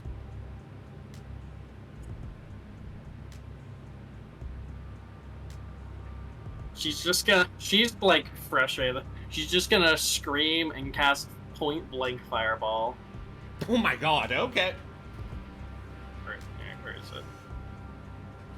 You're giving these people a show, that's for fucking sure. So just right at the edge of blasting yourself with it. Hang on, Yeah. hang on. Alright. Okay, fine. God, frick. Whew. God. Whew. Spicy! I would have been mad. I would be really mad for you if that rolled another one. Three ones in a row would have pissed me off. Yeah. Shit. That would have been like Sora taking power, just be like, no, fuck you.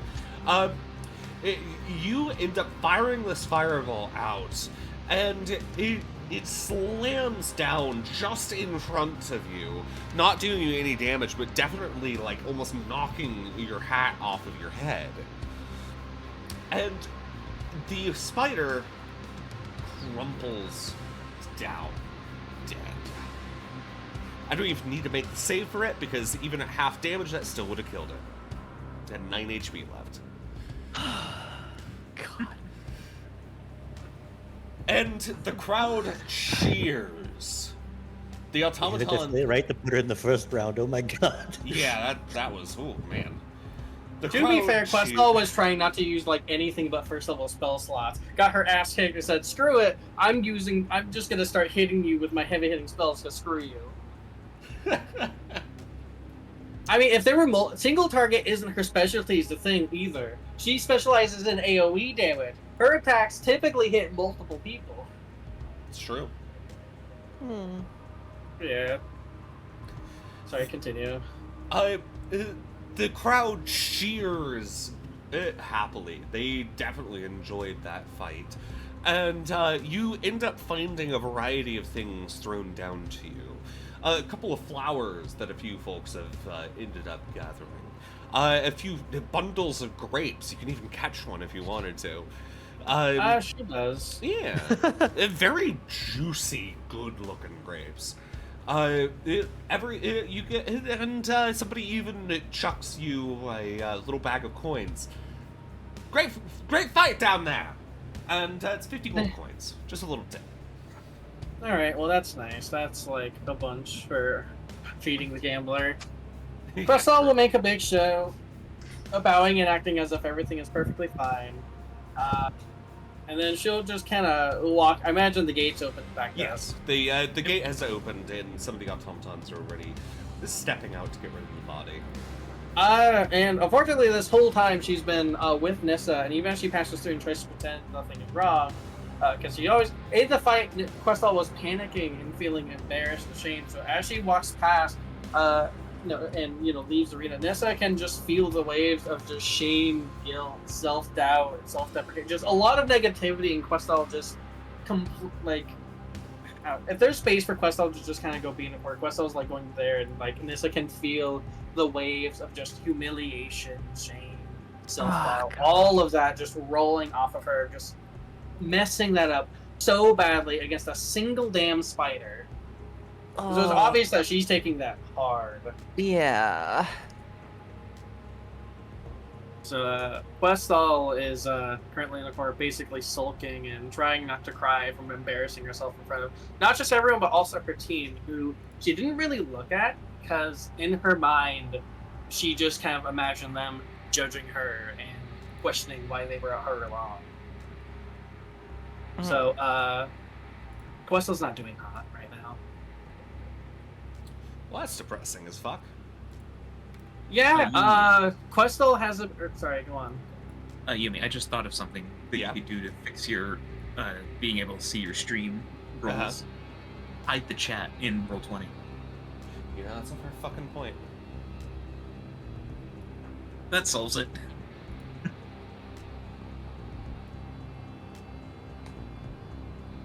I don't even know what to say to, I don't even know what to say or do. I suppose, like, if you still have the mental link to Nissa, right?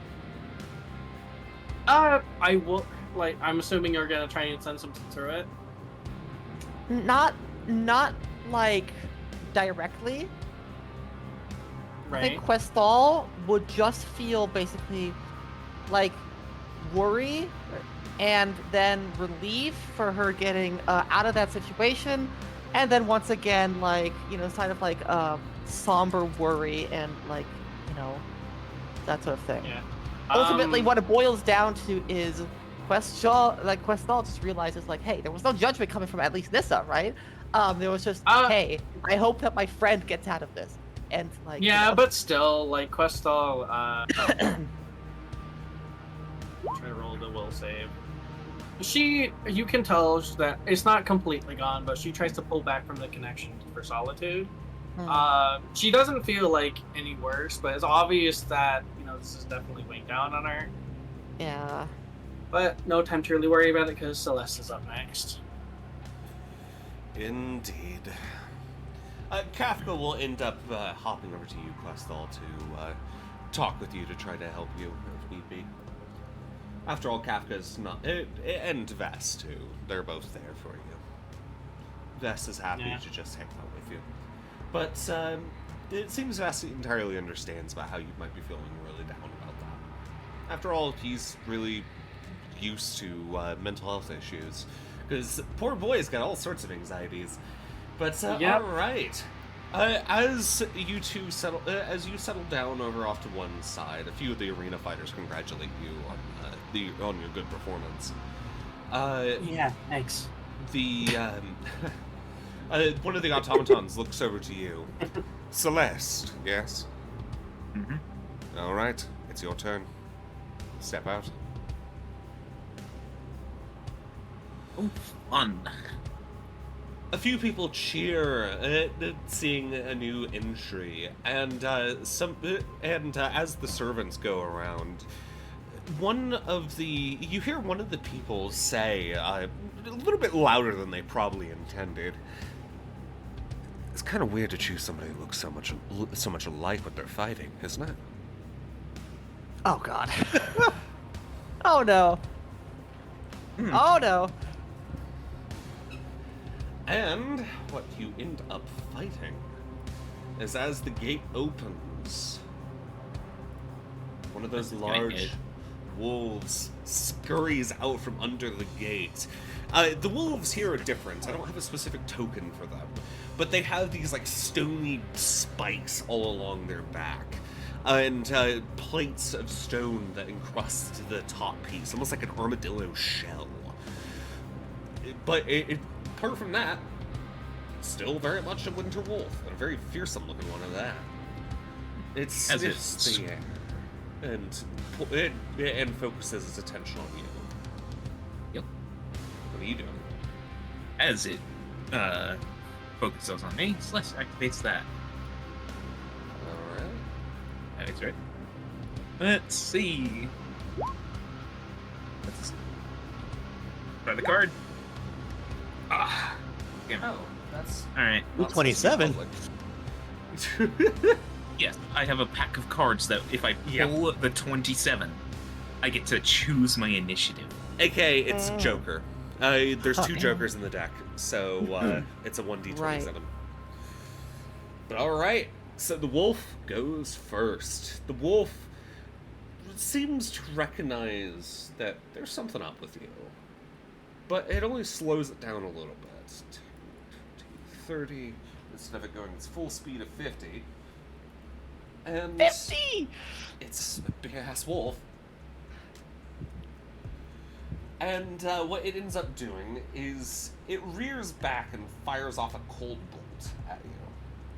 Of course, you're resistant to cold, so this doesn't do much. However, it did just crit! So suddenly it rears back and just breathes, and spits out this icicle that fires straight at your face, exploding right into it, dealing 33 total cold damage. And And your good thing speed, I'm resistant. yeah, your speed's still reduced to by half though. By half. I thought it was by 10 feet. This is different. This isn't a normal cold strike. Hmm.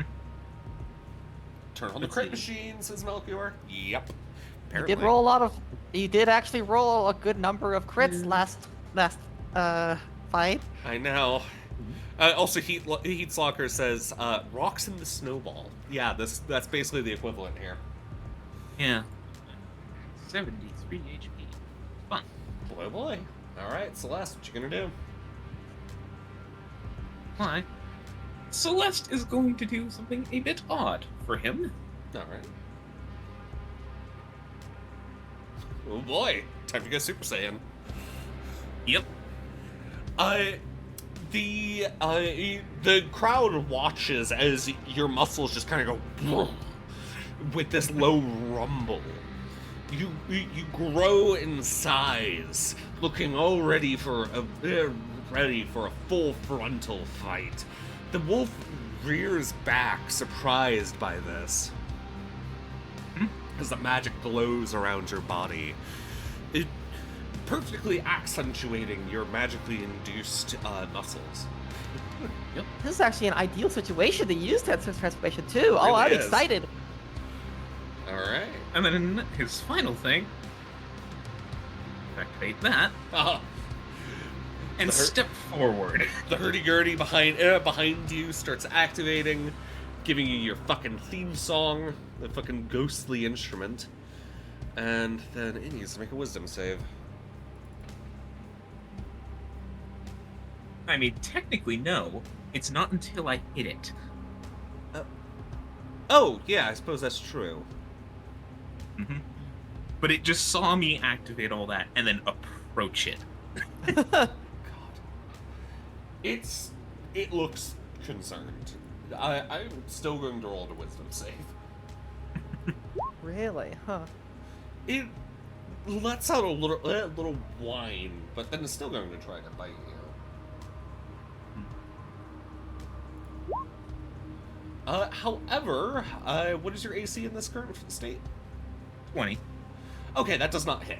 You just kind of it just kind of glances off of you. Off of your fucking bulging fucking muscles. Good lord.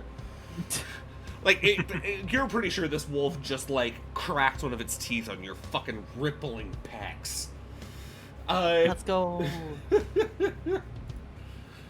Because it was scared, it's only doing that one attack. Your turn, Celeste. Cool. Celeste, seeing this, just socks it in the face. Oh my god. Oh So my 21. Boom! Oh my god. It staggers back with this brutal uppercut. It lets out this whine as it's thrown backwards, taking 26 force damage from Tensor's transformation. And wisdom save. Yeah. Also, you attack twice, not just once. I know. I can only activate the I actually save on succeeded that time. Okay. Launch. Oh my 22. god. Oh Yeah. my god. Then you just follow up with a fucking right hook right into the side of its head. You see teeth go flying. It is already heavily wounded, bleeding quite heavily, bleeding from multiple wounds. Maybe we should have had Celeste go third. Apparently. Good lord. I was not expecting to do this. Also, thanks for the faith, honey.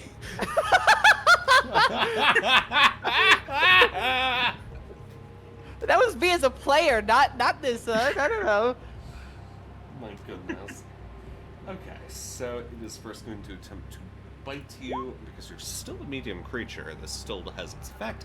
That's a hit. You take 11 piercing damage to all 25 that. shield. Yeah. Oh my god, that is still a hit. So you take 11 piercing damage to that 60-something fucking temp HP you built up. Gods. Oh. Wait, no, you can't use shield though, right? With Tensors up? Oh, right, I can't. Okay, yeah. I can't use cast spells with tensors. Oh yeah, right. So the bite still hits. You take 11 piercing damage, and I also need a strength save. Let's see. Oh my goodness, Sassy. 3 I see temp you in my HP. Good thing I have Yeah, I only have the chat advantage. popped out. It's fine. 23. Yeah, you managed to stop it from pulling you down. It is then going to. You still need to make a concentration save. Yep. Yeah. Well, no, it just did 11 to temp HP. Yes, it doesn't matter. You took damage. Yeah. Even on temp HP. Do I just do int check? Constitution. actually. Constitution Ah. save. Yeah, remember? And yeah, you're fine. Basically because it did so low damage, it's either 10 or half of your or half the damage taken, whichever's higher. Okay. All right. So now it is going to attack with 2 claws. Oh, those are both hits. They slash out, dealing 9 and 8 slashing damage each.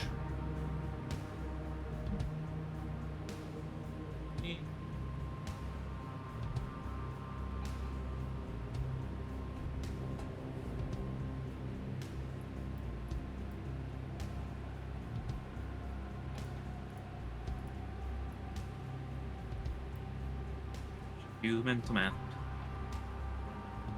What, 9 plus 8? 17. Well, no, I was the minus to my temp HP. You can just hit minus 17. Just That type does- it into the block. That's what my max HP. Oh, my you're temp. not recording it in the red bubble that's there. No. You should. That's where I Okay. put my temp HP, so I could just Okay. record it like normal HP. All right. All right, you good? Yep. All right. Well, it's your turn again. All right. Whack. Oh my god. Part of its skull just crunches as it's thrown backwards, bleeding from multiple wounds. It's still standing. Yep. Have it make another wisdom save. Oh, yeah. Because of that. Yeah, I suppose that's true.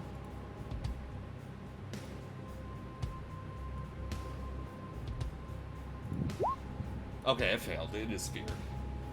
Cool. I do really think you should always save like a spell slot for this specifically, so you can be like, I'm out of spells, and then bulk up with out of options. I'm Yeah. pretty sure that's exactly what that's made for. It is. Now that it's feared, Celeste is just going to stand over it and wait for it to submit. You have to kill it to win. Yeah, really? It's to the death. Go- we heard it's a definitely the only people Yeah. go do Yeah. punches. Sadness. It's also But in not that like you case- can eat anymore. Its jaw is broken in like 4 different places. True. It's a mercy at this point, Celeste. Yeah. Alright. So, everyone could probably see Celeste, like, whisper something as he hits. Oh my god! I'm so Didn't even sorry. put in your crit damage. Yeah, Oh, you forgot to put oops. in your crit damage. You always forget to put in your crit damage, you dork. Yeah. But you just... How do you kill it? Celeste kills it as, like, reasonably painlessly as possible. Okay, you just kind of I'm- deliver a solid punch right to the top of the head. And it just Mhm. slumps dead. You The thought crowd cheers in triumph, for they just watched another brutal fight. And the automatons step out and give you a wave to come back. Yep. But before he leaves, Celeste is actually going to take a lock of fur and a couple teeth. All right. Hmm. Yep. Arena fighters are more than allowed to do that if they manage to get a kill. If they wish to take a trophy, that's up to them. So you're given a couple of the automatons wait to the side for you to do that until they take the body away. All right. Well done. The next automaton looks over to Melchior. Melchior, right? Let's me. All right. It's your turn out in the arena. Oh, go get him. That went far better than I thought it would for me. Yeah. God. Maybe we Melchior, should have put the last episode. Melchior steps out into the arena, and everybody looks confused. It's been a while since... nobody's used to seeing an Escrata this small. But then they start whooping and hollering as an arcane maw kind of wiggles out from the door. Arcane To beat maw. up a walrus. Yeah, time to beat up a walrus. So an arcane maw, for those wondering, is a custom creature of mine. Basically, imagine a walrus that its entire body is a mouth. It just splits right down the middle. Its head is just that skull with the tusks, as you see. It's got eyes down its back, down its side, and it eats magic. It lets out this burbling cry. Like Mawville, but just the maw. Sure. Alright. But yeah, it's basically a giant space walrus. Giant magic-eating space walrus. Roll initiative. Melchior sees it, and then he goes, maybe Celeste shouldn't have gone through it. It could just end fucking concentration. Yep. Oh, that's a good point. Yeah. I guess it's luck. I guess we are lucky here? Question mark? Uh-huh. Oh boy. Alright. So, Melchior, you want initiative? What you gonna do?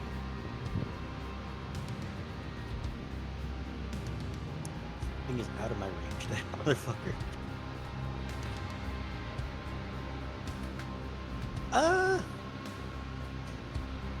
It can end magic, so I'm not gonna do anything like haste or like.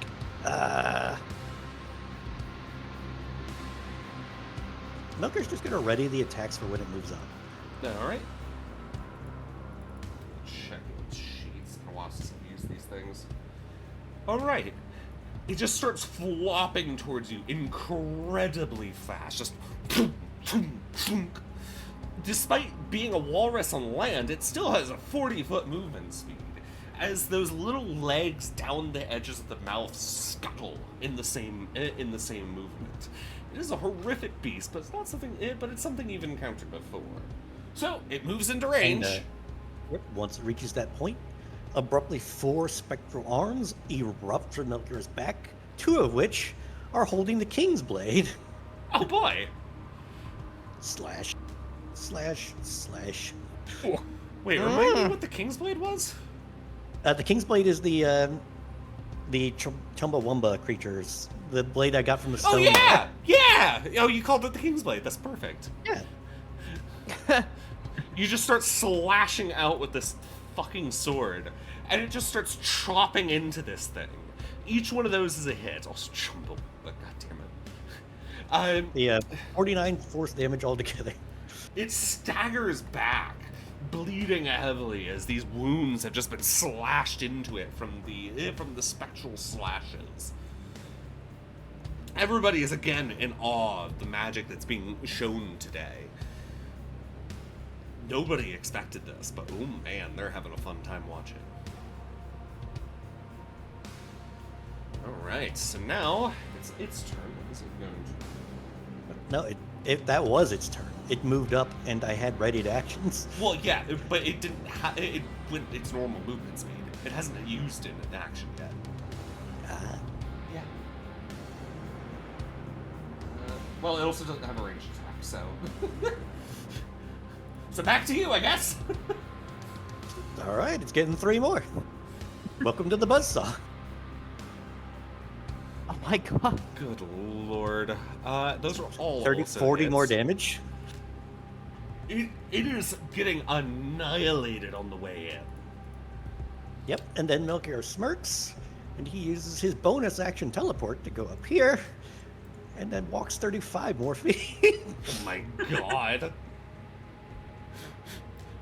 They just the whole crowd watches. 20, 30, 40 as this thing tries to catch up but can't. Melchior? Slash, slash, slash. So funny thing is, because of its weird method of transportation, the arcane maws cannot dash. So 2 out of 3 of those hit. Really? Yep. I'm presuming it's the first and the third, so that's 24 more force damage. Yeah, they cannot dash unless they are in space. They have their own way of moving in wild space, which is particularly dangerous. And then bonus action teleport. See? Oh my god. 10, 20, 30. You did not move far enough. I know, still. So it's Just making this thing bounce all over, like, I'm gonna get you, you son of a Yep, bitch. it finally got a chance. So now it is going to attempt to bite. I need dex save, please. Also, yeah, Heat Slugger. Everyone else is honestly making these seem like cake. Poor Questal. Oh no! Oh, things might have just turned around. Yeah, things have definitely turned around.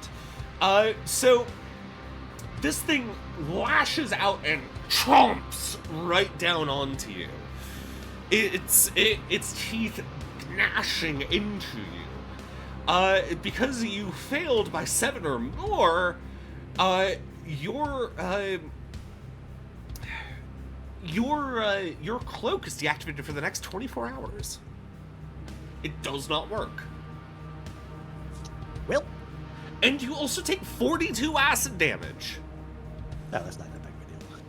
I mean, yeah, for you. You have 154 HP as a fucking artificer, but like... God, 154. God, that is high, man. You weren't joking. He's a very tinky boy. But okay. You are currently restrained by it. Oh. What are you going to do?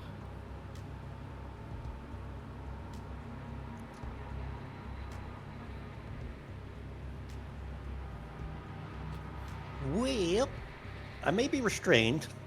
My cloak may not work. I still have hands and I still have the blade. So Milk here just wheezes it in between them, and he's gonna strike out himself. All right. That does not work. That works. While in its grasp, you manage... Oh, actually, no, you have disadvantage because you're restrained. That doesn't hit. Oh, no. Yeah, you kind of struggle as this thing just starts chewing on you. Correction, I have advantage. Oh my god. You just use the inspiration for this. I mean, remember, Yep. that's a nat 20. So... It's fine. You strike it. Roll crit damage. In which case, That inspiration didn't last and long. 9 more, so 21. You slam the blade into it as this thing is chewing on you. You can feel its acid dripping onto your face. And you slam the sword up and tear. And suddenly you realize you just cut its spine in 2. And it just flops down on top of you. It takes a few moments for you to get out. At this point, several of the automatons have come out to check to see who actually won. And you've won. As Melchior crawls out, he kind of starts wiping scum and mucus off of himself with bare hands now because he can't use his astral ones for it. What is everything's fascination with eating meat? You're the smallest of the group now. Somebody's got to... You're now the most edible. Originally, it was Oh, Starlight. Oh, God. Oh, God. But hey, another great show for everyone. Yeah, the group cheers. They're very much enjoying this. It's been so long since a group has been able to do this. And one of them yells, "They did it! They even got the favor!" And you get more cheers and agreement. But now it's time to fight for that bonus. Oh, fuck. Melchior drags All right. his slimy sword behind him. Good fighting out Bless. there, the automaton says. Yeah, what was that, Celeste? Yes. He is looking a bit tired. Understandable. The spell wore off, and that's He a got level of eaten. exhaustion. Yep. Well, you have a constitution save against it. Oh yeah. Yeah. Roll the Yeah, constitution. make the Constitution save. DC 15. Oh yeah, no, you're fine. Yeah, you're fine. Oh, cool. You're like- Hey. you just yawn a little bit. I'm alright. Also, Alright. the Cantler of Endless Coffee and has a cup. Yeah. Nice. Okay. So, going into this question, Yes. I know that we said that we maybe were thinking about like giving Nissa a like a disguise, right? Uh-huh. I feel like we forgot about that. You did. We kind of did. I assume that we kind of did it in Well, preparation. here's the thing. Even if we'd given it to her, seeming as concentration, and he cast a concentration spell. I mean, I have a spit level spell. So I could do it. Yeah. Although but she's also Yeah, like, but she's also been standing on the sidelines this entire time, so It's not she's gonna work, already so been this- seen. So at they this call point, it herself doesn't by matter. name. you know, it's too late. Just go out there in your Yeah, I full think this is- like glory. It's fine. It's fine. It'll fine. it'll speed up our investigation because of the attention it'll attract. Smile. Listen, at least you didn't list your name as Ssellen. Well, yeah, obviously I'm not going to do that. Are you kidding me? No, we wrote it as Nels. Nels. No. Nels, great. Yeah. Uh-huh. Fucking Nels. Alright, get out there. Her full name can be Nels Abyssa. Nels Abyssa. Nels Abyssa. God. Right. Fucking hell. Now we need to come up with a bootleg version name of all of our characters. Sounds good. That God. I mean, I feel like Questel is just croissant.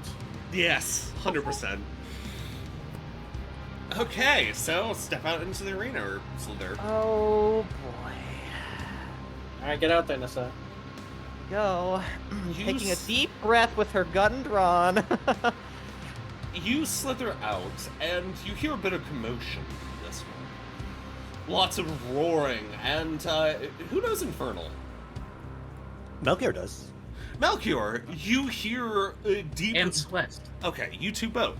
Hear a deep infernal voice yell, "Get off of me!"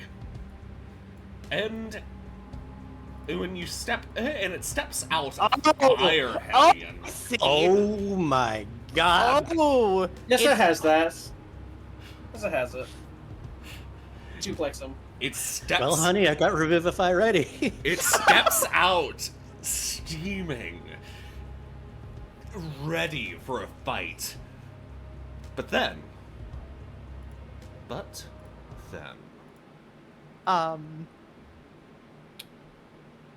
Give me one moment. I need to figure out a good track for this. I'm suddenly very scared.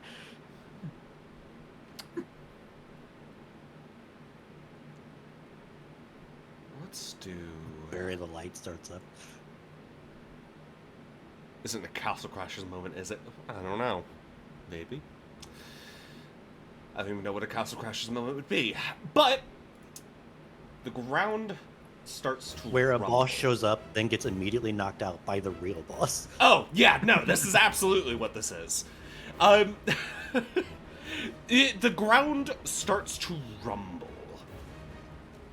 And... Oh, this music is really quiet.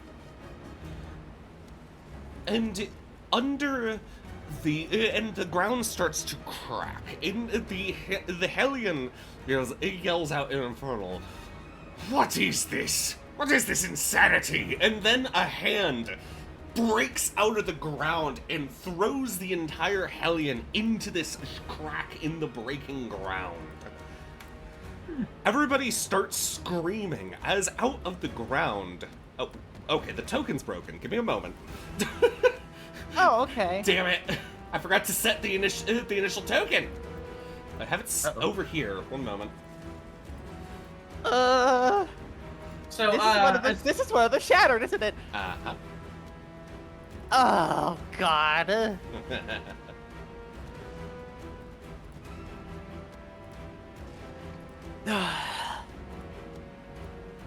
Okay, let's try that again. Oh, it's on the GM layer. Boom. Out of the ground steps this large figure, easily 20 feet tall, the Hellion underneath it, hissing and letting out screams as it's crushed. Radiant energy blasts out of this crystal in the front of this thing's chest, straight into straight into where the Hellion is, just killing it outright. And ahead of you stands this form, this humanoid form, distorted and warped by this crystalline structure growing through it. Plates of stone cover twisted, malformed flesh. And as soon as it gets out, everybody understands, runs. Hearing the screams, Questal would immediately break out of mob and get to the bars and say, "Should we get in there? This doesn't seem normal." The automaton, the one guard that's been telling everybody says, "No, that certainly isn't," and he will thump the gate twice, and it reels up and open. The guards out in the arena need to protect the people. However, you do have one of the automatons working with you. Can we get out into the middle, or are we gonna do initiative from in here? You got to do initiative from in there. So roll What a initiative, great chance all for. of you. Well, at the very least, Questal oops. isn't thinking. Hi. Questal isn't thinking about how bad she is at fighting. No, Busy trying to make sure Nissa doesn't get hit.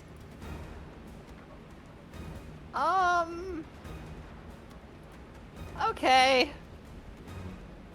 time to meet the first of the Shattered. Oh, whoops. Advantage. Ah, wrong buttons, don't mind me. Oh god. Alright. You know, I think I could 1v1 it. Well, all right, you got this. That's what the whole arena thing is about, right? You know, you gotta 1v1 it. True. Alright. Oh, I should probably put the automaton in. If you really want to do it.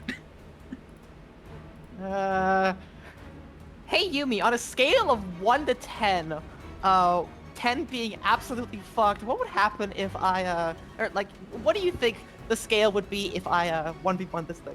8. Okay, You know what? I think I got it. No. Yeah, Quest. Pretty good odds, actually. Yeah, I mean, she might have made it, but you know, this thing can corrupt people as a potentiality, so maybe not. I mean, not.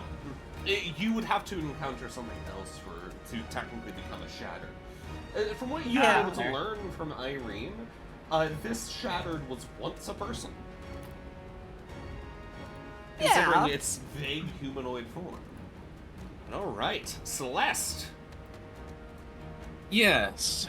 Suplex the Shattered So into do being you- Shattered Plus. Good lord. Do you actually want to 1v1 it or no?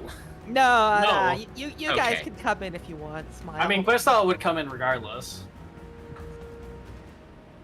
Ooh. Gonna you maneuver. Napier always comes in when it's necessary. Remember, I'm on Twitch! Excuse me. I don't know what you mean. It's just talking about like whenever there's a fight, Melchior comes into the fight to make sure he can protect Nissa. Are you making it weird, Yumi? Goodness gracious.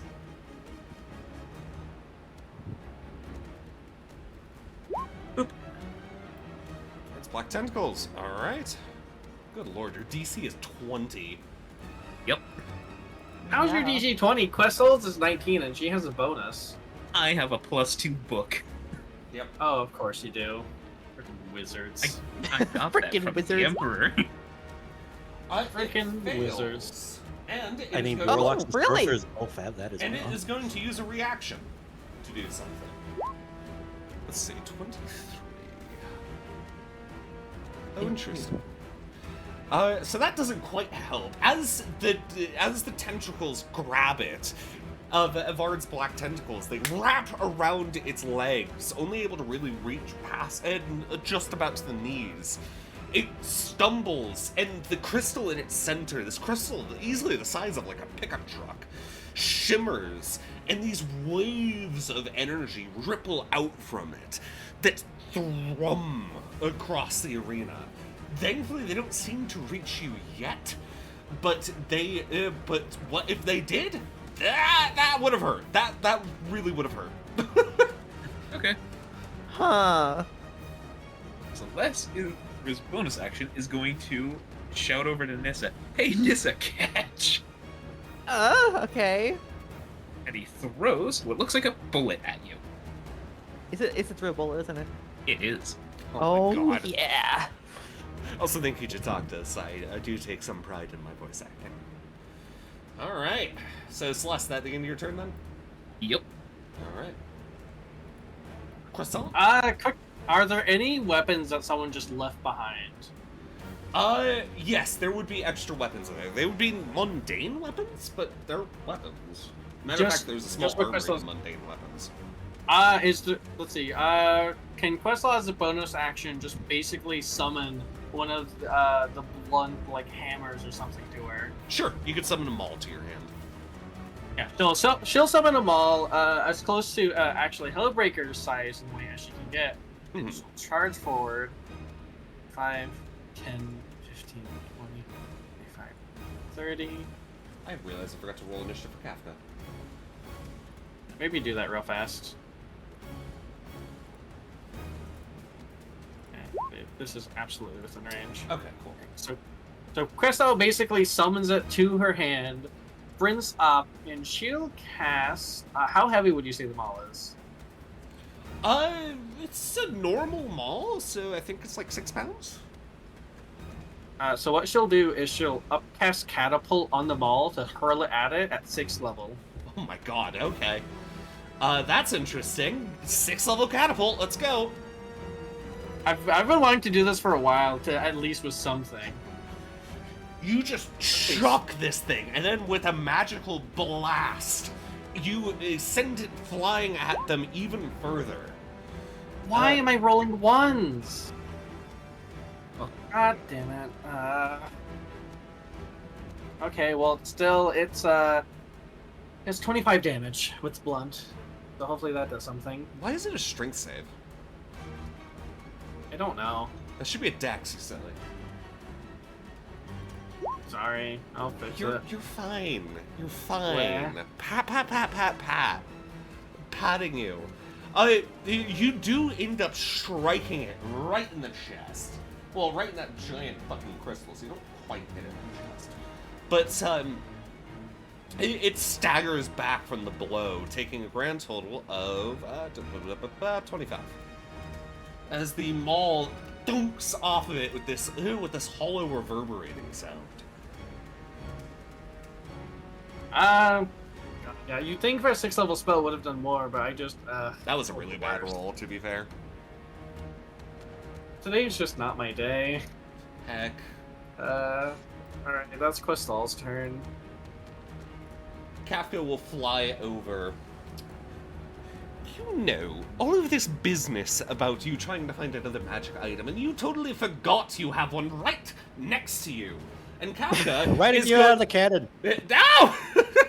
Kafka is going to shift over to their fucking sword form. Kafka is literally a +3 greatsword. Well, Questal doesn't really get to use the Kafka, so she doesn't really thought about it because she saw Kafka as basically like Nissa's companion for I don't that. belong to anyone. I don't belong to anyone at all. I choose who gets to use me, and right now it's you. All right. We should level 9 catapult the captain. Oh my god! Kafka might take the damage from that. Jeez, to talk to us. Good lord. Not with catapult. She can probably still throw Kafka normally and then retrieve Kafka. Yeah, that'd be fine. But catapult will do damage to Kafka. Kafka also going to do a spell. I would imagine catapult wouldn't do damage unless it hit something. Well, with the item, is still going to take damage because it's going to hit something eventually. It's not just going to float in midair. Got it. Yeah, Okay, in the so case give of me Kafka, Kafka's damage dice then. For greatsword, Yeah. 2d6. 2d6 plus 3. With a Should add that catapult. automatically, yeah. Yeah, match bonus.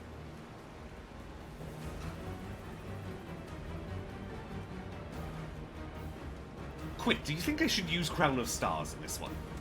I don't know if the Radiance will be effective. Well, it did just hit them with a whole radiant blast the second it came out. suppose that's fair. Kafka's gonna cast Blur on themselves and you, Questal. So now, as long as Kafka keeps that concentration, you're blurred. Oh my god, yeah. Nissa. Oh boy. Well, alrighty. So you said it's not restrained right now, right? No, it is just grappled. This thing would be very difficult to restrain from that little ground-based spell. Okay. Gotcha. Well, she will use a bonus action to flick the lever, Alright. first of all. She will use a charge blast and go BAM! Bam! Wow! Let me check something. This blast of magical energy fires out and into this thing. The blast explodes outwards over its chest. The point of it just splitting the blast apart. But it definitely seems to have done some damage, cracking the crystal. It takes Nice. 42 force damage. A little bit more. And yeah, use the rest of the attack action. Woo! Alright, My 2 God. more shots fire off. Both land hits. Not very much damage, but hey, that's still 17 damage. That's still fine. Yeah. Yeah, that's pretty much everything for now. I want to save my stuff for later when it gets closer. So, the Shattered is... the Shattered looks down to the tendrils. And it then is going to attempt to dispel it. Well, they do take 3d6. Well, yeah, they'll take 3d6, so roll the damage. 13. Alright. And then it will cast the equivalent of a level 5 Dispel Magic. So,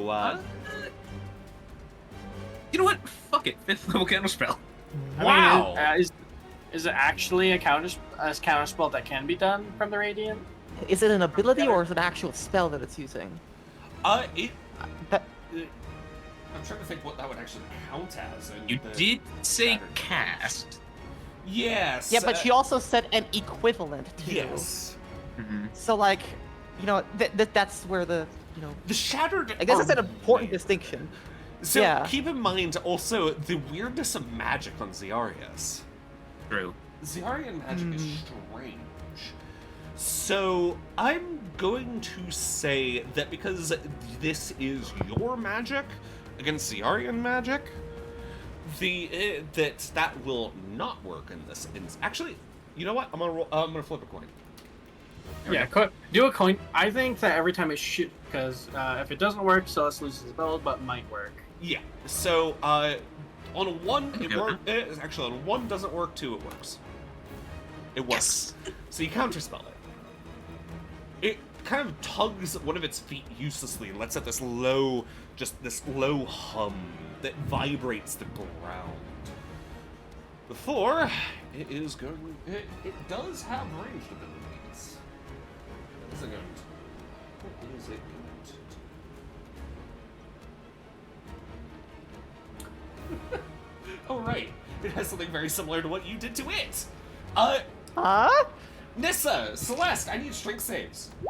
Because this thing hums once again, and the ground around you two twists and lashes at you, trying to grapple you.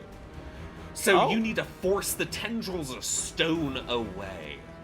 Nissa 23. succeeds. Celeste does 18. not. Celeste, you are restrained. Wait. God, what the hell? D4. Roll that d4. You just got enough to do it. To succeed. Hooray. The tendrils of stone, you manage to force them away, and they solidify at a certain spot. The way they solidify without being able to grapple onto it. It lets out another low hum, and it will have its last ability, 13. Nothing happens. Okay. Ferngully. Ferngully squeaks, flies in, and then it opens its mouth, and it proves the name of these things prophetic. Casting Shatter on it. Yeah. I spent like a solid 30 minutes trying to figure out what the hell to call these things, because there's an entire group of them. I found an artist that did a bunch of these pieces of art that are in a very similar style. So I was like, okay, I need to turn this into a faction, because I was struggling to figure out what the hell the monsters would be here. Alright. Save. It does have disadvantage on the save. It is. So it is only partially made of inorganic material. Remember, there is organics, but it does still have disadvantage, yes, and it failed So it's anyways. Yeah. It's half a disadvantage. Yeah, it's half a disadvantage. It's just a dissa. It's just a dissa. This is half sister. Dissa! Oh my Dissa. god! Oh, Dissa! No. Dissa is Nissa's name when she becomes a rapper. Oh, God. However, that does still hit. The Shattered takes 15 damage. Also, I forgot to actually roll its attempt to break free. I failed. Okay. Yeah. The Shatter on the Shattered. You hit it. Are you okay? No, listen, I am tired and hungry. We will be stopping after this encounter.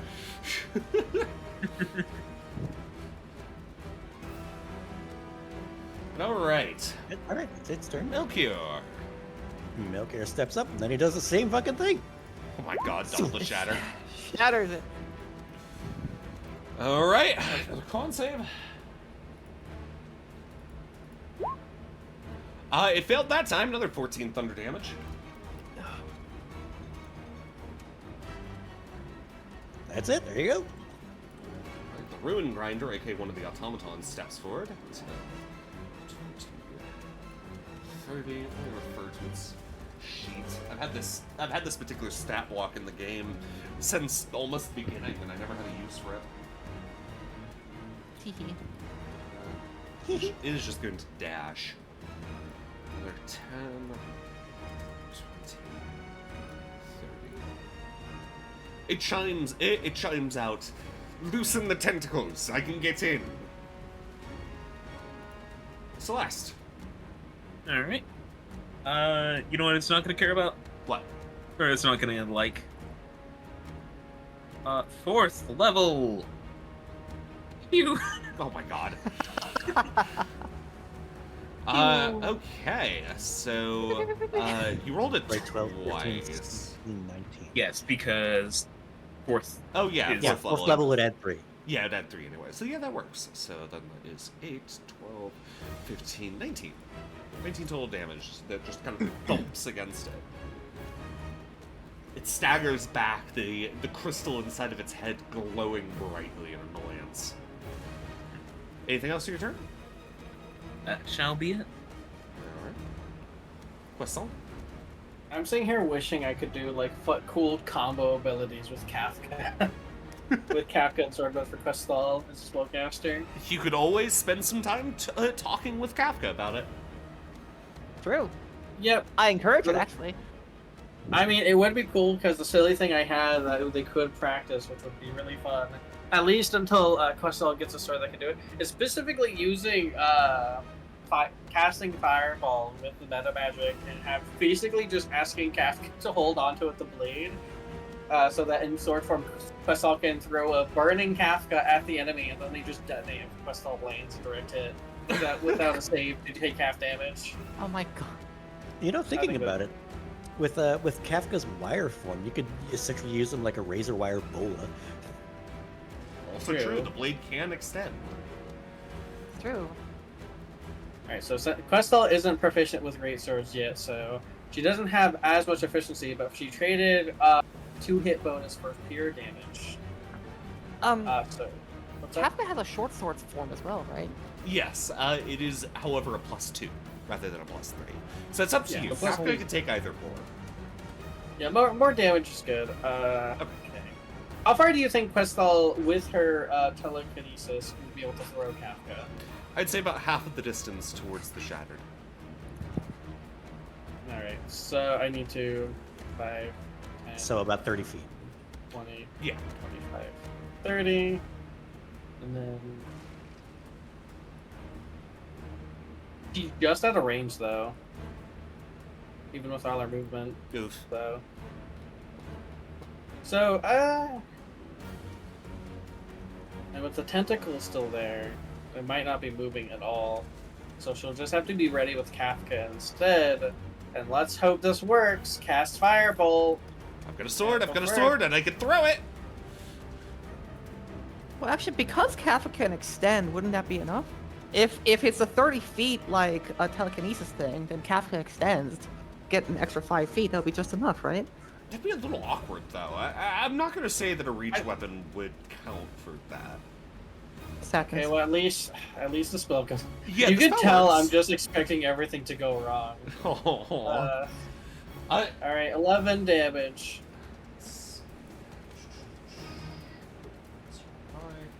Yeah, that's fine. You manage to hit it, and the fire sizzles upon it. You can see some of the twisted, mutated flesh inside wrinkling up as it's basically cooked. Oh, that's interesting. Maybe it takes more damage from fire. Anything else? Anything else? No, that's Questal's turn. Alright. Kafka's turn. What's Kafka done? What is the Kafka seeing on? I'm sorry, what did you call them? Don't worry about it. Kafka. Kafka see. I could get us closer if you want. Up to you. It might be too dangerous to get up close. I suppose that's fair. Questal standing here at 14 HP, charging in the melee. Yeah, it might not be a good idea for her, because 14 HP isn't exactly the best thing for her, but she's still coming to fight. Why? What fun.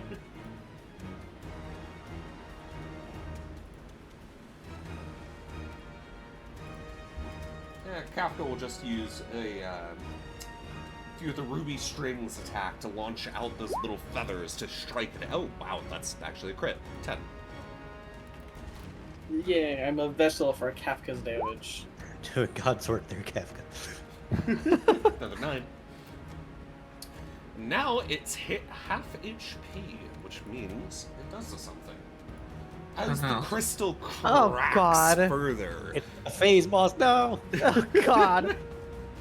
The crystal cracks further and it hisses loudly.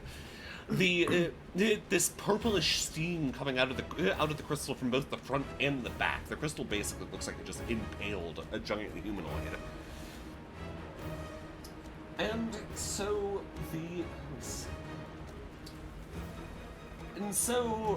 because of this, the light inside of the room is reflected through it, and it is going to fire out a beam of refracted light. You place down something so I can decide where it's going to aim. Oh. Yeah. Because of the way that the crystal cracked, it refracted it just enough for it to hit. So it's 54. I'm gonna aim it this way.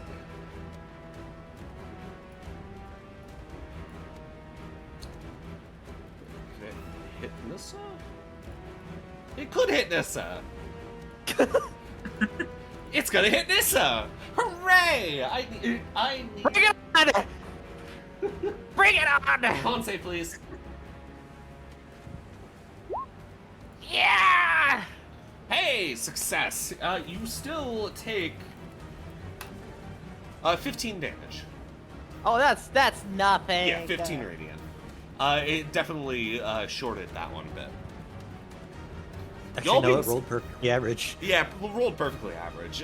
Y'all being so far away is definitely seems to be giving it a bit of a problem. Good. That's our intention. Yep. And it also The one time we don't dogpile an enemy when it wants it. Yeah. We're learning. Look at us. Wow. Okay. Nissa. Okay, well, a little singed, but that's all right. That's not a force beam. This is a force beam. This is a force beam. I Bang! mean, to be fair, it was more of a laser beam that it hit you with. But yeah, that's a hit. The blast strikes it straight in the chest, staggering it back. It is looking wounded. All right, she's gonna move up a little bit more next to Questal in solidarity, and bang, bang, and Yeah. action surge. Oh my god. Okay, so the third one of those doesn't. Ah! Okay, so first normal attack hits, and then the last two also hit. Okay, so 11, 28, 37. Yeah, 37. If only a creature being grappled granted advantage. Arranged. Indeed. Alas, that is only a restrained thing. Yep. All right, it's its turn. It lets out another low thumb, and suddenly, Yep. yeah. Just, it's not the Yipper for Raya, so Raya got Yip too. Oh, Yep. Wow, this is yep. Cycling to Karma Chameleon. No, what it's doing is suddenly reality shifts, as if Zahando came around, if you know what I'm meaning by that. uh-oh. So Uh-oh. it brings you Uh-oh. in with it. There is no Uh-oh. save. Celeste, please tell me you canceled the tentacles by now, like the thing asked. Yep, I mean, I can do it whenever. Yeah. Uh-oh. Yep. So first off, slam. It is delivering both of these blows to Nissa. Its fist just balled up, encrusted with crystal. It just starts pummeling into you. Nissa, the first attack it misses, but the second attack hits. And oh god, it hits hard for a punch. Silvery hearts. Silvery barbs. Silvery barbs. Silvery barbs. Silvery barbs. That is still a hit. So, good attempt. Nissa, you take 43 force damage from this thing's punch. Ah, wow, that is painful. God Yeah. And also, it knocks you back 10 feet into the wall. damn. Oof. That's how we'll give ourselves advantage because she kind of needs it right now. Alright. And then it's going to follow up with a through the crystal. You watch as beams of light bounce between the cracked pieces of the crystal, growing more powerful as they refract before it fires off this blast of what you were expecting to be radiant energy, but ends up being force damage straight at you know what? Yeah, we'll do actually let me roll 1d3. 1d4 actually, sorry. I mean, if it's a line that can hit multiple people, it should It's hit not a Crystal line, it's a back. single projectile. Oh, okay. Yeah, so 1d5 actually, considering everybody's in range. So 1, 2, 3, 4, 5. 2. Nissa! Let's go. This blast arcs out, and you watch as it moves through the air, almost as if it's being refracted through the crystal more, reflecting off of invisible lenses, before it strikes you straight in the chest, slamming you against the wall with another 43 force damage. I'm sorry, no save? Well, it was a projectile. Oh, it's to hit. Okay, yeah, gotcha. Of course there's no save, it's just a ranged projectile.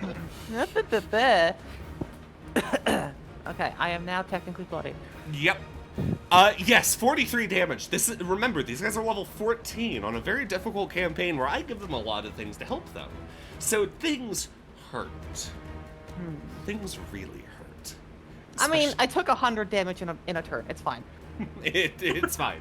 She has 173 max health to check this. And then one last thing. Reality shimmers around it and nothing happens.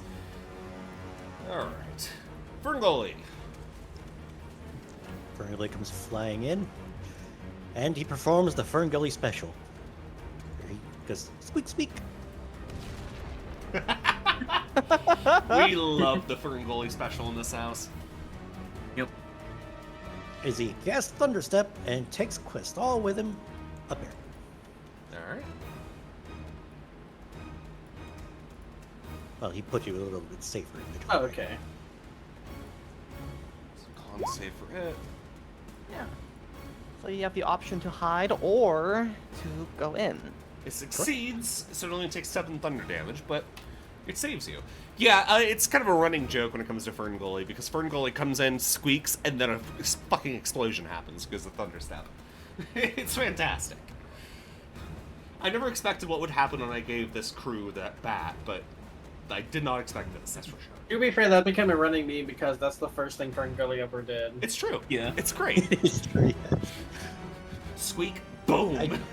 We frequently use him to get everybody out of tight situations where he just flies in, blows up, and somebody else comes with him. Yep. Yep. Alright. So, that is Ferngully. Melchior. Alright, Melchior is going to run up here with his automaton friend and use him for cover. Alright. And The legs on this thing are really solid, so yeah, good cover. get hasted, mister. Oh, hell yeah. Oh. Yes. Anything else your turn? No, that's it. I would have more to do, but my cloak is broken. True. So the Ruin Grinder, as these things are called, steps forward. Its hands are actually just these big fucking drills as they close together, and the drills start whirring. Obviously, this thing is prepared to fight against the Shattered. So 2 strikes. Well, at least you would assume. Neither of those attacks even broke through its AC. The smacks. It just kind of smacks away the drills. Stand still. Accept your fate. The Ruin Grinder chimes. Celeste. You are being rescued. Please do not resist. Exactly. True. Same energy. Boop. Have fun. Oh boy, Cloud of Daggers right up its ass. Yep. But actually, right before that goes off, let's freeze it. Oh boy, Cold Daggers right up its ass. Oh my Yep. God. Some people You're pay just for shoving that ice shit. cubes up there. Yeah. Cheap Wow. ones. Actually, it's just icicles. Yep, it's just icicles.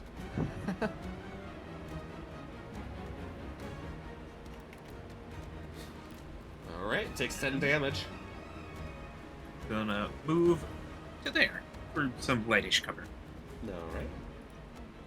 Croissant. I know Called she's holding popsicle. Kafka in one hand, but with how the freaking gun works, I don't really care. Can Questall, with her free left hand, draw get the gambler and spin it kind of on her hip as her bonus action to take a shot? I'll She's allow gonna roll that all 3. because I'm going to say that Ferngully realizes what you're trying to do and will spin them for you. I mean, Questall just is gonna spin all 3. She doesn't even need help. She can just spin it on her hip. I mean, I suppose Yeah. that's true. You do have some thick hips. Yeah. So she's just gonna take the risk because she has advantage. Aim at the damn thing. Let's see. Nope. No. Why am I never rolling good? Oh no. Today's just an unlucky session for you. All right. She takes the shot with the classic gambler. Nothing happens. Yeah. Bounces around. You'll put it back. That's my turn. Pings around and explodes this basket of grapes up here. So there's just a shower of grapes. Alright. Okay, so the party can't actually see what's going on. Well, the viewers. I keep forgetting to move the stream view. Ferngully got a snack.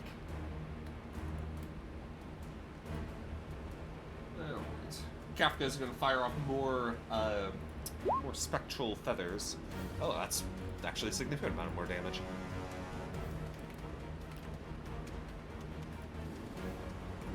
Nissa! The dice claim its victim. Yes, thank you, Jadaka. Okay, well, I think with You my think? Wow. Oh, shut up. I am going to use my bonus action to rage. Whoa, Rage. Rage. Ragu. The rattle starts rattling. And she squares the fuck up with her with her arm blade. And she runs the fuck in. And a swing and swing and swing. Alright, the second one hits. Actually, you know what? On the third one, I'm going to use my precision attack. Alright. At least you have that. Yeah, because I can use it once per short rest. Make that a 22. That is also a hit then? You said on the third. Oh, on the third one, yeah. Okay. And I'll use my haste action to dodge. Alright. Probably useful. Yep. Come on. Yeah. There's other buttons to get a hit, silly. There you go. 8 damage. 8. It is going to... What is it going to do? To get out of the way of the knives, it's going to have to take an attack of opportunity for someone, so it's going to move this way. That means the Rune Grinder can hit it. The drill whirs up! And actually does land a hit for 17 force damage. The Shattered staggers back, and, I don't know why I'm opening up Nissa's sheet.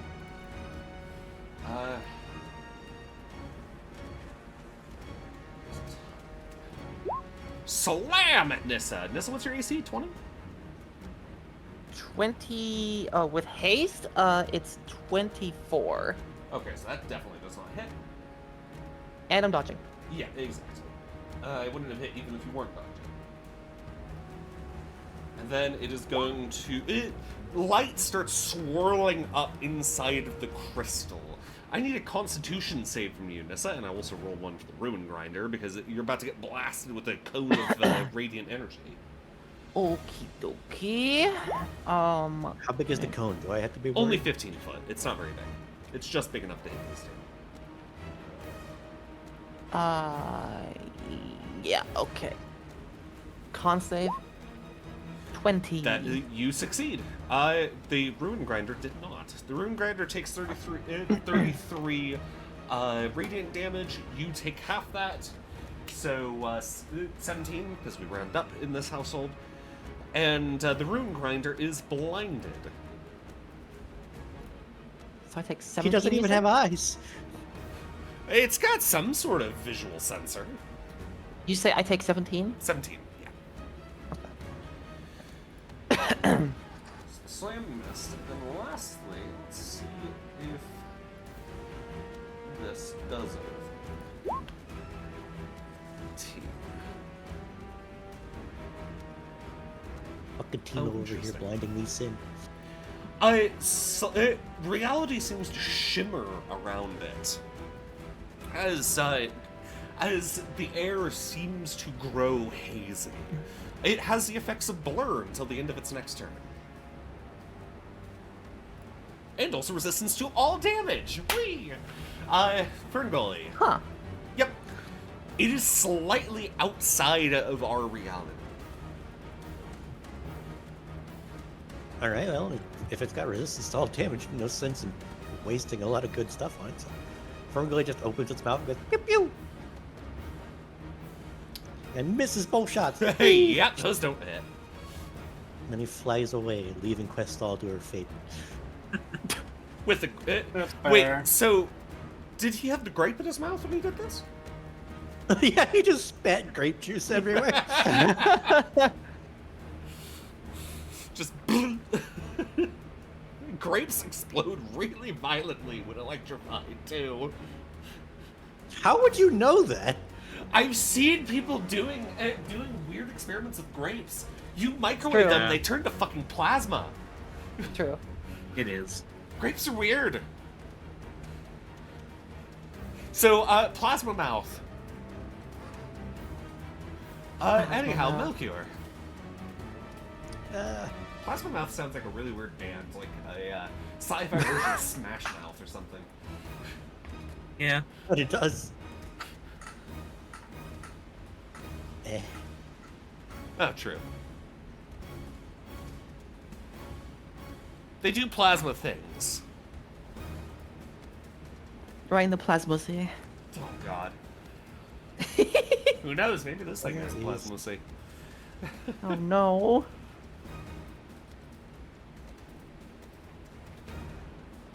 Am I forgetting what level it is? Yes, plasma is hot, Jataktas. It's searing hot. Please don't fuck the plasma. Oh God. Well, Melchior can't risk getting into melee because his fucking armor's off, so he points at Nissa again. Now you're big. Whoa. Okay, I am You're big. big and fast. Big Fixa. and fast. Oh, baby. Jump it back into the daggers. All right. Yeah. Here, takes cover. That's it. Ruin Grinder's turn. It's going to step partially into the entryway of this gate. It's kind of staggered. Actually, wait, because it's blinded at the moment, and it's blinded until the end of this, until it succeeds. Sorry. I'm gonna flip a coin to see if it walks into the cloud of daggers. Nope, it managed to successfully step out of the way. Sensors damaged. Get back here, Shattered.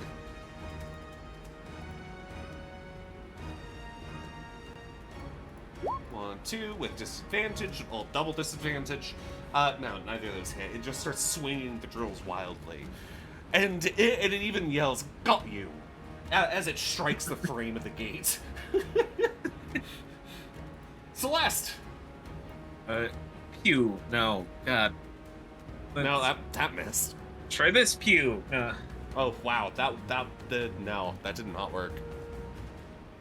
That's it. Alright. Croissant. Frick. You got this. After putting the gambler away, I guess Crystal will throw Kafka to try and using action, bonus action, or with how it goes, I guess she'll try to throw Kafka and try to embed them inside the guy. Alright. So she can deal damage when she pulls it back up, but we'll see. I don't think that hits. Yeah, no, that doesn't. Alright, You fling Kafka out, and Kafka misses, dunking into the ground, and they shift back into their normal bird form. They'll fly back. You're doing the return as well? nah, it's fine. Alright, well, Kafka will shift back. Kafka might be better off just individually. Well, Kafka's going to shift back into their bird form because you're injured, so that you need some protection. Right. Well, that's my turn. Alright. Kafka's a Walmart blade of returning. No! Oh. The great value blade of returning. Oh, Kafka deserves better than that. I know, right? Could at least be like Costco brand. True. Ugh.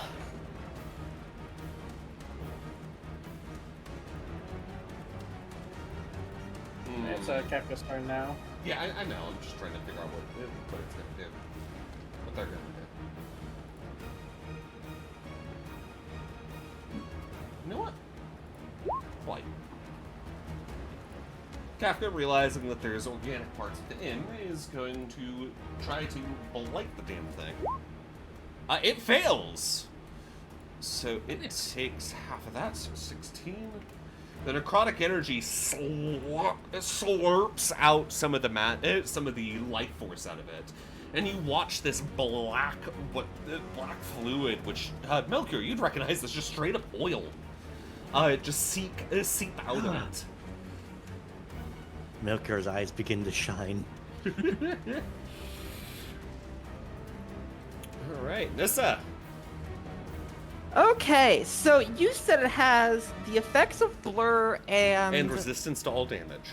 And resistance to all damage. Well, funny little thing about that. That doesn't mean that it gets advantage against being grappled. No.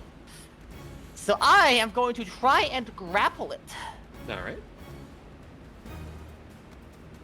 That's 20. Wow. Okay. Jeez. Wow. How are you grappling this thing exactly? Nissa Giant is fucking- huge. Yeah, I mean, I know. It has a giant fucking crystal jutting out of its chest. You gotta hold it like sideways or something. Yeah, that's fine. I mean, she has a lot of space to work with her length. So she's gonna, wrap around this thing, and she's gonna using some of that movement, right? She's gonna try and drag this thing back into the cloud of daggers. Oh my goodness. You shove it back into the cloud of daggers, making it bounce off the ruin grinder. Alright, roll the damage for the cloud of daggers, I guess. Living. Alright, so that... Oh my god. Why'd that kill it?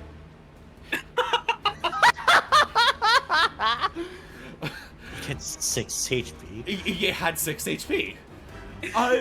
So... I'd imagine what Nissa did. Just grabbed it, shoved its head into the cloud of daggers. That's and what I was just about to tore it describe, apart. yeah. You grab this thing, wrapping around it, and with both hands just shove it forward.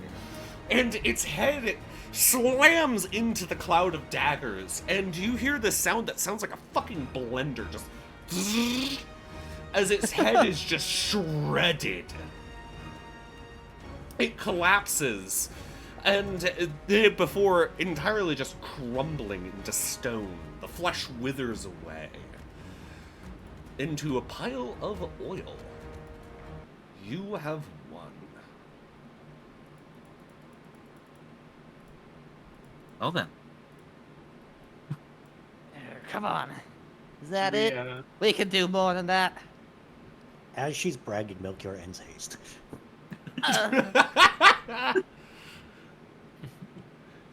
It seems so. The ruin grinder chimes. It looks over to you, Nissa. Still giant.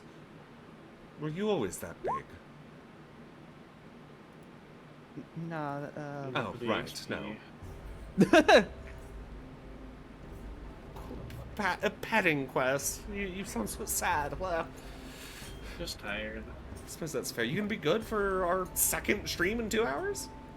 I'll just take a nap. I think we should probably end things here and do the aftermath after, if that's fine. I'll send a raid over to your channel so that I mean, can I actually was get gonna people on end yours. here anyways. So All right, that's good. yeah. I'll just do the raid. All right. I mean, I'll hop out of the call to do my outro. okay. It's very simple though. I mean, yeah, we still do a Saturday stream. I thought it is so much streaming this and then that. Oh my god, my Saturdays are going to be like 10 hours of streaming. What have I gotten myself into?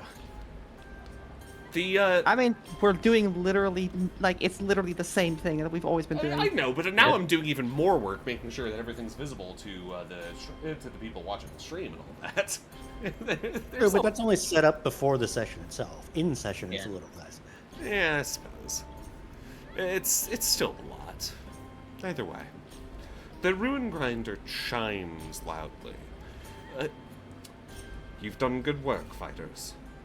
I thank you on behalf of Taurus for your assistance in taking care of this shattered incident.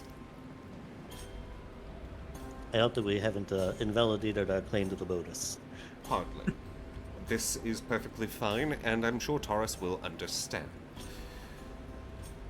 Thank you for the assistance. Nissa, Melchior, Questal, Celeste. Please return back to the main lobby. An attendant will be sent to collect you shortly. Speak to the cleric inside of the preparation room if you need healing. The ruin grinder starts picking up the bits and pieces of the shattered. I am unsure what to do with all of this. I'm gonna take a piece of it if I can. Sure. If you want a particularly interesting looking piece, you could pick up the faceplate. The crystal inside is cracked into dust, but the faceplate is still in the vague shape of a head, with the eye socket, the singular crystal eye, currently missing. Is there a piece with any crystal left still? Yeah. If you take one of the pieces off from the the side of the torso, sure, there'll be certain pieces encrusted. Yeah, I want to take something that has crystal on it. Okay. Plenty of that. Good. All right. So, you all head up to the lobby, and yeah, we'll be calling it here. Hello to the raiders that Azzy sent over to me. I'm not entirely sure why she just sent them along. Well, the reason is, again, to make sure that they know your channel is there to follow I suppose you. that makes I'm not sense. going to be, I'm not going to keep streaming it. Yeah. I'm just doing it to try and show people your way. Yeah, so all y'all, follow. We'll be doing them here, because I'm the DM. Wow. Yes, follow the cobble now. Yumi. Yes. And I'm glad that you enjoyed it, Helocker. It was definitely pretty fun hearing little inputs, even if it does make me have to do even more work for a campaign that already takes a shitload of work. Because I'm probably going to have to figure out like an overlay or something like that for these sessions. Especially because this one is just a half of a browser window just shoved into the background. So, yeah, and not to mention I might need to come up with a PNG tuber for it. There's a lot. Ah, you're fine. I mean, I was going to doodle that one anyways, and to be fair, it doesn't exactly have a face visible. But yeah. Thank you all for coming. I appreciate you all. This will become a relatively regular thing, but I do sometimes cancel sessions, so just a heads up. If the Saturday stream doesn't this Saturday stream doesn't happen, you'll know why. Because I'm going to have to do quite a bit of prep. Yeah. Once again, thank you all for coming. I appreciate you all. Good session, y'all. And to all of the rest of you, have a good night. How about Bye.